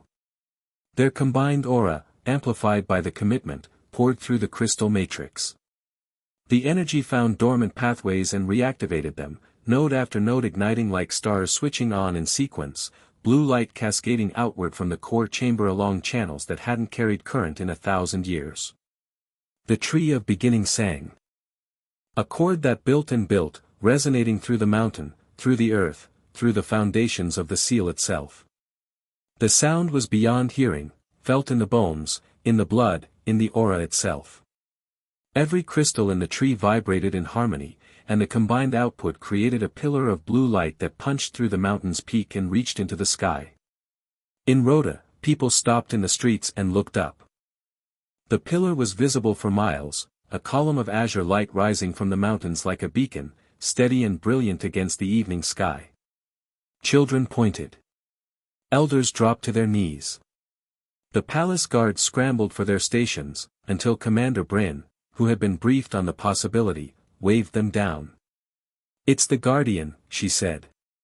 "Stand easy."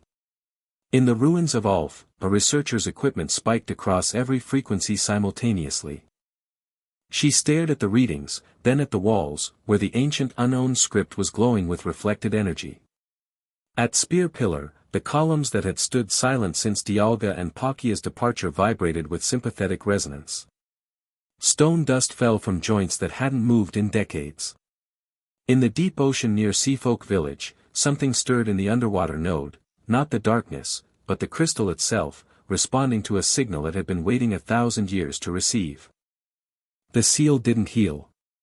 But it stabilized. The fractures stopped spreading. The darkness behind them pressed and found resistance, not a wall, but a web. Two lives, bound together, pouring strength into a structure that had been starving for 1,000 years. The web was thin, incomplete, a skeleton of what it would need to become. But it was alive. And it was growing. It wasn't enough. Not yet. The other anchors, Pikachu, Lucario, Charizard, Jengar, Sceptile, Greninja, would need to be formally bonded to the network. The remaining nodes needed reinforcement. And the Umbral were still out there, still working to undo what Ash and Cynthia were building. But it was a start. The first real start. The foundation of something Aaron had dreamed of but been too afraid to build. Mew descended from the dome and circled them once, a benediction, a witness, then vanished in a shimmer of pink light. "We should get back," Cynthia said. Her hand was still in his. She showed no sign of letting go. Her voice was steady, practical, the champion reasserting herself after the vulnerability of the moment. But her aura was singing, a frequency he'd never felt from her before, warm and bright and unshakably certain. Yeah. They stood. The crystal archway resealed behind them as they left, the formations flowing closed with a finality that felt less like a door closing and more like a chapter ending. Riley was waiting in the outer corridor, his face a study in poorly concealed anxiety.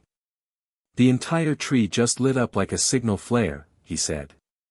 "Every scanner in Rhoda redlined." "What happened in there?" Ash looked at Cynthia. She looked at him. Their aura signatures, visible to Riley's trained eye, were no longer separate, they'd merged into a single, braided frequency, two voices singing in perfect harmony. "We found the seventh anchor," Ash said. Riley looked at their joined hands. At their synchronized aura. At the expression on Cynthia's face, which was simultaneously the most vulnerable and the most powerful he'd ever seen her wear. "Ah," Riley said.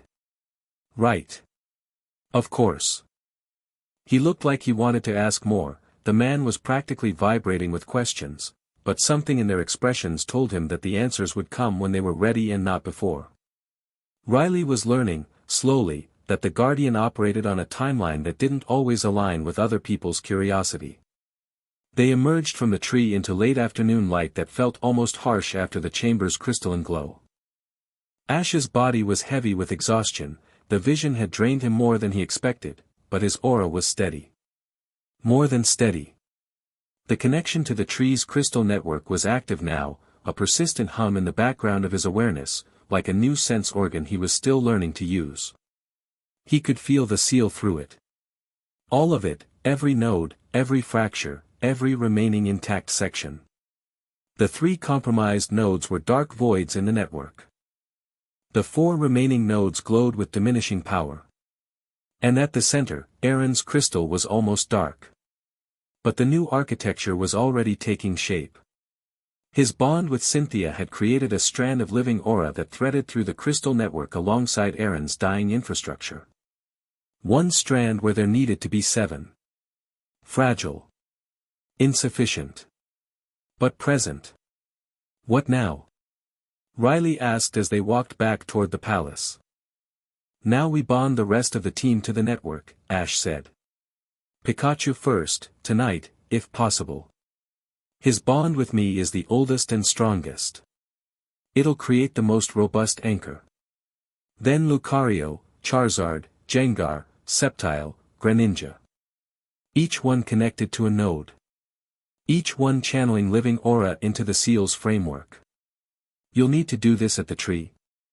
At the tree, or at the individual nodes. Ideally both. Bond the Pokémon to me through the tree's amplification system, then deploy them to their respective nodes for the convergence. He paused. Which means we'll be separating. Some of my team will need to travel to the compromised nodes to begin reinforce, the ruins of Ulf, the sealed chamber, the Alola site. You're sending your Pokémon to the other side of the world. I'm sending our anchor points to the places they need to be. The bond doesn't require proximity. Once it's woven into the network, distance is irrelevant. The crystal lattice carries the connection. He looked at Cynthia. That was in Aaron's original design. The flaw wasn't the distributed architecture. The flaw was the missing keystone. Which we now have, she said. Which we now have. Riley absorbed this.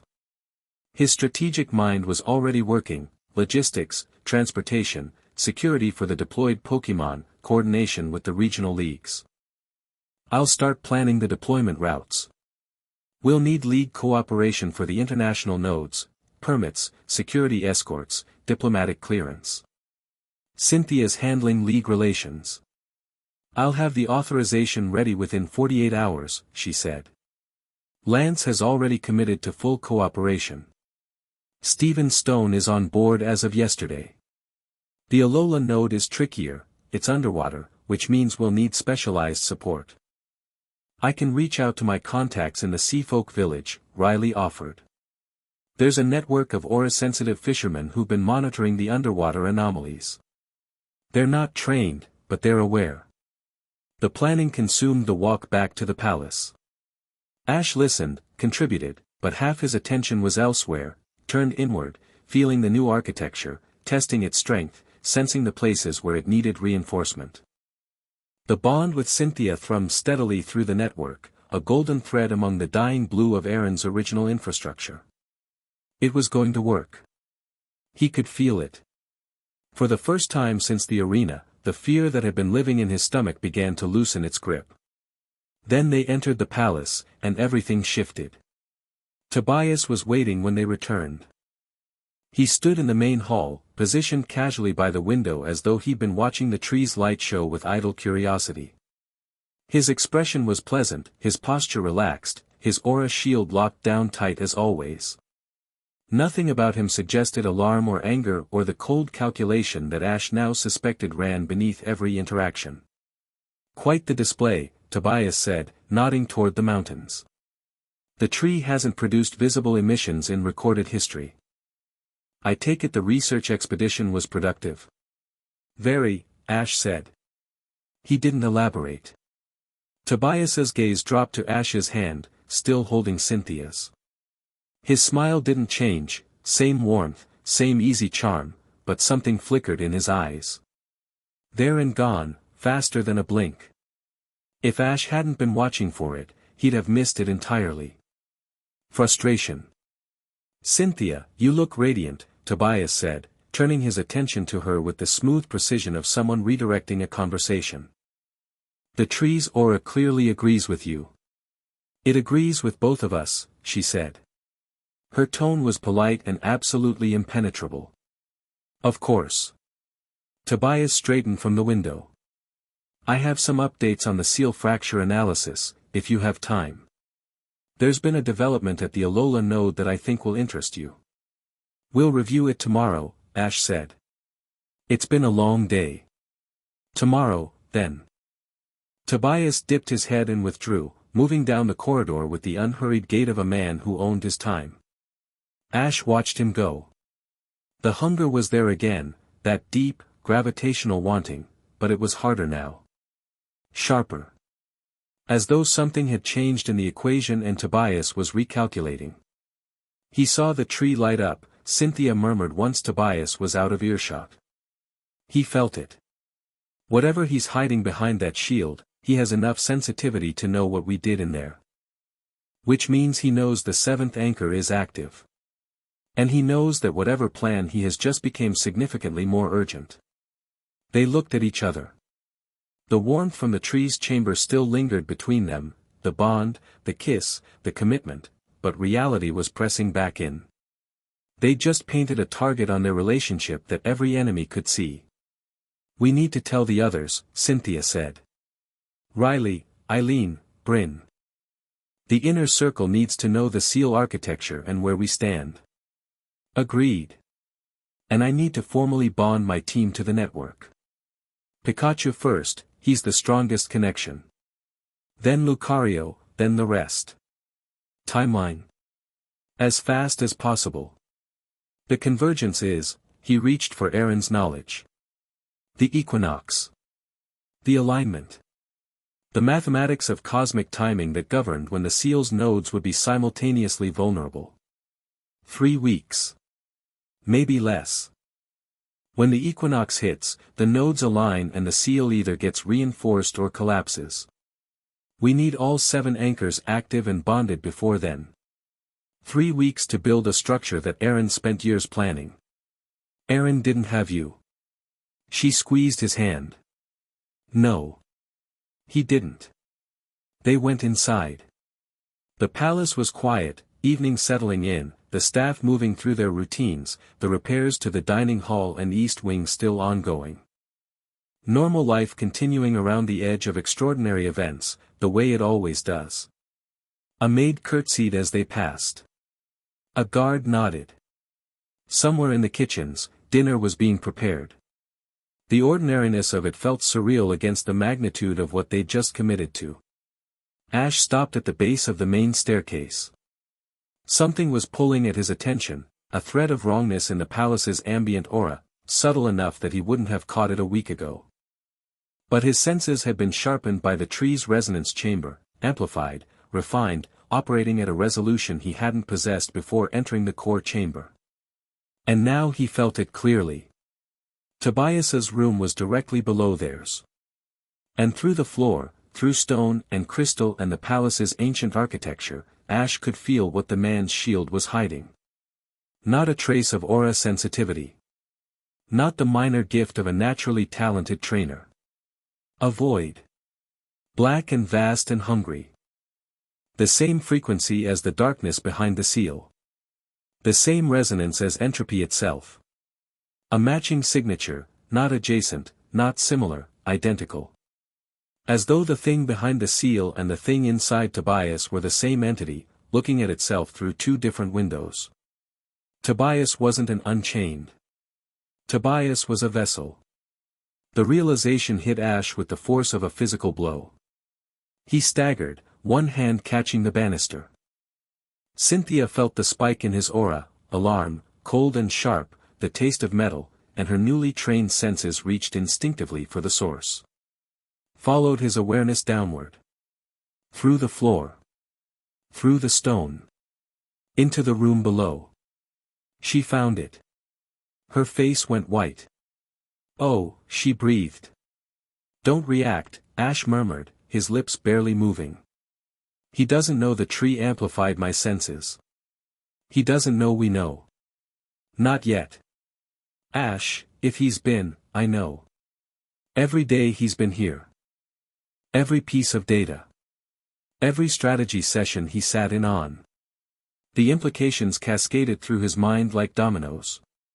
We handle it carefully. Not here, not now. We prepare, we plan, and we act when we're ready. He looked down the corridor where Tobias had disappeared. Everything he's given us has been real, which means whatever he's planning, it doesn't require us to be ignorant, it requires us to be trusting. What do? We keep trusting. Or we keep pretending to. And we build the seal faster than he can break it. Cynthia's jaw tightened. The fear faded from her face, replaced by the cold, calculating fury of a champion who had just identified a threat to something she valued more than her own safety. She'd been formidable before. Now, with aura awareness active and the bond anchoring her to the most powerful being on the planet, she was something else entirely. 3 weeks, she said. Then it's over. One way or another. One way or another. They climbed the stairs together. Lucario followed, silent, watchful, its aura wrapped protectively around both of them like a cloak. Pikachu rode on Ash's shoulder, ears forward, scanning for threats with the tireless vigilance of a creature that had survived 16 years of impossible situations through a combination of raw power, loyalty, and the absolute refusal to let anything happen to the human who was his entire world. At the top of the stairs, Ash paused. Turned to Cynthia. In the corridor's dim light, with the weight of everything they'd learned and everything they'd committed to pressing down on both of them, he needed to say one more thing. The vision showed me something else. Something I didn't mention. What? Aaron's last thought. Before his consciousness dissolved into the crystal. One thought, sharp and clear. He met her eyes. He thought, she was right about everything. And I was too afraid to listen. Cynthia's expression didn't change. But her hand tightened on his, and he felt through the bond a surge of emotion so complex that his new senses couldn't fully parse it, grief for a woman dead 1,000 years, gratitude for the man who'd shown them her story, determination that the mistake would not be repeated, and underneath it all, a love so fierce and steady it felt like bedrock. "We're not Aaron and Elena," she said. "No. We're not. We're better." He kissed her forehead. She let him. And they went to face whatever came next, together, because they'd already tried apart and the universe couldn't afford that mistake again. Behind them, deep in the palace, Tobias sat in his dark room and felt the change in the air. The seventh anchor was active. The bond between the guardian and the champion was no longer developing, it was forged, permanent, structural. The seal's new architecture had its keystone. He had 3 weeks. He would need every day. Outside the palace, the pillar of light from the tree of beginning faded slowly, the last traces of blue dissolving into the evening sky like ink washing from stone. But the energy remained, threading through the crystal network, connecting the tree to every remaining node on the planet, carrying the signature of 2 newly bonded souls to the far corners of a world that was about to need them very badly. In the earth below, the seal hummed with new energy, fragile, incomplete, but alive. For the first time in 1,000 years, it wasn't a dead man's monument. It was a living thing, fed by living bonds, growing stronger with every breath its architects took. The cracks hadn't healed. But they'd stopped spreading. And somewhere in the deep dark, behind the barrier that had held since Aaron's time, entropy pressed against the wall and felt something it hadn't felt in a millennium. Resistance. Real resistance. It pressed harder. The wall held. But only barely. Only just. The countdown had truly begun. Chapter 4 and Chapter 5, The Breaking World. Pikachu became the second anchor on a Tuesday night, in the crystal chamber beneath the Tree of Beginning, and it nearly killed them both. Not from the bonding itself, that part was natural, effortless, the culmination of 16 years of partnership clicking into a mechanism that had been waiting for them. The danger came from what the bonding revealed. They'd returned to the tree after dark, just the two of them. Cynthia had wanted to come, but Ash needed this moment to be what it had always been, him and his first partner, alone, facing the unknown together. She'd understood without him having to explain. She'd kissed him at the palace gate and said, "Bring him back in one piece," and Pikachu had saluted from Ash's shoulder with the solemnity of a general accepting orders. The core chamber opened at Ash's touch. Aaron's crystal was dimmer than before, the last flare during the kiss with Cynthia had cost it something it couldn't afford. Days left, maybe. Weeks at most. The countdown wasn't metaphorical anymore. Ash sat cross-legged in the chamber's center. Pikachu hopped off his shoulder and sat facing him, close enough to touch.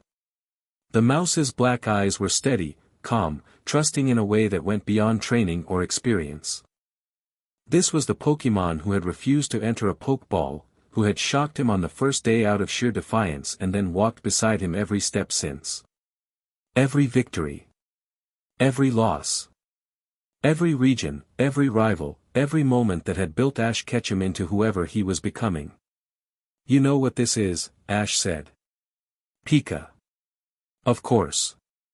It's permanent. Once you're bonded to the network, you're part of the seal's architecture. If the seal holds, the bond holds. If the seal breaks, Pikapi." The mouse placed a paw on Ash's hand. The gesture was clear: stop talking. We've been doing this since Pallet Town. I'm not about to quit now. Ash smiled. His throat was tight but his eyes were dry. There would be time for tears later, if they survived. Right now, there was work to do. He opened his aura. Not the controlled stream of training, the full current, the river that ran beneath everything he was. It poured outward, filling the chamber, activating the crystal network. The tree hummed in response. Mew appeared from somewhere in the upper dome, watching with ancient eyes. Pikachu opened his own energy. Not aura, electricity. But when Ash's aura touched it, the two merged the way they always did. Blue and gold, intertwining, the fusion that Riley had called impossible and that Ash and Pikachu called normal. The combined energy found the crystal network. Threaded into it. Followed the pathways that Ash and Cynthia had reactivated, racing outward through the tree's lattice toward the seal nodes. And at the ruins of Ulf, the first compromised node, the one closest to catastrophic failure, the energy arrived and anchored. The connection snapped into place. And Ash saw. Not a vision. Not a memory. A live feed. The ruins of Ulf, right now, in real time, seen through the crystal network. The node was worse than he'd feared. The ancient structures were crumbling. The unknown, the strange letter-shaped Pokémon that inhabited the ruins, were agitated, swarming in patterns that spelled out warnings in a language nobody alive could read. Dark energy leaked from cracks in the stone like smoke from a burning building. But worse than what he saw was what he felt. Through the node, through the crystal pathway, he could feel the darkness pressing against the seal from the other side. Not abstract darkness. Not metaphorical entropy. Something with weight and presence and intent, pushing against the barrier with patient, geological force. It felt him looking. The darkness turned its attention to the connection, to Ash, to Pikachu, to the thin thread of living aura that had just been woven into the dying infrastructure. And it pushed. Hard. A wave of anti-aura, corrupted energy, the raw force of dissolution, it came surging down the crystal pathway like a flood through a pipe. Pikachu screamed. The corrupted energy hit the mouse through the bond, trying to sever the connection, trying to destroy the anchor before it could stabilize. Ash felt his partner's pain, searing, cold, wrong, and his own aura surged in response. Not the runaway eruption from the dining hall. Something more focused. More deliberate. The bond with Cynthia was stabilizing him even from across the mountain, and the control she'd helped him develop held. He wrapped Pikachu in blue fire.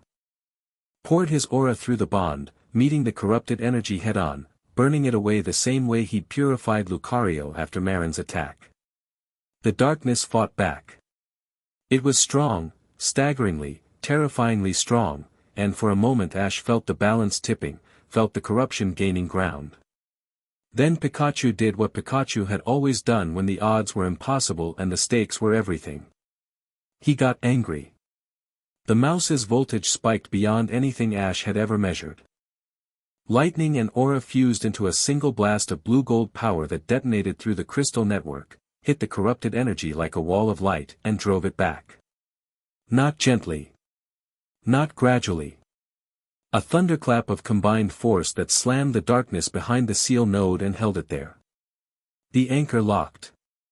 The ruins of Ulf node blazed with new energy, blue-gold, living, furious. Pikachu's signature, woven into the crystal, reinforcing the seal with the accumulated power of 16 years of partnership. Ash came back to himself gasping. Pikachu was limp in his arms, breathing but exhausted, cheeks still sparking with residual discharge. The crystal chamber was filled with the smell of ozone. "Buddy?" Ash's voice cracked. "Chew. Faint. Tired. But there. You did it." The nodes holding. A weak spark from one cheek. Ash held his partner against his chest and breathed. The bond between them thrummed, stronger than before, deeper, woven into the fabric of reality itself through the crystal network. They were no longer just trainer and Pokemon. They were an anchor point. A structural element in the architecture of the world's defense. "Let's go home," Ash whispered. Pikachu was asleep before they reached the corridor. Cynthia was waiting at the tree's entrance.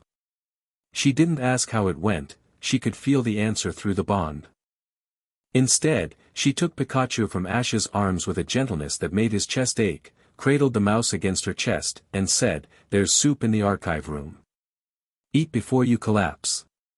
He fought entropy head-on through the crystal network, Ash said, looking at his sleeping partner. It tried to destroy the Ulf anchor and Pikachu hit it with everything he had. Drove it back. Of course he did. Cynthia's voice was soft. He's been driving back impossible things since the day you met him. They walked back to the palace in silence, Pikachu sleeping between them, the bond humming with something that felt like family. The remaining bonds came faster, each one refining Ash's technique and strengthening the network. Lucario was next, the easiest by far, because the Pokémon had been born for this, literally designed by evolution and destiny to serve as a guardian's anchor. They performed the bonding at dawn, in the core chamber, and the connection was seamless. Lucario's aura flowed into the tree's primary node like water finding its level, no resistance, no turbulence, just a deep and perfect alignment that produced a resonance strong enough to turn the mountain blue for 30 seconds. Cynthia, monitoring from the archive with her modified instruments, reported that the tree's energy output had tripled and stabilized. The node was operating at emergency capacity before, Aaron's residual power barely sustaining it. With Lucario's anchor, it's running clean. Full output, sustainable indefinitely. She paused, running calculations. If we could get all 7 nodes to this level of efficiency, the seal wouldn't just hold. It would be stronger than Aaron's original. Then let's keep going. Charizard required a flight to the terrific valley in Johto, where the fire type had been training with other elite Charizard since Ash had left it there years ago. The valley was a furnace of volcanic rock and thermal vents, and the Charizard that inhabited it were among the most powerful fire types on the planet. Ash's Charizard was their equal in combat and their superior in sheer bloody-mindedness.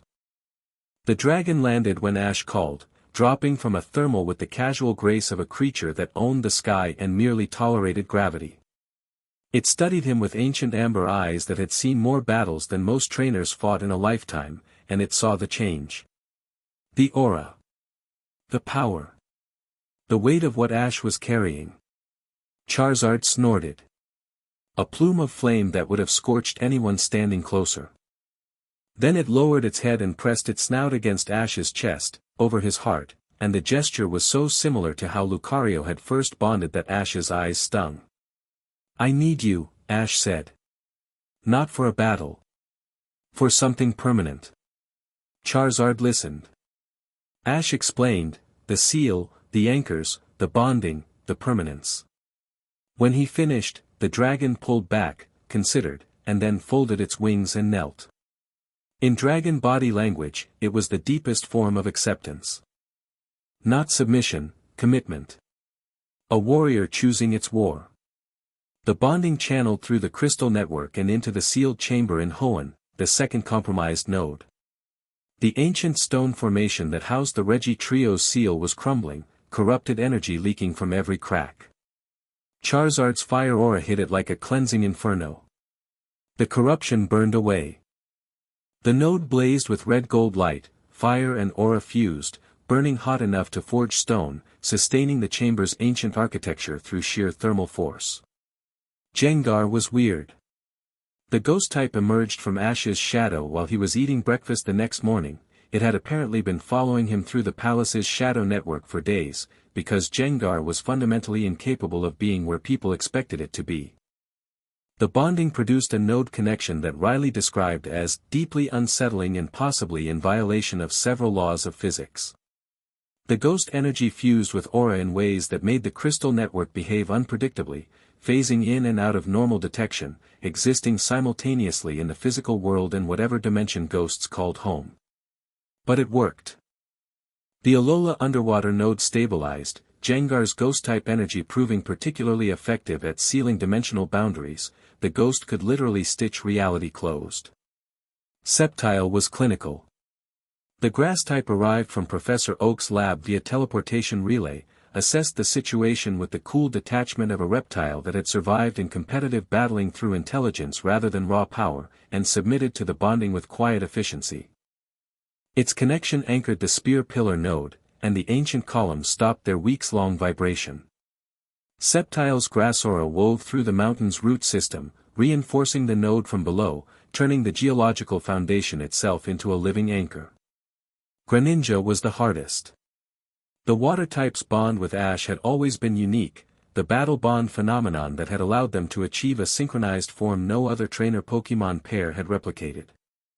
When Ash attempted to weave that bond into the crystal network, the network resisted. Not because the bond was weak, because it was too strong. Too deep. The fusion between them was so complete that the crystal couldn't distinguish where Ash ended and Greninja began. The network kept trying to route Greninja's anchor through Ash's own connection, creating feedback loops that threatened to destabilize the other anchors. They tried 3 times. Each attempt produced cascading errors that sent tremors through the network. On the second attempt, the Kalos node actually cracked further before Ash could pull back. On the third, Pikachu's Ulf anchor flickered, the feedback threatening to disrupt the most critical node. Ash sat in the core chamber, exhausted and frustrated, with Greninja waiting patiently beside him. The ninja Pokémon hadn't spoken, hadn't needed to. Its calm presence was itself a communication. I trust you. Take the time you need. It was Cynthia who found the solution. She'd been monitoring remotely, analyzing the feedback patterns with her hybrid aura instrument setup. At midnight, she appeared in the chamber doorway with a cup of tea, dark circles under her eyes, and an expression that Ash recognized as her "I've solved it" face. You're trying to connect Greninja to the network through your own anchor point, she said. That's why the system can't differentiate, the battle bond makes you functionally one entity at the aura level. You need a mediator. A buffer that separates your signatures before they enter the network. What kind of buffer? Me. She sat down beside him, set the tea in his hands, and placed her own hands on the crystal floor. My resonance field stabilizes your output. If I act as a filter, channeling the battle bond energy through my field first, separating the merged signatures into distinct but connected strands, the network should be able to route Greninja to its own node without conflating it with yours. That'll put enormous strain on your channels. You've been training for 2 weeks. Then it'll be an excellent final exam. She looked at him with the particular stubbornness that had seen her through a decade of league politics and ancient ruins. Unless you have a better idea. He didn't. They tried. Cynthia's aura field caught the battle bond energy, filtered it. He could feel her working, her analytical mind treating the energy signatures the way a chemist separates compounds, precision and patience, and a methodical refusal to accept chaos. The merged energy split. Greninja's signature clarified. The crystal network accepted it. The 6th anchor locked into the Kalos node. The site, a subterranean chamber beneath an ancient tower that Cynthia had identified through cross-referencing Tobias's data with geological surveys, blazed with water aura. Blue and silver, flowing, adapting, sealing the deepest fracture in the network with the fluid resilience that was Greninja's defining characteristic. Cynthia collapsed. Not dramatically, she simply sat down very quickly, her face going pale, her hands trembling. Ash caught her before she hit the floor. "I'm fine," she said. She was not fine. Her aura channels were smoking, metaphorically and almost literally, visible heat shimmering around her fingertips. "You just filtered a battle bond through an untrained aura field. That's like running a power plant through a residential circuit." The circuit held. She looked up at him. Smiled. "The seal is at 86%. He kissed her forehead. She let him. Greninja watched from the shadows, and if the ninja Pokémon was capable of approval, its posture suggested it. 6 anchors active, Cynthia reported the next morning, updating the map in the archive. 6 blue lights glowed across the world: ruins of Ulf, sealed chamber, Seafolk village, tree of beginning, spear pillar, Kalos. The 7th, at the center of the map, pulsed with the golden blue signature of Ash and Cynthia's bond. The network is at 86% theoretical capacity. The remaining 14% is structural redundancy, it'll fill in as the bonds mature. Timeline. If the convergence hits in 2 weeks as predicted, we'll be at 92 to 95%. Not perfect. But viable. What's the threshold for the seal to hold? She hesitated. It was a tiny pause, a fraction of a second, but Ash felt it through the bond. Cynthia. 70% for temporary containment. 85% for a stable seal. 95% for permanence. She met his eyes. We're above the stability threshold. We might not hit permanence. So the seal holds but keeps degrading. Slowly. Decades instead of centuries. Someone would need to reinforce it eventually. Someone like me. Someone like you. Or someone like us. She touched the 7th anchor on the map. But that's a problem for the future. Right now, the problem is the convergence. And Tobias. The Champions Summit convened 12 days before the convergence, in a secure conference room in the Indigo Plateau that the League had swept for surveillance so thoroughly that even the dust had been interrogated. Ash and Cynthia arrived together. Their synchronized aura signatures were visible to anyone with sensitivity, and even those without could feel it, a charge in the air, a warmth, the sense that the two people walking into the room occupied a shared space that extended beyond their physical bodies. Cynthia had briefed him on summit protocol during the flight, who to address first, how to frame the threat assessment, which champions would be skeptical and which would be supportive. He'd memorized the key points and then made the decision to speak from the gut rather than the script. Champions respond to conviction, Cynthia had told him. They've heard every pitch, every sales job, every carefully crafted presentation. What they haven't heard is someone who believes what they're saying so completely that the belief itself becomes evidence. So you want me to be myself? I want you to be the guardian. Which happens to be the same thing. Lance met them at the door. The Dragon Master looked older than Ash remembered, the weight of the crisis was showing in the deepening lines around his eyes and the gray threading through his red hair. He carried it the way he carried everything, upright, forward, with the quiet certainty of a man who had decided long ago that the world's problems were his responsibility and he might as well get on with it. Guardian, Lance said. Not Ash. Not Kid. Guardian. The title carried a weight that the Dragon Master's formality reinforced, an acknowledgement, from one leader to another, that the power dynamic in the room had shifted permanently. Thank you for coming. Thank you for organizing this. I organized a meeting. You organized the defense of the planet. I think I got the easier job. Lance looked at Cynthia. Something passed between the two champions, a communication conducted entirely through minute changes in expression, the language of people who had shared the burden of impossible responsibility for years and developed a shorthand for it. Sharona. You look different. I am different. She didn't elaborate. Lance didn't ask. He didn't need to, her synchronized aura signature told the story clearly enough. The conference room held 12 people. Lance. Stephen Stone, Holland's champion, silver-haired and precise, his steel-type energy barely contained beneath a tailored suit. Diantha, Callow's champion, who looked like she'd stepped off a movie set but whose eyes missed nothing. Alder, recently returned from retirement when the crisis became undeniable, massive and weathered, his Volcarona a warm presence in the corner.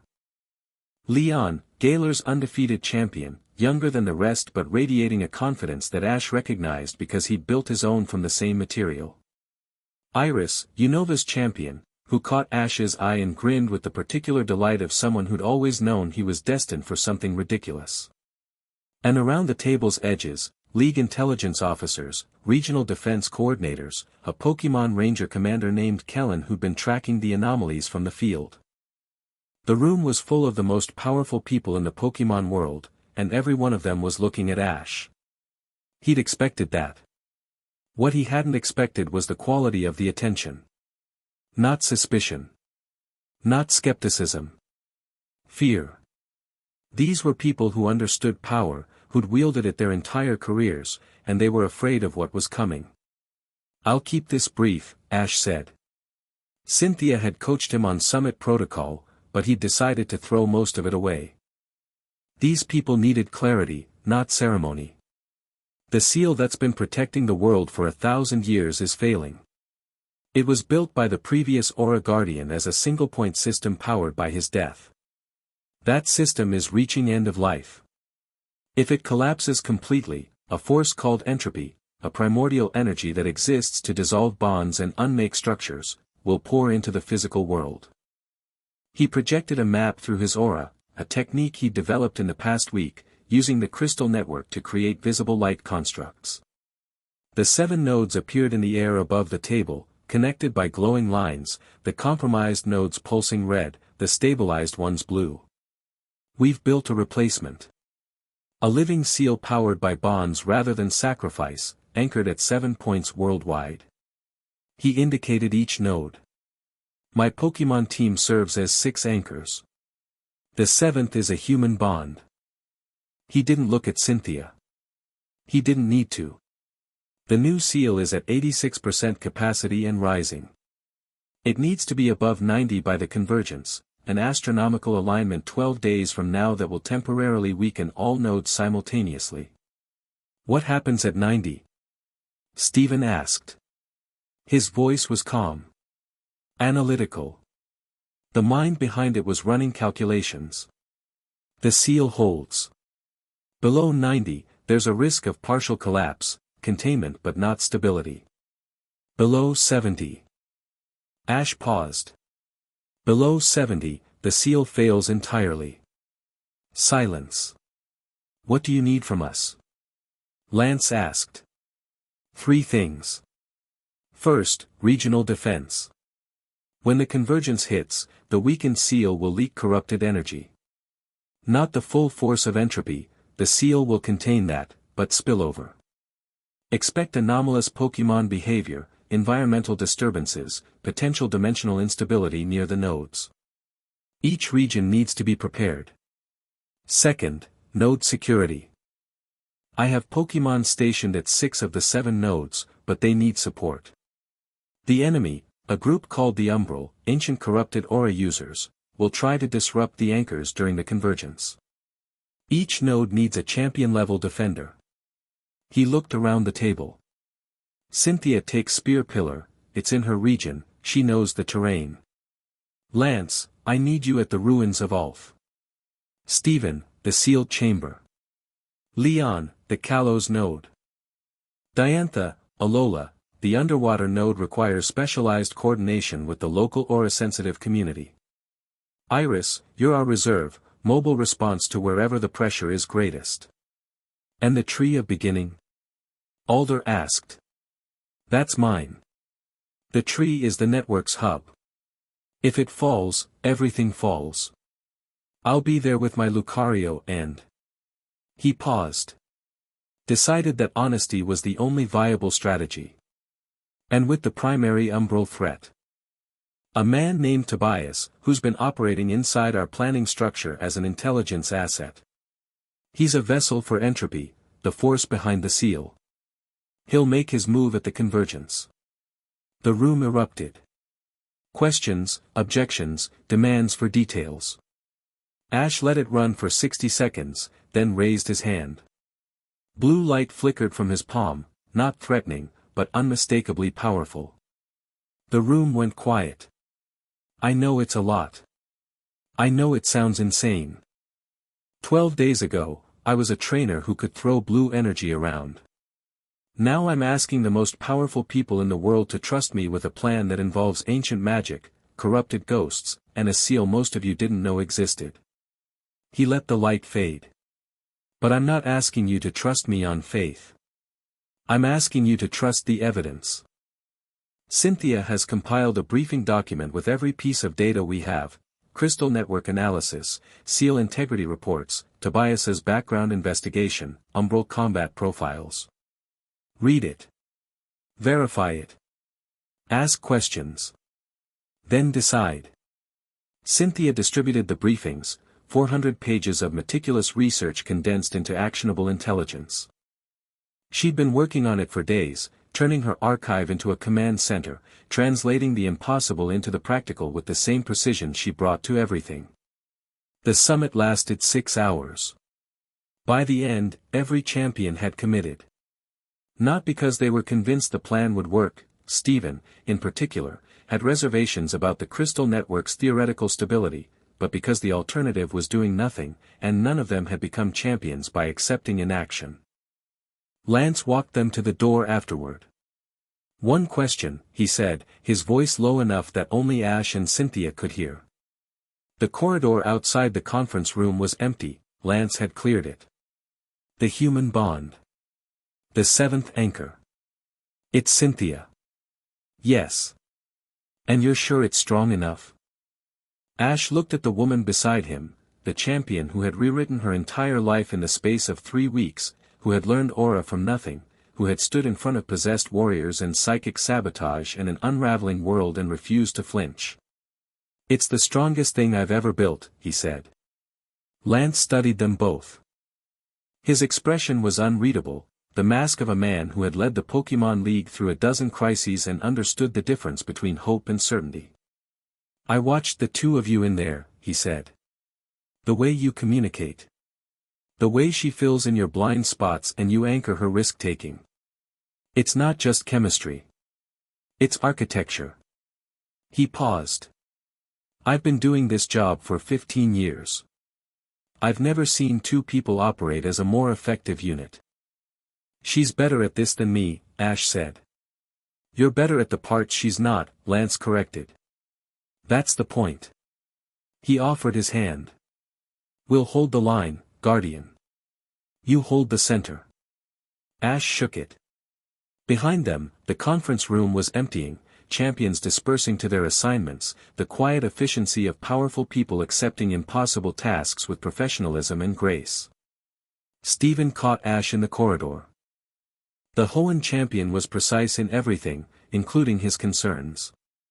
The crystal network's theoretical stability assumes uniform anchor strength across all 7 nodes, Stephen said, his voice carrying the particular intensity of someone who'd spent the afternoon doing mental mathematics while everyone else was talking strategy. Your Pokémon anchors are strong but variable. Pikachu's is the most robust, Gengar's is the most unstable. If the network comes under asymmetric pressure during the convergence, the weakest node fails first and the cascade propagates. Which is why each node has a champion defending it.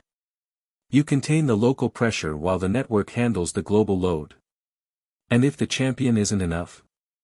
Then I'll channel reinforcement through the network in real time. The crystal lattice allows me to redirect power between nodes. I've tested it. Stephen considered this. Then, you've thought this through more carefully than I expected. Cynthia thought it through. I supplied the raw material. A good partnership. Stephen almost smiled. It was the closest the man came to warmth. I'll hold the sealed chamber. My Metagross has been running calculations on the optimal defensive configuration. We'll be ready. Iris ambushed him near the exit. She hadn't changed much since their travels together, still fierce, still unfiltered, still possessing the particular energy of someone who'd become champion through raw talent and absolutely no patience for formality.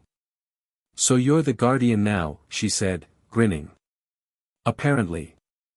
And you're dating Cynthia." "Also apparently. I called it. I told Cylon years ago that you'd end up with someone way out of your league." She punched his shoulder, hard enough to hurt, light enough to be affection. "Save the world, loser. I'll handle Unova. You're the reserve. Mobile response. Even better. I get to fly around punching things." She jogged away, her Haxorus falling into step beside her with the long-suffering patience of a dragon who'd accepted that its trainer would never slow down. Alder was the last to leave. The massive former champion stood by the window, watching the sun set over the Indigo Plateau with the contemplative stillness of a man who'd seen enough of the world to know what it was worth. "I retired because I was tired," Alder said without turning around. "Tired of battles. Tired of responsibility. Tired of being the person everyone looked to when things went wrong." He turned. His eyes, behind their weathered creases, were bright. "You're 19. You're carrying more weight than I ever did, and you haven't complained once. Complaining takes energy I don't have. Smart." Alder crossed the room and placed a hand on Ash's shoulder, a heavy, warm, grounding weight. "I know what it costs. The power, the responsibility, the fear of what happens if you fail. I know because I carried a fraction of it and it nearly broke me." He squeezed. "But I also know that the people who carry it best are the ones who don't try to carry it alone. You have your Pokemon. You have your friends. You have that woman." He nodded toward the door Cynthia had just walked through. "Hold on to all of it. That's not weakness. That's the whole damn point. Thank you. Don't thank me. Win." Alder released his shoulder and walked away. His Volcarona followed, its wings casting warm light through the corridor like a portable sunset. Ash stood alone in the emptying building for a moment. The weight was there, always there, but it wasn't crushing. It was distributed. Shared across 7 bonds and 1 partnership and a network of champions who had just committed to standing beside him at the edge of the world.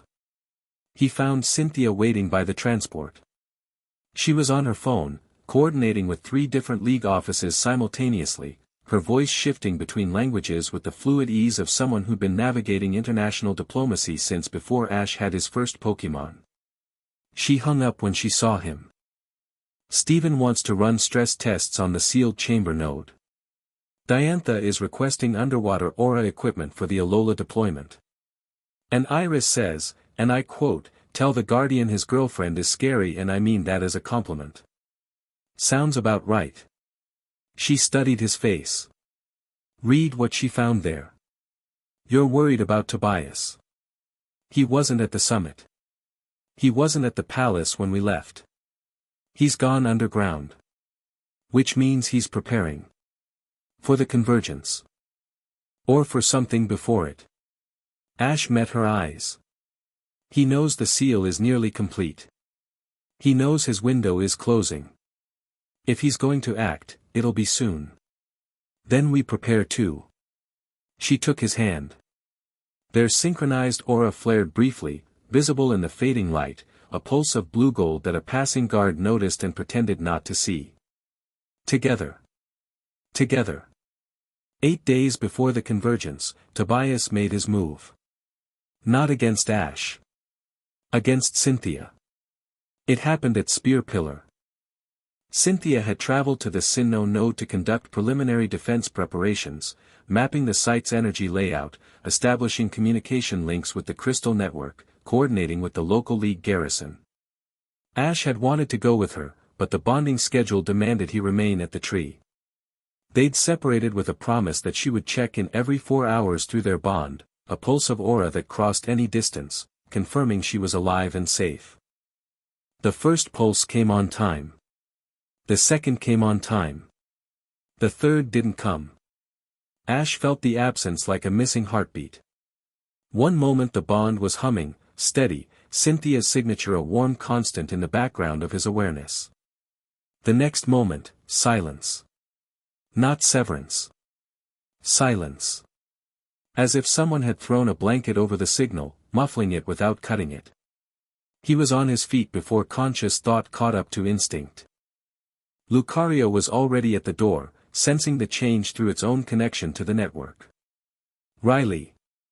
Ash's voice carried through the palace corridors with aura-amplified force. The older man appeared within seconds, his own Lucario at his heels. I felt it, Riley said. His face was white. The seventh anchor, the signals dampened. Not destroyed. Dampened. Tobias. He left the palace 4 hours ago. Said he was visiting the ALF node to run diagnostics. He went to Spear Pillar. Ash was already moving, grabbing his bag, his poke balls, Pikachu leaping to his shoulder. He's been planning this. He knew we'd have to separate. He knew Cynthia would go to Sinnoh alone. Ash, if you leave the tree has Lucario. The tree has the network. He turned to his Lucario. The Pokémon's eyes met his, red, steady, burning with the same protective fury Ash felt in his chest. Guard the tree. If anything approaches, anything at all, put it down. Hard. Lucario nodded once. Its aura flared, a silent promise. Riley, contact Lance. Tell him Tobias is compromised and the convergence timeline may have accelerated. Get the champions to their positions now, not in 8 days, now. You can't face Tobias alone, I won't be alone. Ash looked at Pikachu. The mouse's cheeks were sparking, eyes narrow, the voltage building to combat levels. I've never been alone. He ran. Through the palace, through the grounds, to the Pidgeot that the League had stationed for emergency transport. The bird Pokémon took one look at his expression and launched without being asked, banking hard toward the mountains, climbing into the cold air with powerful wing beats. The bond with Cynthia was still muffled. Not dead, he could feel her, distantly, like hearing someone shout through a thick wall. Alive. Conscious. Fighting something. The muffling wasn't a natural dampening, it was active interference, a technique he recognized from Aaron's memories. An isolation field. A cage of corrupted aura designed to cut a person off from their connections, leaving them alone and vulnerable. Tobias was trying to break the seventh anchor not by severing the bond but by isolating Cynthia from it. Making her feel alone. Making her feel that the bond had been an illusion, that the connection she relied on could be taken away, that it was fragile, that she was fragile without it. The doubt attack from the library, scaled up to a prison. Ash pushed Pidgeot harder. The bird screamed through the sky, aura bleeding from Ash's body to fuel its speed, the landscape below blurring into a smear of green and gray. Spear Pillar was hours away by conventional flight. Ash didn't have hours. He reached for the crystal network. The tree's energy responded, flowing through the connection, amplifying his awareness, stretching his senses across the continent. He found Spear Pillar. Found the isolation field, a dome of corrupted aura covering the ancient ruins, visible to his inner sight as a bubble of dark energy pulsing with the sick violet of umbral technique layered over the absolute black of entropy's influence. And inside it, 2 signatures. Cynthia's, flickering, fighting, refusing to go quiet, her gold aura pressing against the cage walls with the relentless determination he'd come to recognize as her default state. And Tobias's, the void, the hunger, no longer hidden behind a shield but open and terrible in its full dimension. Vast. Patient. Ancient beyond comprehension. There was a third presence too, faint, spectral, threaded through Tobias's void. The third umbral spirit. The infiltrator. Merged so deeply with Tobias and entropy that separating them would be like separating water from ink. Ash reached deeper. Found the crystal network pathway that connected the tree to the Spear Pillar node. And instead of flying to Sinnoh, hours away, too far, too slow, he did something that should have been impossible. He sent himself through the network. Not his body. His aura. His consciousness, projected along the crystal pathway at the speed of thought, following the same route the bonding energy had traveled. It was the technique Aaron had called the aura lens, but pushed beyond any scale Aaron had imagined, powered by a crystal network that was operating at a level it hadn't achieved in a millennium. The world inverted. For a terrifying instant, Ash existed as pure energy, no body, no weight, no boundary between himself and the vast river of aura that flowed through the planet's crystal infrastructure. He could see everything. Every node. Every pathway. Every crack in the seal. The world laid bare in a web of light and darkness, beautiful and fragile and worth fighting for. And he was a pulse of blue fire racing through it at impossible speed. Then he was at Spear Pillar. He reformed inside the isolation field, his aura manifesting physically, creating a projection of himself that was more than a ghost but less than a body. Solid enough to be seen. Powerful enough to fight. Connected to his physical form back on Pidgeot through a thread of crystal-amplified aura that stretched across half a continent. The projection flickered at the edges, unstable, consuming power at a rate that would drain his reserves in minutes. Minutes would have to be enough. Tobias saw him arrive. The man was standing at the center of Spear Pillar, between the ancient columns that Dialga and Palkia had once used as gateways. His shield was abandoned, his true nature visible for the first time, not just to aura senses but to naked eyes. The void inside him was open, a well of absolute darkness that distorted the space around him, bending light, bending reality, making the air shimmer like heat off asphalt. His eyes were black. Not dark. Black. Pits that went down forever. Around him, the corrupted aura of the third umbral spirit manifested as tendrils of violet energy that anchored the isolation field to the ancient stone. The infiltrator's specialty, not combat, not ideology, but containment. Prisons of the mind. Impressive, Tobias said. His voice was layered now, his own, and the umbrals, and beneath both, the subsonic rumble of entropy itself, speaking through its vessel. I didn't think you'd figured out the lens projection at this scale. Aaron never managed it beyond a few hundred meters. That changes the timeline. Let her go. Ash's projected form crackled with energy, less stable than his physical body but no less dangerous. Pikachu, the real Pikachu, still on his physical shoulder back on Pidgeot, was channeling power through the bond, feeding voltage into the projection through the crystal network. A 16-year partnership turned into a transcontinental power cable. I haven't taken her. Tobias gestured. Behind him, at the base of one of the ancient columns, Cynthia was on her knees inside a cage of violet light. Her hands were pressed against the barrier, her aura flickering as she fought to break through. Blood on her face. Clothes torn. Garchomp was down, the dragon unconscious nearby, hit by something that had overwhelmed it. She saw Ash's projection. Her eyes widened. Through the muffled bond, he felt a surge of relief so intense it nearly destabilized his projection. The isolation field is my design, Tobias continued. Not umbral technique, mine. I spent years developing it. It doesn't sever bonds. It simulates severance. Makes the subject feel cut off, alone, abandoned. The fear of disconnection attacks the bond from the inside. He studied Cynthia with clinical interest. She's resisting remarkably well. Her willpower is extraordinary. But willpower has limits. So does my patience. Ash stepped forward. His projection blazed brighter, aura pouring from the crystal network to sustain it.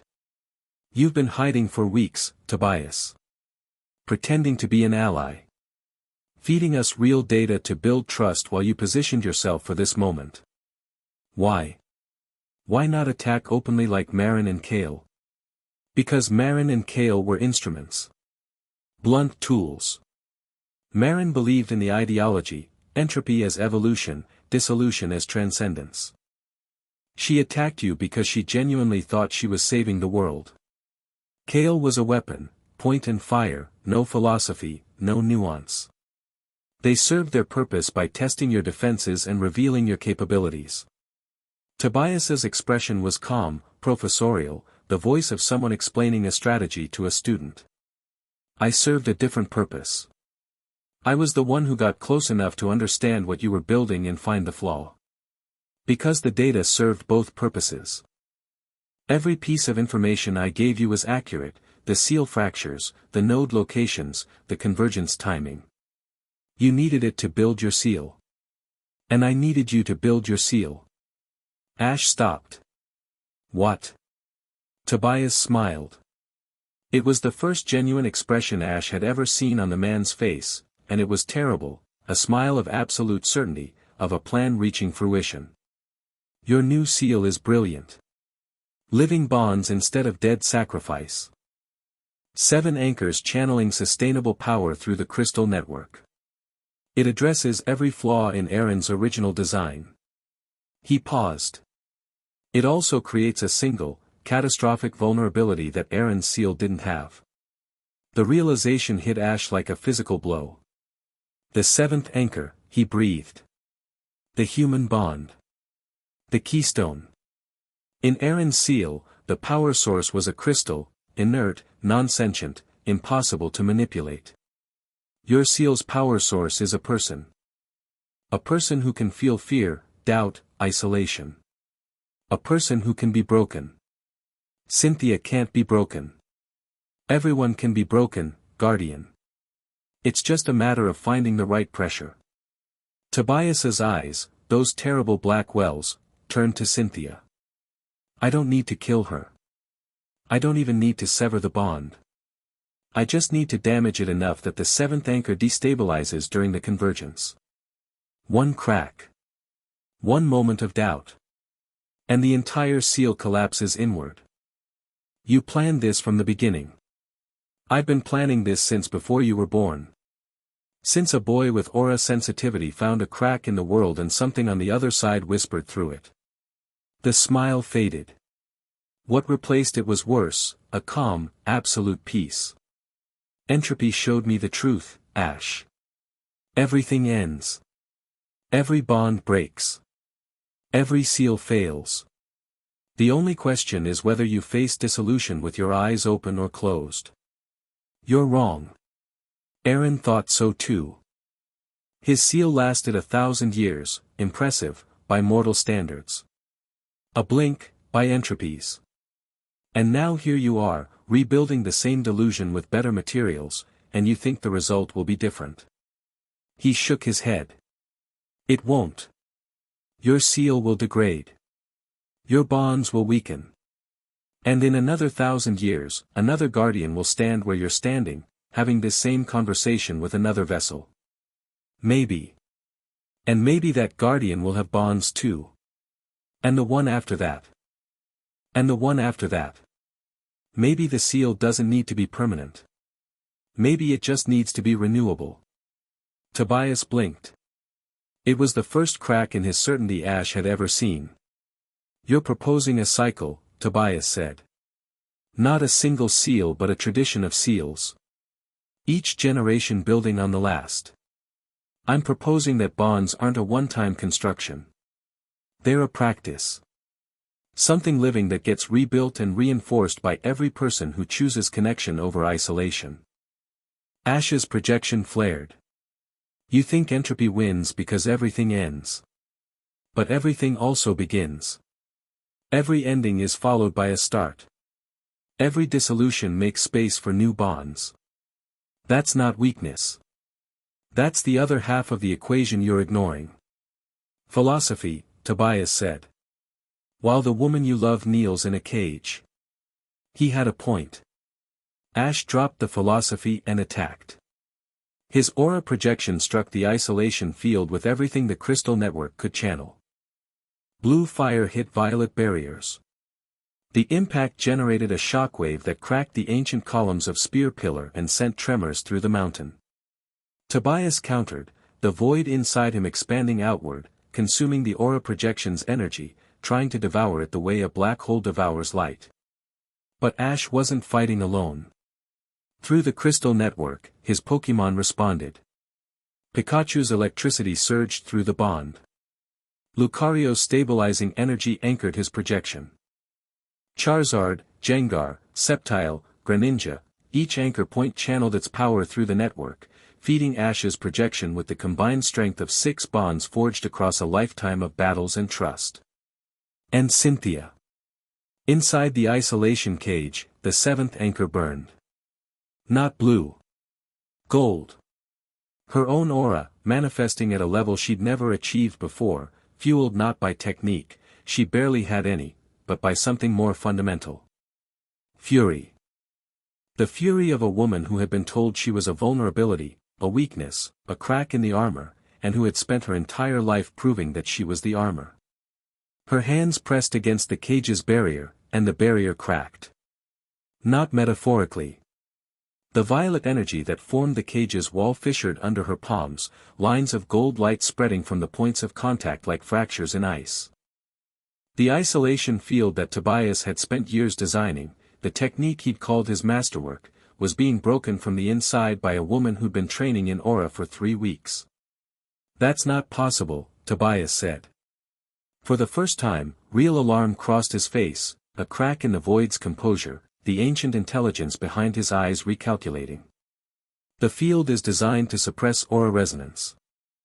It's been tested against Guardian-level output, it suppresses external resonance, Cynthia said through gritted teeth, blood running from her nose, gold light blazing from her palms with an intensity that lit up the ancient columns like searchlights.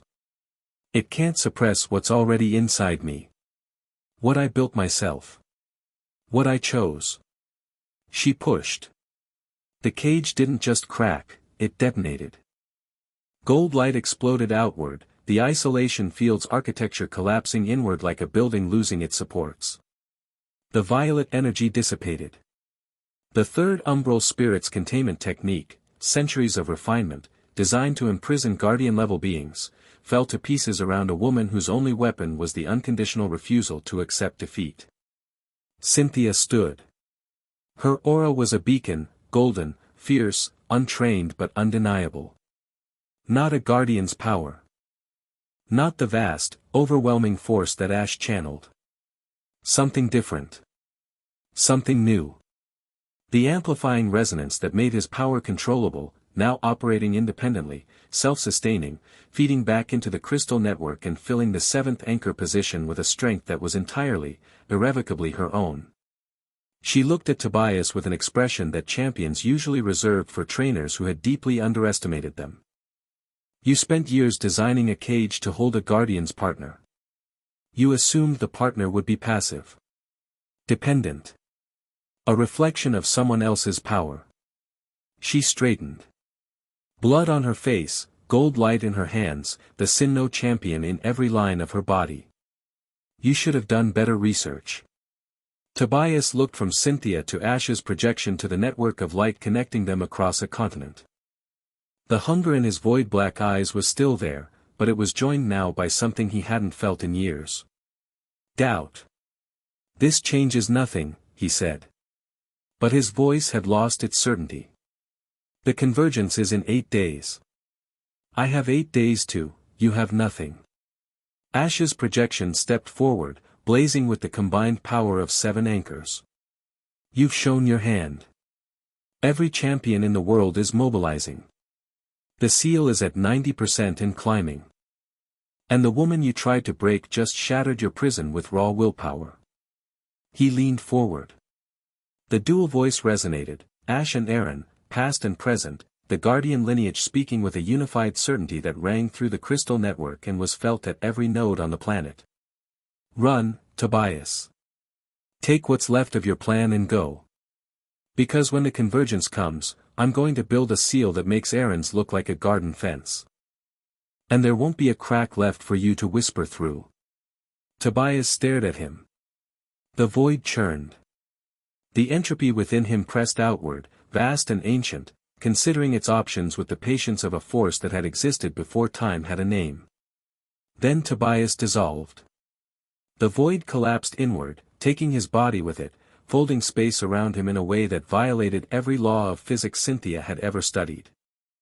The darkness consumed itself, swallowing Tobias whole, and for one terrible second the space where he'd stood was absolute nothing, not empty air, but the absence of existence itself.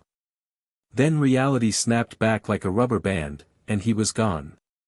Not destroyed, Ash could feel the signature retreating through dimensional folds, pulling back to wherever entropy's influence was strongest. Wounded. Surprised. But not beaten. Something that old, that patient, that fundamental to the nature of existence didn't get beaten in a single confrontation. It simply adjusted its approach and tried again. But it had lost the element of surprise. And it had failed to break the seventh anchor. The isolation field fell. Spear Pillar was quiet. The ancient columns stood cracked but standing, the afternoon sun falling through them in golden bars. The air smelled of ozone and old stone and the faint electric sweetness of aura discharge. Ash's projection wavered. The energy required to maintain it across this distance was enormous, and the fight had drained the reserves. "I need to go," he said. His projection was flickering, the edges dissolving. "My body is on a Pidgeot somewhere over Johto." "Then go." Cynthia stood straight, wiped the blood from her face, and looked at him with an expression that was somehow simultaneously exhausted, furious, determined, and deeply, profoundly in love. "I'll hold Spear Pillar. Garchomp will recover. The garrison is 20 minutes out." "Cynthia, go, Ash. I'm not the one who needs rescuing. I'm the one who just broke out of a prison designed by a primordial force." She smiled. It was fierce and bloody and beautiful. "I'll see you at the tree." His projection dissolved. His consciousness raced back through the crystal network, blue fire flying through pathways of light, and slammed back into his body on Pidgeot's back. The impact was disorienting. He gasped, nearly fell, clutched feathers. Pikachu steadied him with a paw on his cheek. "Pika." "She's okay," Ash said. "She's more than okay. She just broke out of a cage built by entropy using raw willpower and sheer stubbornness." "Pika. Sounds right." Ash redirected Pidgeot. Not to Spear Pillar, Cynthia was safe and the garrison was close. Back to the tree. Back to the hub. 8 days until the convergence, and Tobias was loose, wounded but not beaten, carrying the full weight of entropy's intent. The endgame was here. He reached for the bond. Through the muffling's remnants, fading now, the isolation field's technology dispersing, Cynthia's signature blazed. Bright, gold, defiant. Alive. "I love you," he sent through the bond. Not words. Feeling. The aura equivalent of 3 words compressed into a single pulse of warmth. Her response came back immediately. Also not words. A pulse of warmth and steel and absolute, immovable certainty. "I know. Now go save the world." He smiled. Leaned into Pidgeot's neck. And flew toward the tree of beginning, where the last chapter of a 1,000-year story was about to be written. The world mobilized. In the 8 days that followed, Ash watched from the tree of beginning as the planet's defense infrastructure pivoted from peacetime routine to wartime footing with a speed that surprised even Cynthia. The Champions Summit had broken something loose. The institutional paralysis that had kept the League's response slow and cautious evaporated the moment the region's most powerful trainers committed publicly to the Guardians' plan. Lance coordinated from the Indigo Plateau, turning the League's communication network into a military command structure. Ranger teams deployed to every node, establishing perimeters and evacuation protocols for civilian populations nearby. Research teams, authorized by Cynthia, funded by the combined League treasuries, ran continuous monitoring on the Crystal Network, feeding data back to the archive in Rhoda where Riley managed the information flow. Ash spent the time at the tree, deepening his connection to the network and preparing for what was coming. The work was quiet, grueling, and lonely. With Cynthia at Spear Pillar and his Pokemon distributed across 6 nodes worldwide, the palace felt emptier than it had since his arrival. He trained alone in the crystal corridors, pushing his aura to new depths, testing the network's capacity, running simulations of what the convergence would demand. The simulations were not encouraging. The convergence creates a window of approximately 6 hours during which all 7 nodes are simultaneously vulnerable, Cynthia reported during their nightly bond communication. Her voice came through the crystal network like a radio signal, clear but faintly distorted, colored with the resonance of miles. During that window, you need to channel the new seal architecture through the entire network simultaneously. All 7 anchors active, all 7 nodes reinforced, the complete structure holding while the old seal transitions to the new. That's a lot of sustained output. It's more than a lot. Aaron's original seal was built in a single catastrophic event, a burst of power, then death. Yours needs to be built over hours, at maximum output, while actively defending against whatever Tobias throws at us. She paused. The energy requirements are beyond anything in the historical record. But within my capacity? Theoretically. If the bond resonance works as designed, if my stabilizing field keeps your output from destabilizing, then yes. The network amplifies your power enough to sustain the seal formation. Another pause. But I need to be honest with you, Ash. The margin for error is essentially 0. If any anchor fails during the convergence, the cascade is immediate and catastrophic. If Tobias manages to disrupt even one node, the whole structure collapses. No pressure. All the pressure. Every pressure. Her voice softened. But I believe in the math. And I believe in you. The math and me. Good company. The best I've ever kept. They talked until late, not about strategy or seals or the approaching end of the world, but about smaller things. Her childhood in Celestic Town. His mother's garden in Pallet.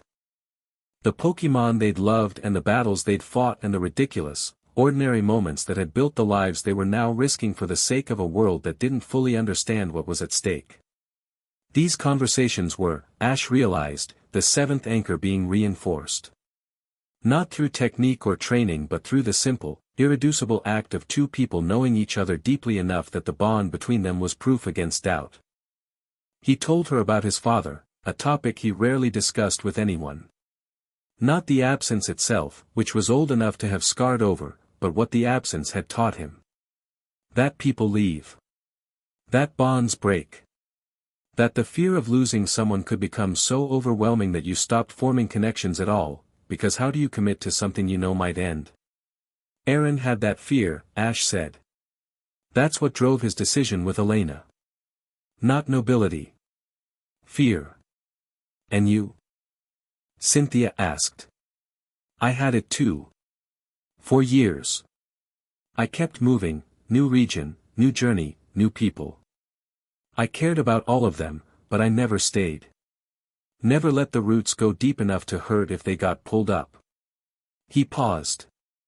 Pikachu was the exception. He was the one bond one couldn't outrun. And he taught me that the only thing worse than losing someone is never having them at all. You're staying now. I'm staying now. He felt her emotional signature through the bond, warm, steady, fiercely protective. With you. With all of this. Whatever comes. Whatever comes, she echoed. Tobias had tried to break the bond through isolation. What he didn't understand, what entropy, for all its cosmic patience, couldn't comprehend, was that the bond wasn't dependent on proximity. It was sustained by knowledge. By the accumulated weight of shared experience and mutual trust and the kind of love that grows from choosing someone not because they're perfect but because they're real and you'd rather face the worst of the world with them than face the best of it alone. You couldn't sever that with a cage. You'd have to unmake the people themselves. And neither Ash Ketchum nor Cynthia Sharona had any intention of being unmade.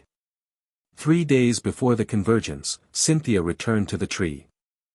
She arrived at dusk, transported by a League helicopter whose pilot had been convinced by a combination of champion authority, a direct order from Lance, and the particular tone of voice Cynthia employed when she decided something was going to happen and was merely informing the universe of the schedule.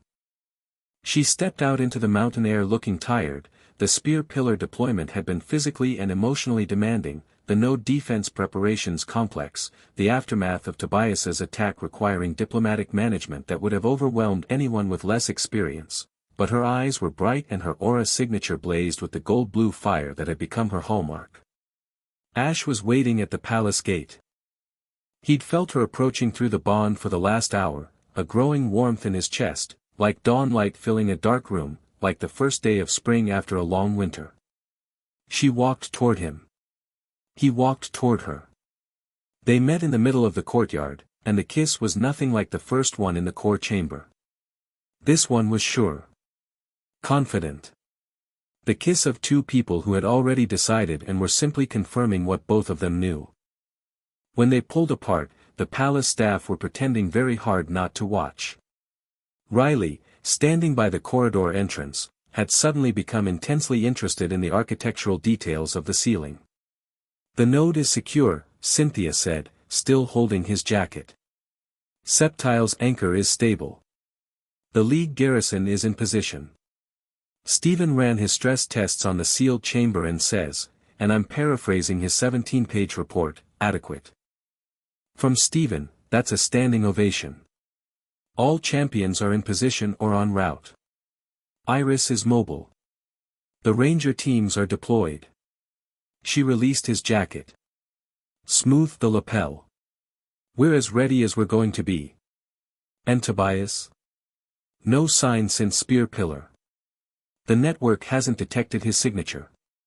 He's either shielded, which is likely, or he's moved beyond the network's detection range, which is concerning." She met his eyes. "He'll come. At the convergence.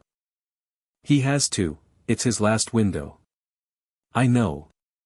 And you'll be ready." He looked at the tree of beginning, rising from the mountains in the distance, its crystal formations catching the last light of day and scattering it into 1,000 blue-white shards. The network hummed through his bones, 7 anchors, 7 nodes, 7 bonds spanning the globe. A web of living connections that Aaron had envisioned and been too afraid to build. "I'll be ready," he said. "We'll be ready." Cynthia took his hand. Their aura flowed together, blue and gold, guardian and anchor, the keystone and the structure it completed. The crystal network sang in response, a harmonic that rippled outward from the tree to every node on the planet, touching every anchor, confirming every bond. They stood together in the fading light and watched the world they were about to fight for settle into evening. Somewhere out there, Pikachu guarded the ruins of Ulf with electric ferocity. Charizard burned at the sealed chamber. Jengar haunted the depths near Seafolk Village. Septile rooted at Spear Pillar. Greninja flowed through the Kalos underground.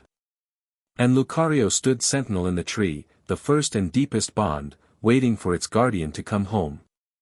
3 days. Then the convergence. Then the end of the beginning. Or the beginning of the end. Ash chose to believe the former. He'd always chosen hope over certainty, action over paralysis, bonds over isolation. He'd been choosing to believe in impossible things since a stubborn Pikachu had shocked him on a road outside Pallet Town 16 years ago, and he wasn't about to stop now. Not when the bonds were strong. Not when the anchors were set. Not when the woman he loved was standing beside him with gold fire in her hands and steel in her spine and a look in her eyes that said the universe itself could come knocking and she'd answer the door. The convergence was coming. The guardian was ready. And for the first time in a millennium, the seal wouldn't face it alone. Chapter 5 and Chapter 6, The Twice-Born King. The convergence began at dawn. Ash felt it before the instruments registered it, a shift in the planet's aura field, subtle as a change in air pressure, vast as a continent moving. The 7 nodes, distributed across the globe, began to vibrate at a shared frequency. Not simultaneously, sequentially, like dominoes, the ruins of Ulf first, then the sealed chamber, then Alola, each one catching the resonance from the last and amplifying it before passing it on. The crystal network hummed with an energy that built like a wave approaching shore, gathering mass, gathering speed, gathering inevitability. He was standing in the core chamber of the Tree of Beginning, alone except for Lucario and Cynthia. Riley waited in the outer corridor, monitoring the network through the equipment Cynthia had built, ready to relay communications if the crystal system overloaded. The palace above them was empty. Queen Eileen had ordered a full evacuation the previous night, moving the court and staff to secure positions in the valley below. Commander Bryn's guards held the perimeter. Beyond them, the mountain was silent. The crystal walls blazed with light, the reactivated network operating at full capacity for the first time in a millennium, every pathway burning bright, every node connected, the architecture of the new seal ready to receive its power. The chamber felt different than it had during the bonding sessions, charged, expectant, as if the tree itself understood what was about to happen and was holding its breath. Aaron's crystal was nearly dark. The last flicker of the original Guardian's soul pulsed in time with the approaching convergence, a dying heartbeat counting down to the moment when its 1,000-year watch would finally end. Ash looked at it and felt a wave of gratitude so profound it nearly broke his concentration. This fragment of himself, the part that had lived and died and sustained the world alone in the dark, deserved to rest. And today, if everything went right, it finally would. "It's starting," Cynthia said. She stood beside Ash with her hands clasped in front of her, her gold aura field active and steady. The 3 weeks of training showed in every line of her posture, the balanced stance, the controlled breathing, the way her field synchronized automatically with his, 2 instruments tuned to the same frequency. She wore practical clothes, her hair pulled back, no jewelry, nothing that could interfere with aura flow. She looked like what she was, a woman who had prepared for this moment with the same meticulous thoroughness she brought to everything, and who intended to see it through regardless of cost. "I can feel it," Ash said. Through the network, he could sense each anchor point responding to the convergence's building pressure. Pikachu at the ruins of Ulf, the mouse's electric aura blazing, reinforcing the node that had come closest to failure. Charizard at the sealed chamber, fire and stone, the dragon's fury channeled into structural repair.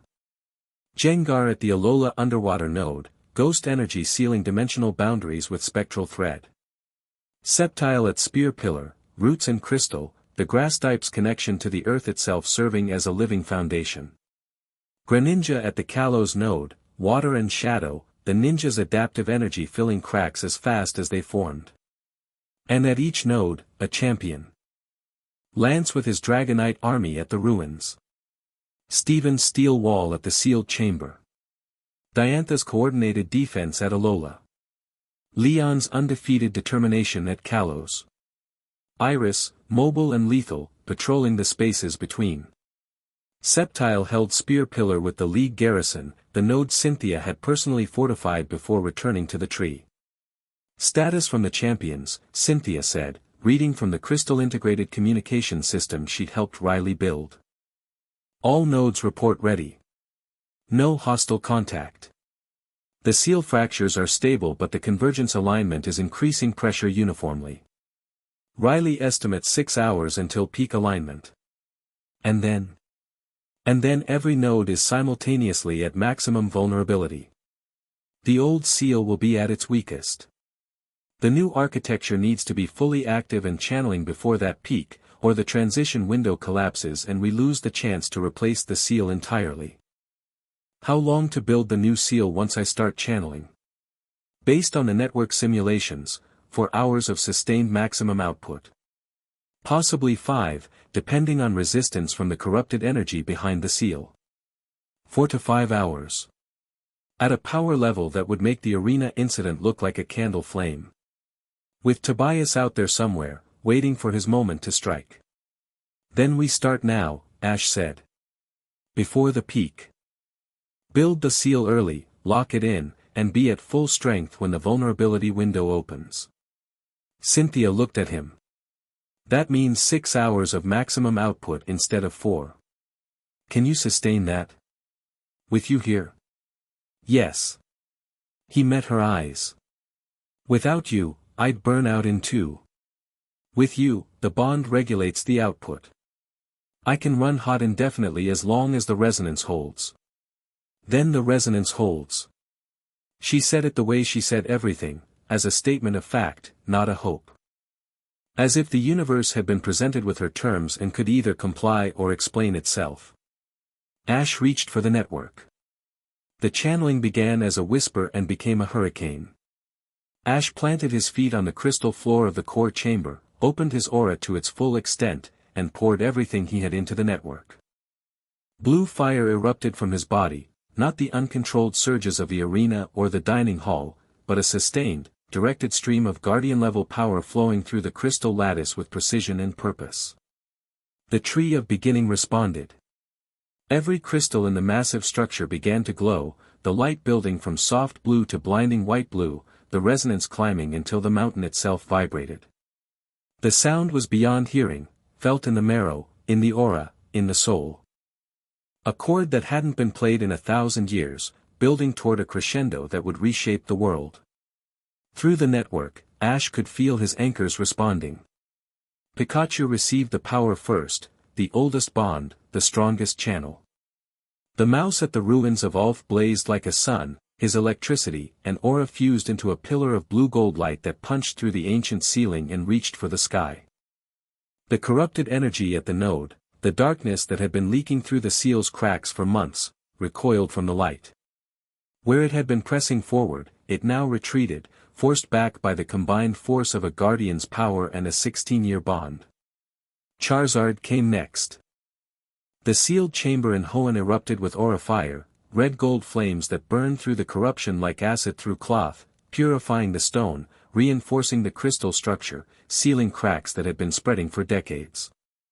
Stephen Stone, standing outside the chamber with his Metagross, felt the heat through 20 feet of rock and quietly revised his assessment of the Guardian's capabilities. Jengar's node was the strangest. The ghost type's connection to the aura network existed partially in the physical world and partially in whatever dimension ghosts called home, and when the power flowed through it, the underwater node near Seafolk Village didn't just stabilize, it phased.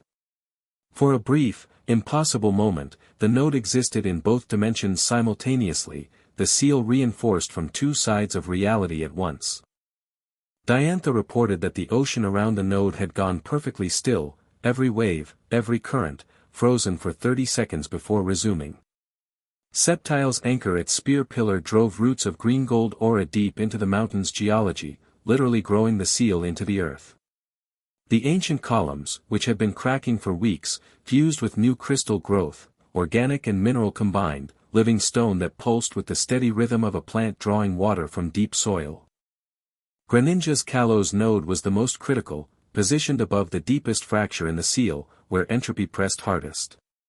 The water type's adaptive energy flowed into the crack and filled it, not with rigid crystal but with fluid aura that could flex and reform under pressure. Like water filling a container, it took the shape of every gap, every weakness, sealing the fracture not by opposing the pressure but by absorbing and redirecting it. 6 anchors active. 6 nodes reinforced. The new seal taking shape, a web of living bonds, each one a different color, a different strength, a different expression of the relationship between Ash Ketchum and the beings who'd chosen to walk beside him. The 7th anchor remained. Cynthia, Ash said. His voice was strained, the output was enormous, every cell in his body converted into a conduit for power that no human was designed to channel.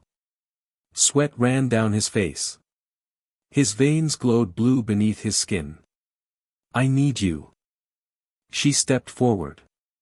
Placed her hands on his chest, over the double heartbeat, and opened her aura. Gold light met blue fire. The 7th anchor activated. The effect was immediate and transformative. Cynthia's stabilizing resonance flowed into the network, and everything that had been raw and brilliant became refined and sustainable. Ash's output smoothed. The jagged peaks of power that had been threatening to destabilize the crystal lattice flattened into a steady, powerful stream. The 6 Pokemon anchors, which had been operating at their individual limits, suddenly felt supported, connected not just to Ash but to each other, through Cynthia's field, which acted as the hub that held the entire web together. The new seal blazed to life. Not like Aaron's seal, a wall of compressed death, a single man's sacrifice frozen in crystal. This seal was alive. It breathed. It pulsed with the combined heartbeats of 7 bonds, each one contributing its unique frequency to a harmony that was stronger than any individual note. Pikachu's loyalty. Lucario's devotion. Charizard's ferocity. Jengar's unconventional brilliance.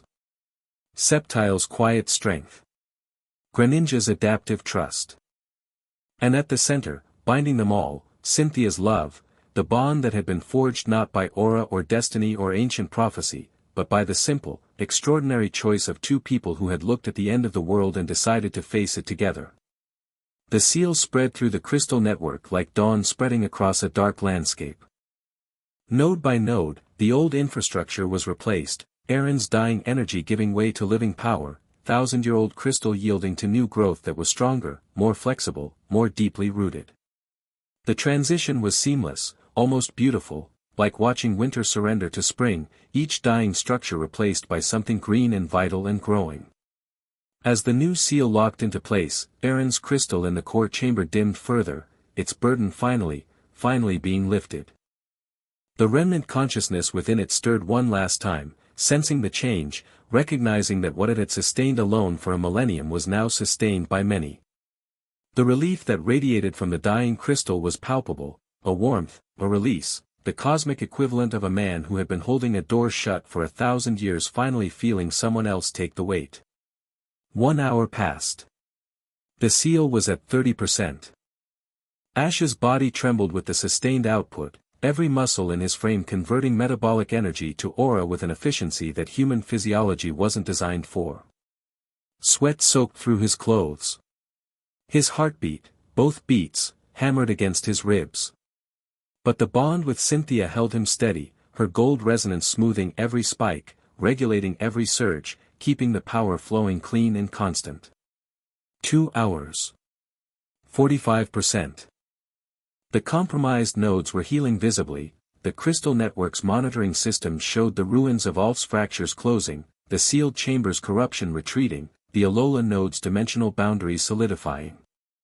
At each location, a champion stood guard, watching the transformation with the particular awe of people witnessing something they'd been told was impossible. 3 hours. 60%. Ash's aura channels were burning. The sustained maximum output was pushing his body to its absolute limits, his skin glowed blue, his eyes blazed with power, and the air around him shimmered with thermal distortion as the excess energy radiated outward. Cynthia compensated, diverting the overflow through her own field, channeling it into the network rather than letting it build to dangerous levels.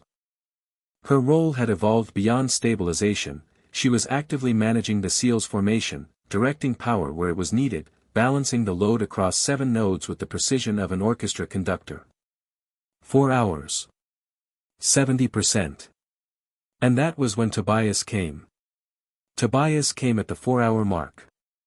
Ash felt him before he arrived, a void in the aura field, approaching the tree of beginning from below. Not from outside. From beneath.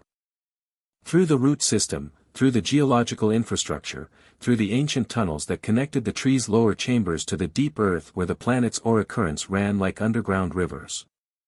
He'd been down there for days, maybe weeks, hiding in the darkness beneath the mountain, shielding himself with entropy's own energy, burrowed into the space between the seal and the stone like a parasite in a host, waiting for the moment when Ash would be committed to the channeling and unable to withdraw. The timing was surgical. At 4 hours into a 6-hour process, Ash couldn't stop. The new seal was at 70%, past the threshold where it would hold temporarily, but not yet at the 90% mark for true stability. If he dropped the channeling now, the partially formed seal would collapse inward, the transition would fail, and Aaron's dying infrastructure, now barely functional, having already surrendered most of its burden to the new architecture, would be all that stood between the world and dissolution. And it wouldn't hold. Not anymore. The old seal was spent. Tobias knew this. He was counting on it. He's coming, Ash said through gritted teeth. His body was a pillar of blue fire, his arms extended, palms pressed against the crystal network's primary conduit. The power flowing through him was beyond measurement, beyond anything that had ever been channeled through a human body. Only the bond with Cynthia kept it from tearing him apart. Cynthia felt the approaching void through their connection. Her face went hard. How long until he reaches the chamber? Minutes. He's moving fast. Can you fight and channel simultaneously? No. The admission cost him. The channeling requires everything I have. If I divert power to combat, the seal formation stalls. At our current rate, 70% won't survive the convergence peak. Then you don't fight. Cynthia's voice was steel. You channel. I fight. Cynthia, he's carrying entropy itself, and I'm carrying the seventh anchor. She stepped away from him. The gold aura around her hands flared, brighter than he'd ever seen it. The bond doesn't require physical contact. We proved that at Spear Pillar. I can maintain the resonance from across the room. He'll kill you. He'll try. She looked at him. The expression on her face was one he'd never seen before, not the champion's mask, not the researcher's focus, not even the vulnerability she'd shown him in private moments. This was something else entirely. This was a woman who had spent her entire life being the strongest person in every room, who had watched a man she loved shoulder the weight of the world, and who had decided, calmly, completely, with the full force of her considerable intellect and her newly forged power, that it was her turn to carry something. Trust me, she said. I trust you more than anyone alive. Then keep channeling. Build the seal. I'll handle Tobias. She turned away from him and faced the chamber entrance. Garchomp materialized at her side. The dragon had been healed since the Spear Pillar attack, and it radiated a cold fury that matched its trainers. Lucario, Ash's Lucario, moved to flank her, responding to the bond's imperative, protect the anchor. Ash kept channeling. The power flowed. The seal grew. And Cynthia Sharona walked toward the darkness. Tobias emerged from the lower tunnels like a nightmare-given form. The void surrounded him, not hidden, not shielded, fully manifested. Reality distorted in his wake, the crystal walls cracking and going dark where his shadow touched them, the light dying in concentric rings as though the darkness was eating the room from the edges inward. The three umbral spirits that had opposed Ash separately were now unified within him, Marin's ideology, Kale's precision, the infiltrator's subtlety, all merged with entropy's cosmic weight into a single, terrible presence that filled the corridor like smoke fills a room. He was taller than before. Thinner. The human body was failing under the strain of containing so much, dark veins visible on his face and hands, the skin translucent as parchment, his void-black eyes sunken into hollows that looked carved from ancient stone. The charming visitor was gone entirely. What walked toward them was something closer to a natural disaster wearing a suit, the human shape incidental, the power fundamental. But the power was immense. It filled the tunnel behind him in a wave of anti-aura that consumed the crystal's glow and left dead stone in its wake. The temperature dropped. The air thickened. Lucario growled, a deep, sustained rumble that vibrated through the floor. Guardian, Tobias said, and his voice was legion, his own, three umbral spirits, and the subsonic rumble of entropy itself, all speaking in chorus, the sound layered and discordant, like hearing a conversation in four languages simultaneously. You've built something beautiful. Let me show you how it breaks. He raised his hand. Cynthia hit him with Garchomp before the gesture was complete. The dragon came in fast and low, a dragon rush that connected with Tobias's midsection with the full force of a land shark moving at combat speed. The impact drove him backward through the tunnel entrance and into the outer corridor, his body leaving a trail of extinguished crystal in its wake. The shockwave rattled through the tree's structure, a discordant note in the seal's forming harmony that Ash compensated for with a pulse of stabilizing energy. Tobias caught himself. The void absorbed the kinetic energy, Every joule of Garchomp's considerable force, consumed and dispersed, and he was standing before the dragon could follow up. Not even winded. He looked at Cynthia with something that might have been surprise, had his face still been capable of fully human expressions. "The champion," he said. "Not the guardian. The guardian is busy." Cynthia's voice was calm. Professional. The voice she used when addressing league assemblies, delivering tournament verdicts, or informing particularly foolish challengers that they had precisely one opportunity to reconsider before she stopped being diplomatic. "You're dealing with me. You're not an aura guardian. You're a resonance catalyst with 3 weeks of training and a Pokemon that I've already defeated once. You ambushed Garchomp from behind with a prison technique while its trainer was blindsided at Spear Pillar. That's not defeating. That's cheating." She raised her hand. Gold aura gathered at her fingertips, not an attack, not yet, but a declaration of intent. "Try it honestly. Face to face. My dragon, you're void. Let's see what happens." Tobias studied her. Behind the void black eyes, calculations ran, the combined strategic intelligence of 3 umbral spirits and a primordial force, assessing threat levels, analyzing weaknesses, planning 17 angles of attack simultaneously while weighing the cost of each against the diminishing time before the seal reached completion. Then he smiled.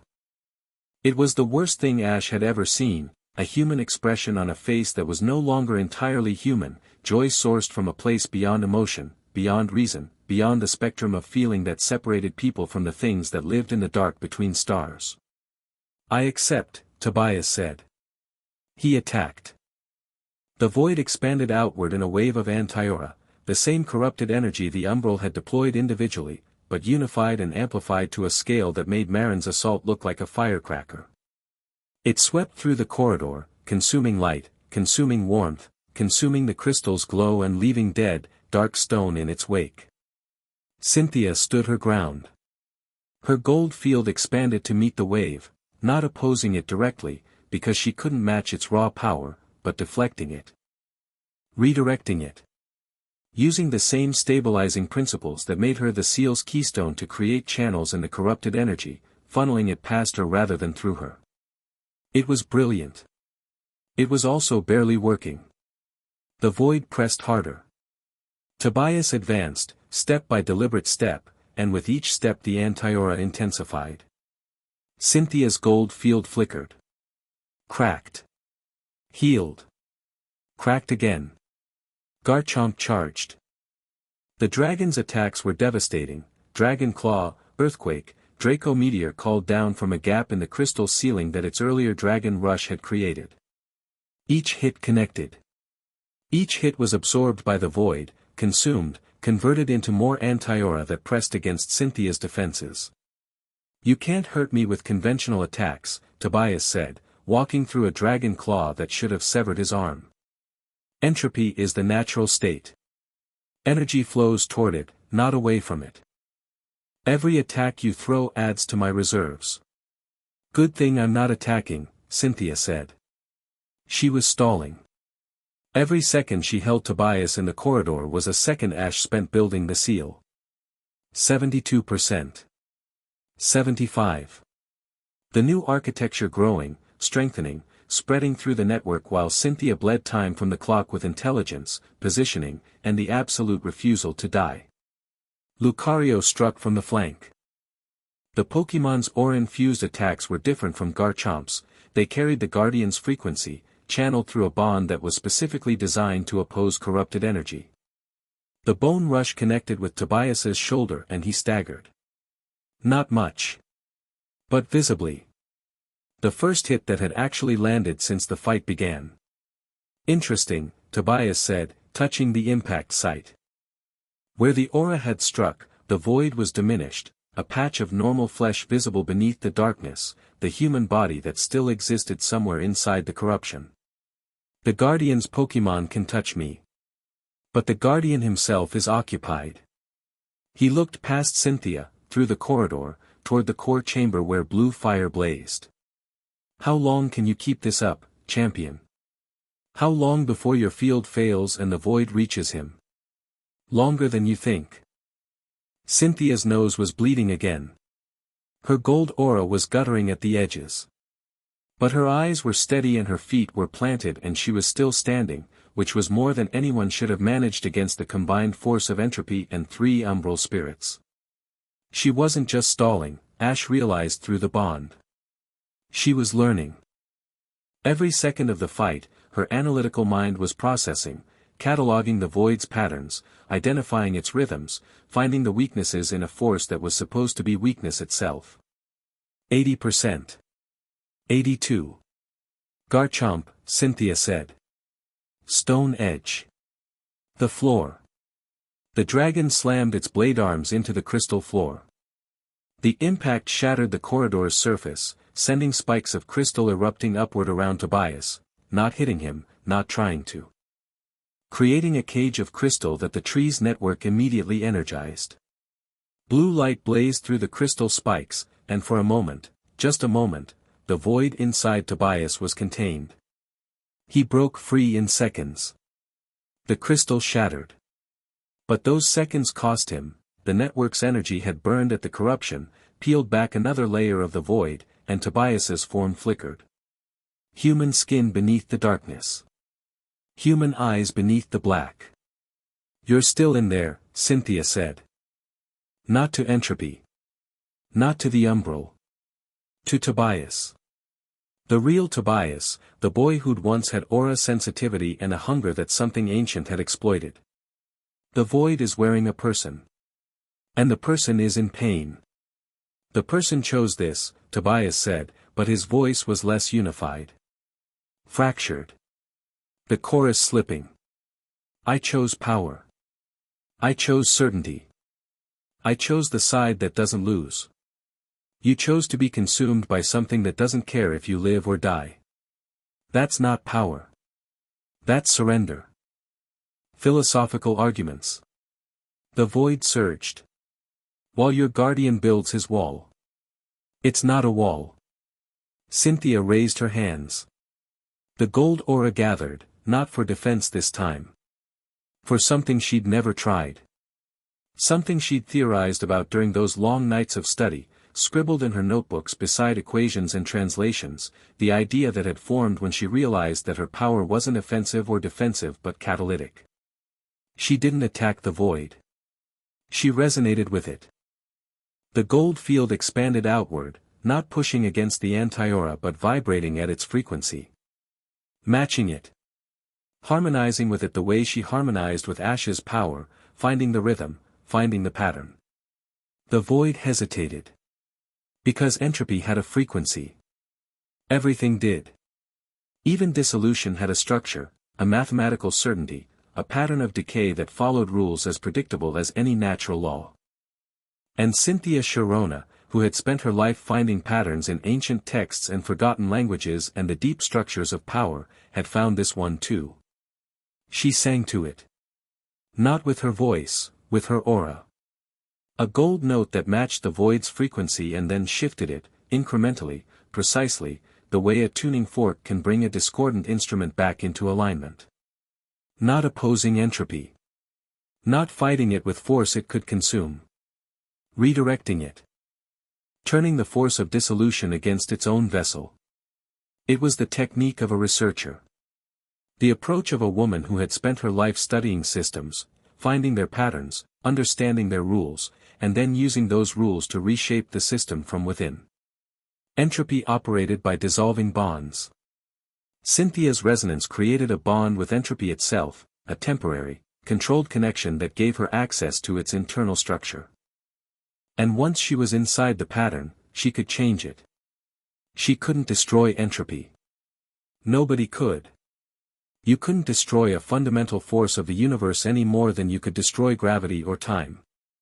But you could redirect it. Channel it. Turn its energy toward a purpose it wasn't designed for.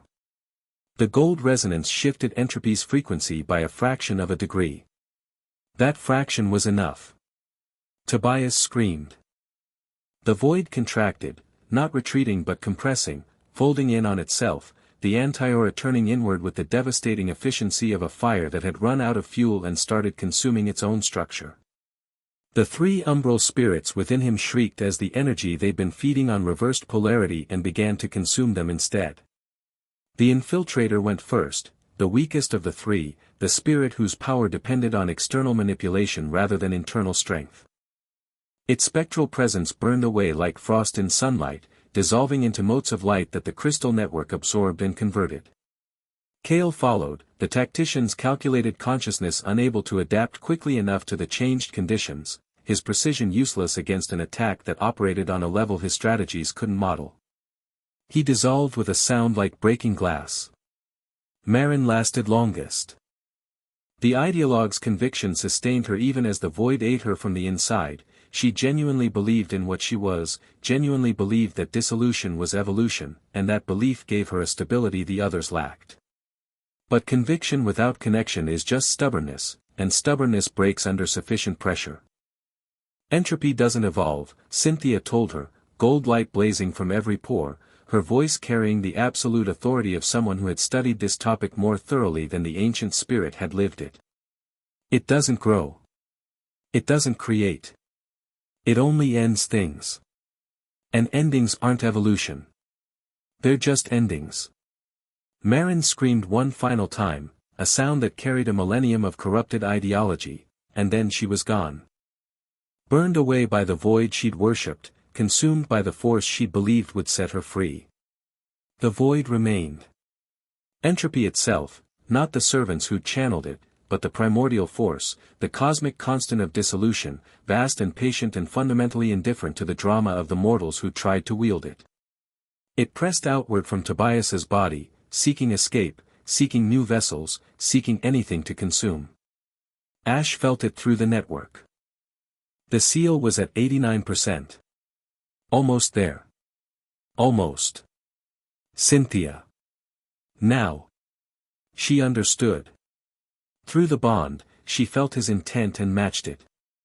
Her gold resonance pivoted, from harmonic disruption to channeling, the same technique she used to stabilize Ash's output but reversed.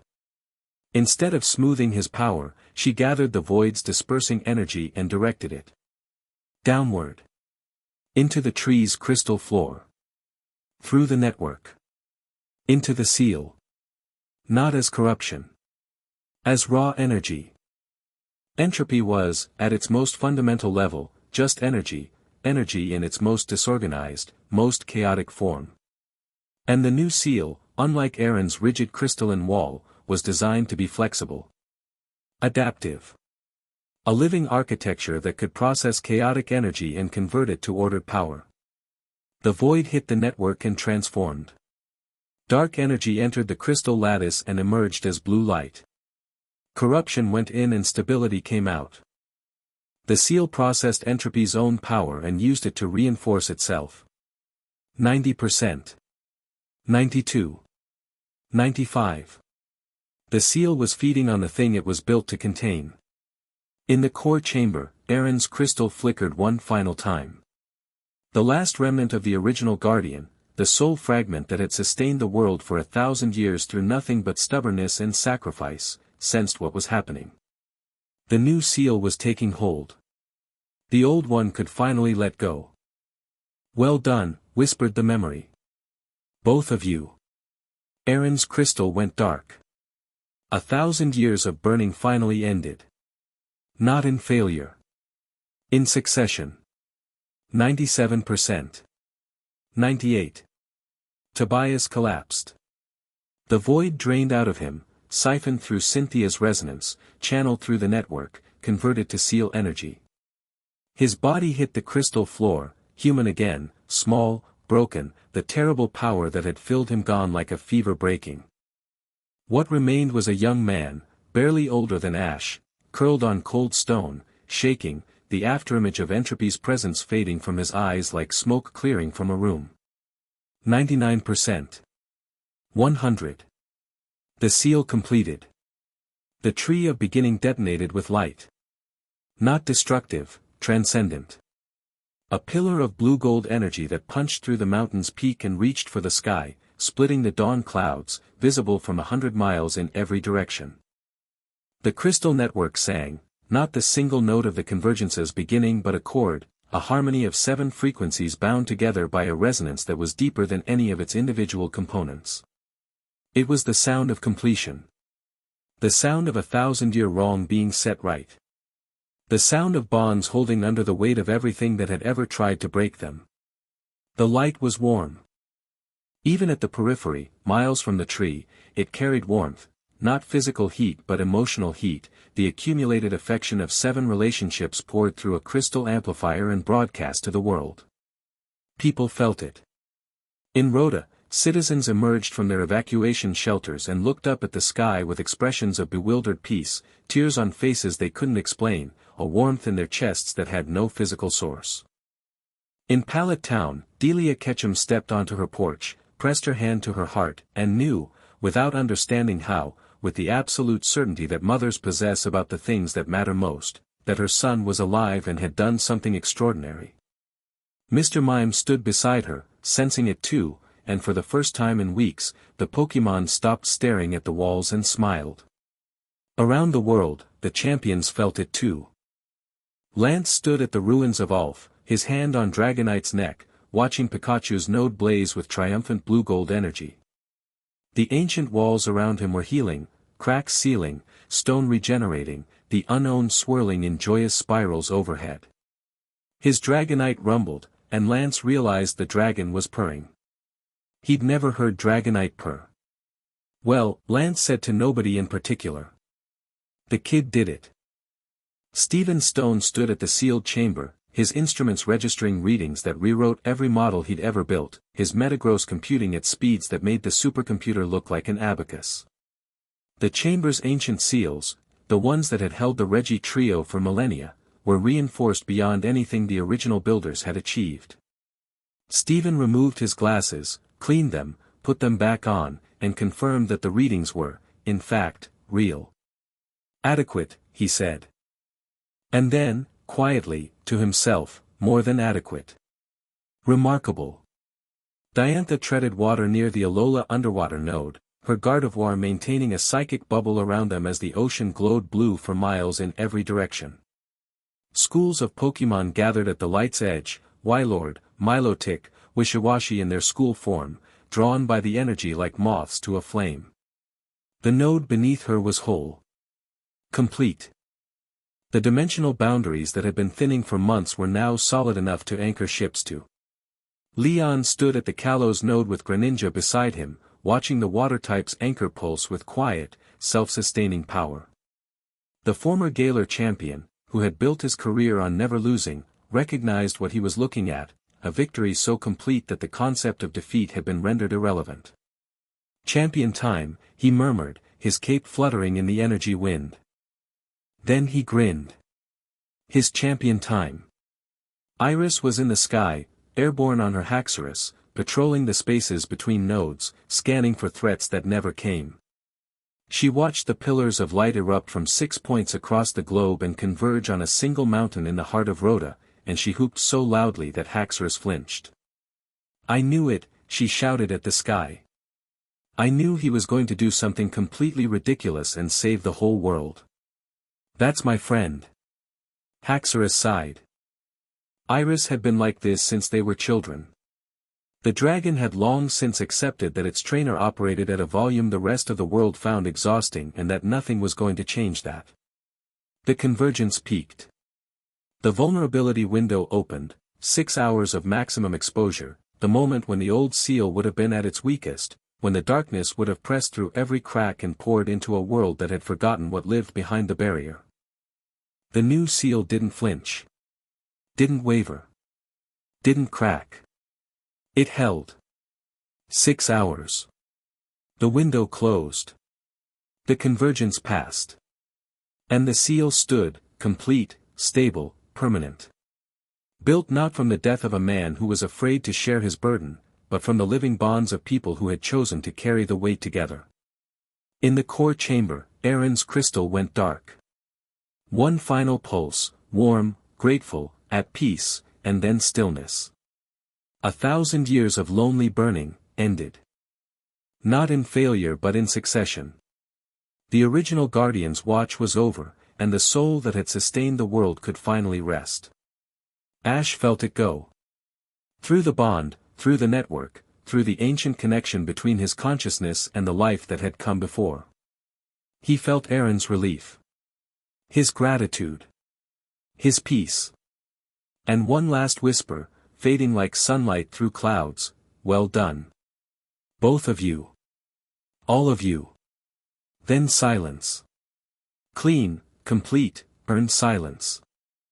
In the crystal corridor of the Tree of Beginning, Ash Ketchum fell to his knees. The channeling was done. The power that had been flowing through him for 6 hours, an amount of aura that would have killed any previous Guardian in minutes, that had exceeded every theoretical model Cynthia had built, that had burned through his body with the intensity of a star compressed into a human frame, drained away like water from a broken vessel. His body was exhausted beyond anything he'd ever experienced. Beyond the Sinnoh League. Beyond the Kalos crisis. Beyond every battle, every loss, every moment where he'd pushed past his limits and found more to give. There was nothing left. His aura channels were raw, scorched, depleted to a level the healers would later describe as functionally dormant. His muscles shook with a tremor that wouldn't stop. His vision blurred, doubled, refocused, blurred again. But he was alive. That fact, that improbable, unreasonable, stubbornly persistent fact, was the only thing that mattered. Cynthia was beside him instantly. She was in no better shape. Her gold field had guttered out completely, her nose still bleeding freely, her hands trembling with the particular exhaustion of someone who had pushed a 3-week-old aura system to do the work of a decade-trained one and paid the price in every cell of her body. Her face was pale. Her knees hit the stone beside his with a crack that made him wince in sympathy. But she was there. On the floor in front of him, hands on his face, her thumbs tracing his cheekbones, her eyes searching his with an intensity that bypassed vision entirely and went straight to the soul. She was looking for the thing she needed to confirm before she could allow herself to feel anything else: relief, joy, exhaustion, love, the 1,000 emotions that had been held in check for 6 hours of sustained crisis. "Did it work?" she asked. Her voice was raw. Hoarse. The voice of a woman who had been shouting at a primordial force while simultaneously managing the energy flow of a planetary defense system, and whose throat had opinions about this. Ash reached for the network. It took effort, his aura channels protested, the depleted pathways resisting even the lightest touch, every nerve ending in his spiritual body complaining loudly about the abuse it had endured, but the connection was there. Vast. Humming. Complete. More than complete, it was growing, the living architecture of the new seal already beginning to mature, the bonds between its anchor points deepening with every moment of sustained connection. 7 nodes. 7 anchors. A seal that pulsed with the combined heartbeat of everything he loved and everything worth protecting. He could feel each bond individually: Pikachu's electric warmth, Lucario's deep blue steadiness, Charizard's fierce heat, Jengar's spectral mischief, Sceptile's rooted calm, Greninja's fluid grace.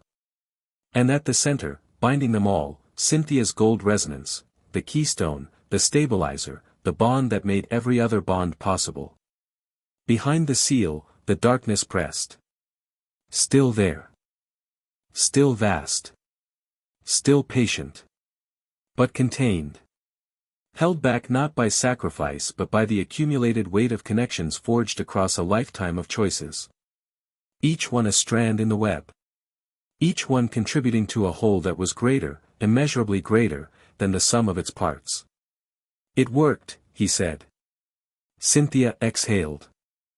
It was the longest breath he'd ever heard, weeks of tension, of fear, of sleepless nights and impossible choices and the constant, grinding awareness that any misstep could end the world, all of it released in a single, shuddering exhalation. Then she kissed him. Not the soft, tentative kiss from the core chamber weeks ago. Not the confident reunion kiss of 3 days past. This was the kiss of someone who had just helped save the world and was done being careful about any of it, done being measured, done being strategic, done filtering every emotion through the analytical framework that had been her armor since childhood. It was fierce and messy and tasted like blood and tears and copper and ozone and victory, and it carried with it every feeling she'd held in check during 6 hours of sustained crisis, the fear, the determination, the bone-deep exhaustion, and underneath it all, the love that had powered the seventh anchor and held the seal together when everything else threatened to break. It was the best thing Ash had ever felt in either of his lives. When they broke apart, Lucario was sitting nearby with the patient dignity of a Pokémon that had waited a very long time for its guardian to figure this out and was quietly satisfied with the result. Through the bond, Pikachu, somewhere across a continent at the ruins of Ulf, sent a pulse of smug satisfaction that transcended language, species, and the fundamental laws of physics. Tobias, Ash said, remembering. They found him in the corridor. Still on the floor. Still human. His eyes were open, gray now, not black, the void completely drained, and they were wet. He stared at the crystal ceiling with the expression of someone waking from a dream they couldn't entirely remember but knew had been terrible. It's gone, Tobias whispered. The voice. The hunger. It's all gone. Ash knelt beside him. Extended his aura senses. The man's signature was there, weak, damaged, but present. Human. No trace of the void, no residual umbral corruption. Just a young man with minor aura sensitivity and the hollow, bruised feeling of someone who had been possessed by something vast and was now very, very alone. How long? Tobias asked. How long what? How long was I in there? Since. He closed his eyes. Since I was really me. Ash didn't know. Aaron's memories offered no guidance. The unchained who had been consumed by external forces rarely came back. The fact that Tobias was conscious and coherent was itself remarkable. It doesn't matter, Ash said. You're here now. I tried to destroy everything you built. You were carrying something that destroys everything. That's different. He offered his hand. The seal is complete. The umbral are gone. Entropy is contained. Whatever comes next, whatever you did while the void was in charge, we deal with it after. Tobias stared at the offered hand. The hunger that had defined him, that deep, gravitational wanting that Ash had sensed from the first handshake, was gone. What remained was something smaller, more fragile, more human. Need. The simple, achingly ordinary need to be seen as a person rather than a vessel. He took Ash's hand. Ash pulled him upright. Tobias swayed, his legs barely held him, the aftermath of possession leaving his body as damaged as a house that had survived a hurricane. Cynthia watched from the corridor, her expression unreadable, her gold field still flickering faintly around her hands. She didn't approach, but she didn't object. The bond carried her assessment to Ash. He's not a threat anymore. He's barely alive. Riley, Ash called. His voice echoed through the crystal corridors. Riley appeared within seconds, his Lucario at his heels. He took one look at Tobias, the gray eyes, the human frailty, the complete absence of the void, and his expression shifted from combat readiness to something gentler. Riley had been an aura sensitive his entire life. He knew what it meant to carry something in your bones that was bigger than you. I'll take him, Riley said. The infirmary. Medical first, then we talk. Tobias let himself be led away. At the corridor's turn, he stopped. Looked back at Ash with those gray, hollow, devastated eyes. Thank you, he said. For not killing me. Don't thank me yet. You still have to answer for what happened while the void was in charge. I know. A pause. I'll answer for all of it. Every piece. He disappeared around the corner, Riley's arm steadying him. Cynthia watched him go, and Ash felt through the bond the complex tangle of emotions she was processing, fury for what he'd done, pity for what had been done to him, and the particular ache of a woman who understood, now that she had aura sensitivity herself, just how easily the power could be twisted into something terrible. He was a kid when entropy found him, she said quietly. I know. That doesn't excuse what he did. It doesn't. But it explains it. And right now, explanation is enough. She turned to him. They stood in the corridor, exhausted, bloodied, their aura fields barely flickering, and for a moment neither of them spoke. The weight of what they'd accomplished was too large for words. They had rebuilt the architecture of reality. They had faced a primordial force and beaten it not with superior power but with superior connection. They had done the thing that Aaron had been too afraid to attempt and Elena had begged him to try. We should probably sit down, Cynthia said. They sat. Right there in the corridor, backs against the crystal wall, shoulders touching, legs stretched out on the cold stone floor. It was undignified. It was uncomfortable. It was the single most peaceful moment of Ash's life. Lucario sat beside them. The Pokémon leaned against Ash's other side, its warmth a constant, and the three of them sat in the fading glow of the crystal network and breathed. The world didn't end. In the days that followed the convergence, the evidence accumulated with the steady certainty of a tide coming in, the seal was holding. The crystal network hummed with stable, self-sustaining energy. The compromised nodes rebuilt themselves, crystal growing over fractures, aura filling gaps, the living architecture of the new seal performing exactly as Cynthia's models had predicted. Reports flooded in from around the globe. The anomalous Pokémon behavior that had been escalating for months subsided overnight. The dimensional instability near the nodes vanished. Seismic activity in Hoenn returned to baseline. The ocean currents near Seafolk Village normalized. And the unknown at the ruins of Ulf, which had been spelling increasingly desperate warnings in a dead language for weeks, settled into gentle spiraling patterns that the research team eventually translated as a single word repeated endlessly in the ancient Guardian script, safe. Lance called within hours. Every sensor we have is showing green. The League Intelligence Division is calling it the most significant paranormal event in recorded history, and they're arguing about whether to classify it or publish it. A pause.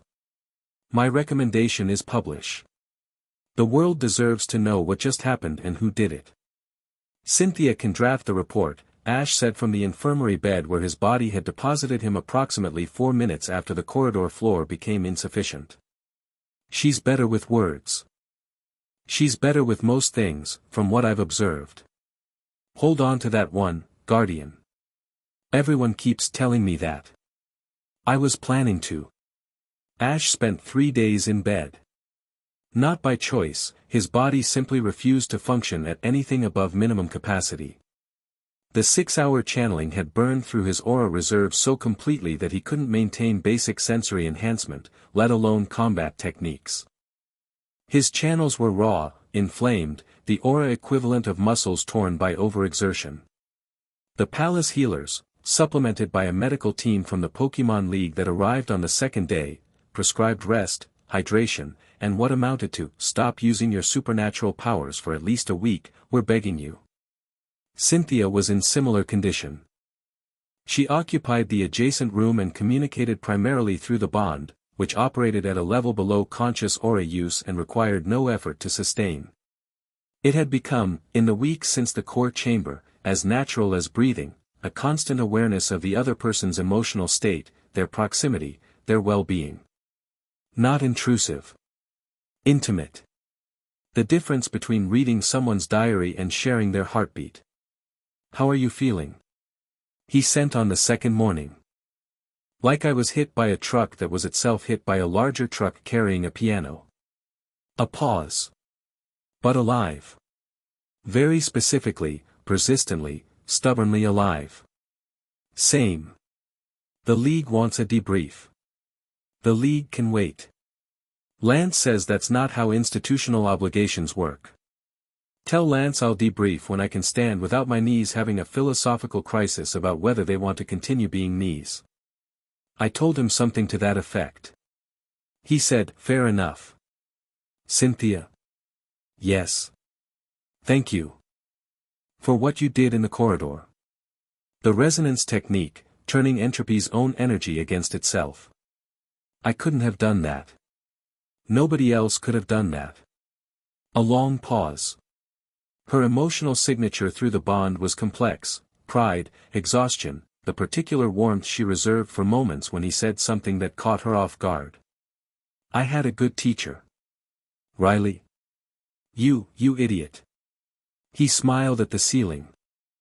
The bond hummed between them, warm and steady, and even the aching exhaustion couldn't diminish the simple happiness of knowing she was on the other side of a wall, alive, recovering, and still willing to call him an idiot with affection. Pikachu arrived on the third day, carried by a league courier Pidgeot from the ruins of Ulf. The mouse had been released from his node duties, the seal was self-sustaining now, the anchors embedded rather than actively channeling, and had apparently spent the entire return flight vibrating with the frantic need to physically confirm his trainer was alive. He burst into the infirmary room like a yellow bolt of lightning, leaped onto Ash's chest, and proceeded to inspect every inch of his trainer with the thoroughness of a combat medic performing battlefield triage. Ears, checked. Face, checked.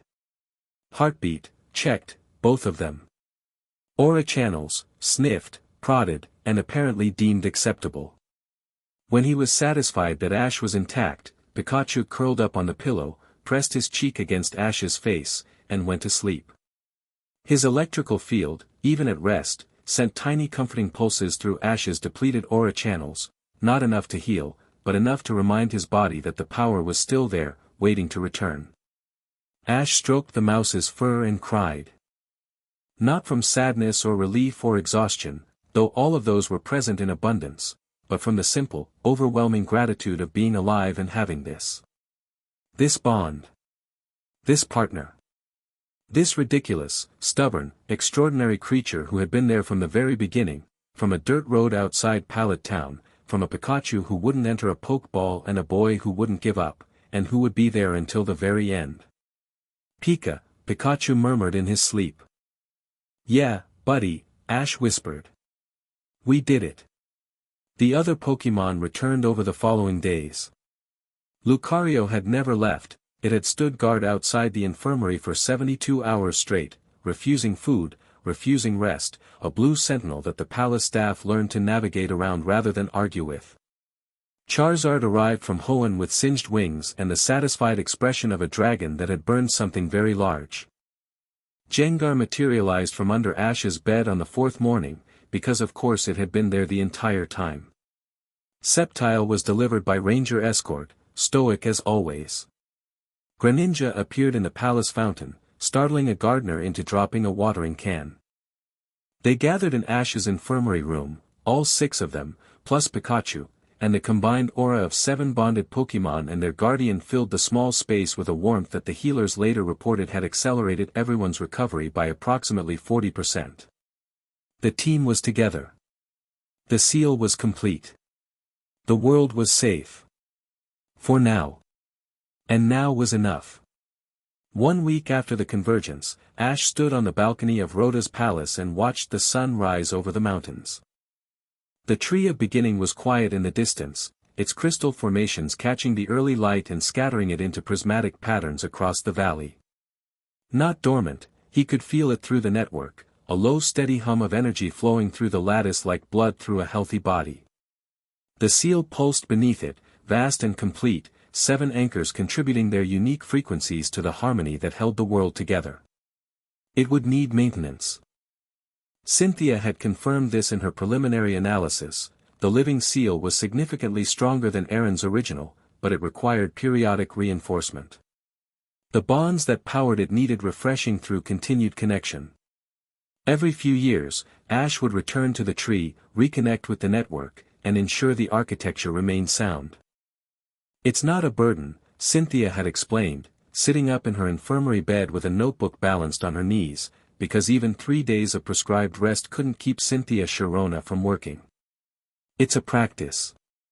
Like tending a garden. The seal grows with the bonds that sustain it, as long as the bonds deepen, the seal strengthens. It's a self-reinforcing system.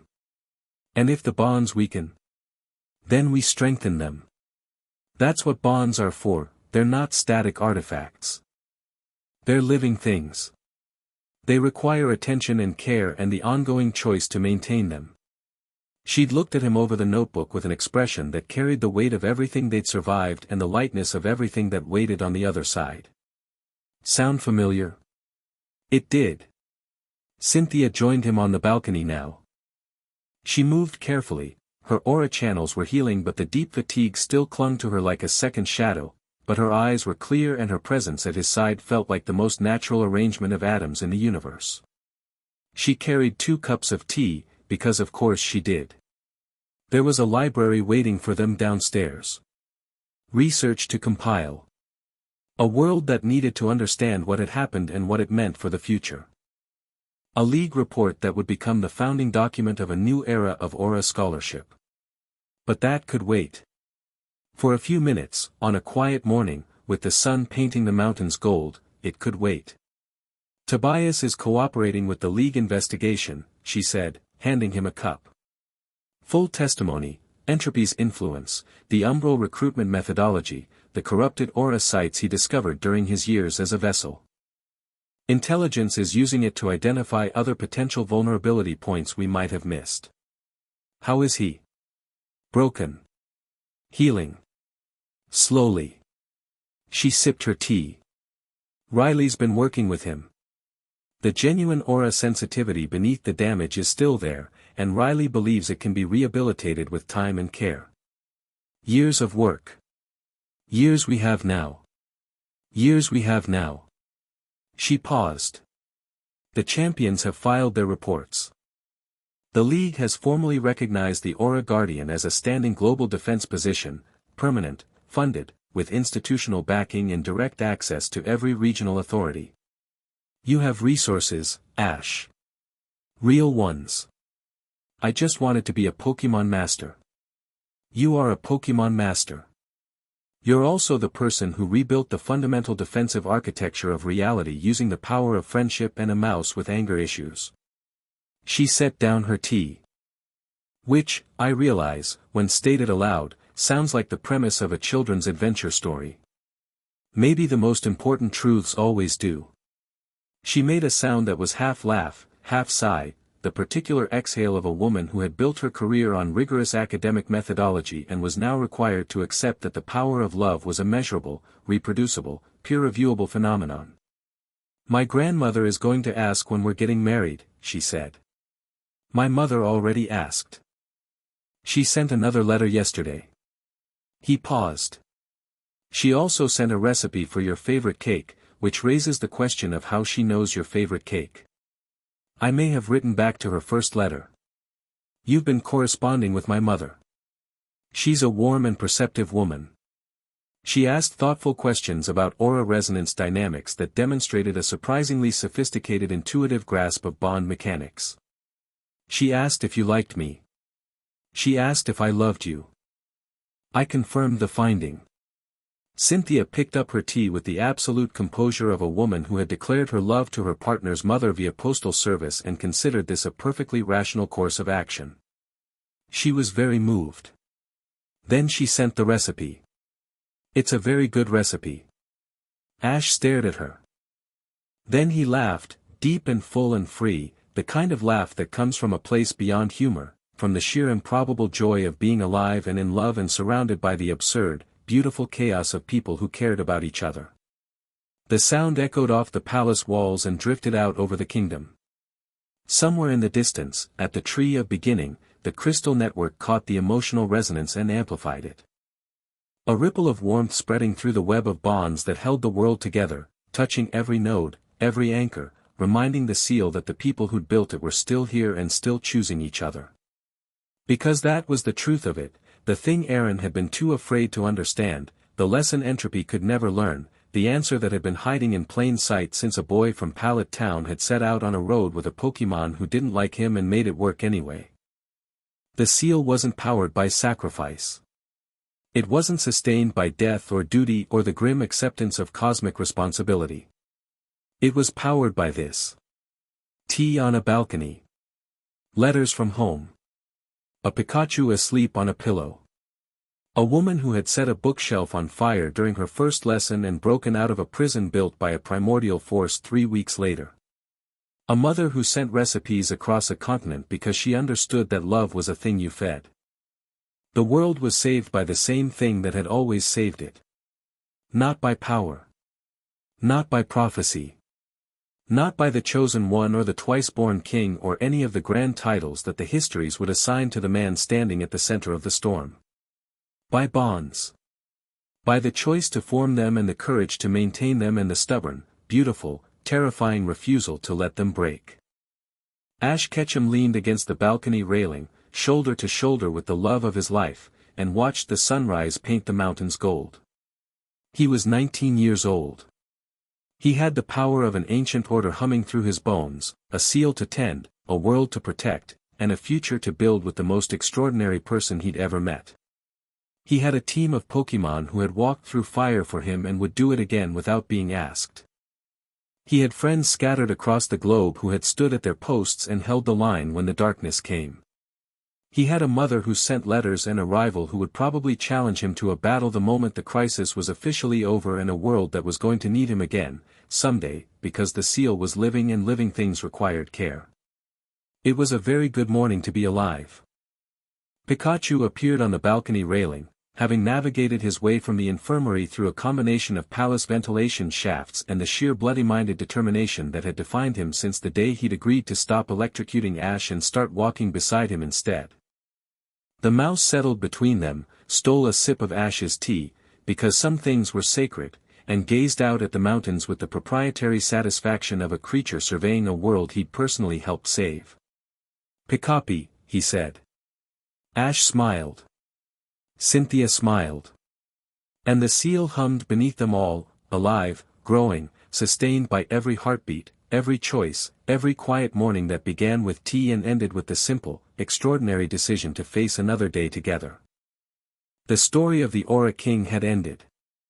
The story of Ash and Cynthia, of bonds tended and a world protected and a love that had been, in the end, the most powerful force either of them had ever wielded, was just beginning.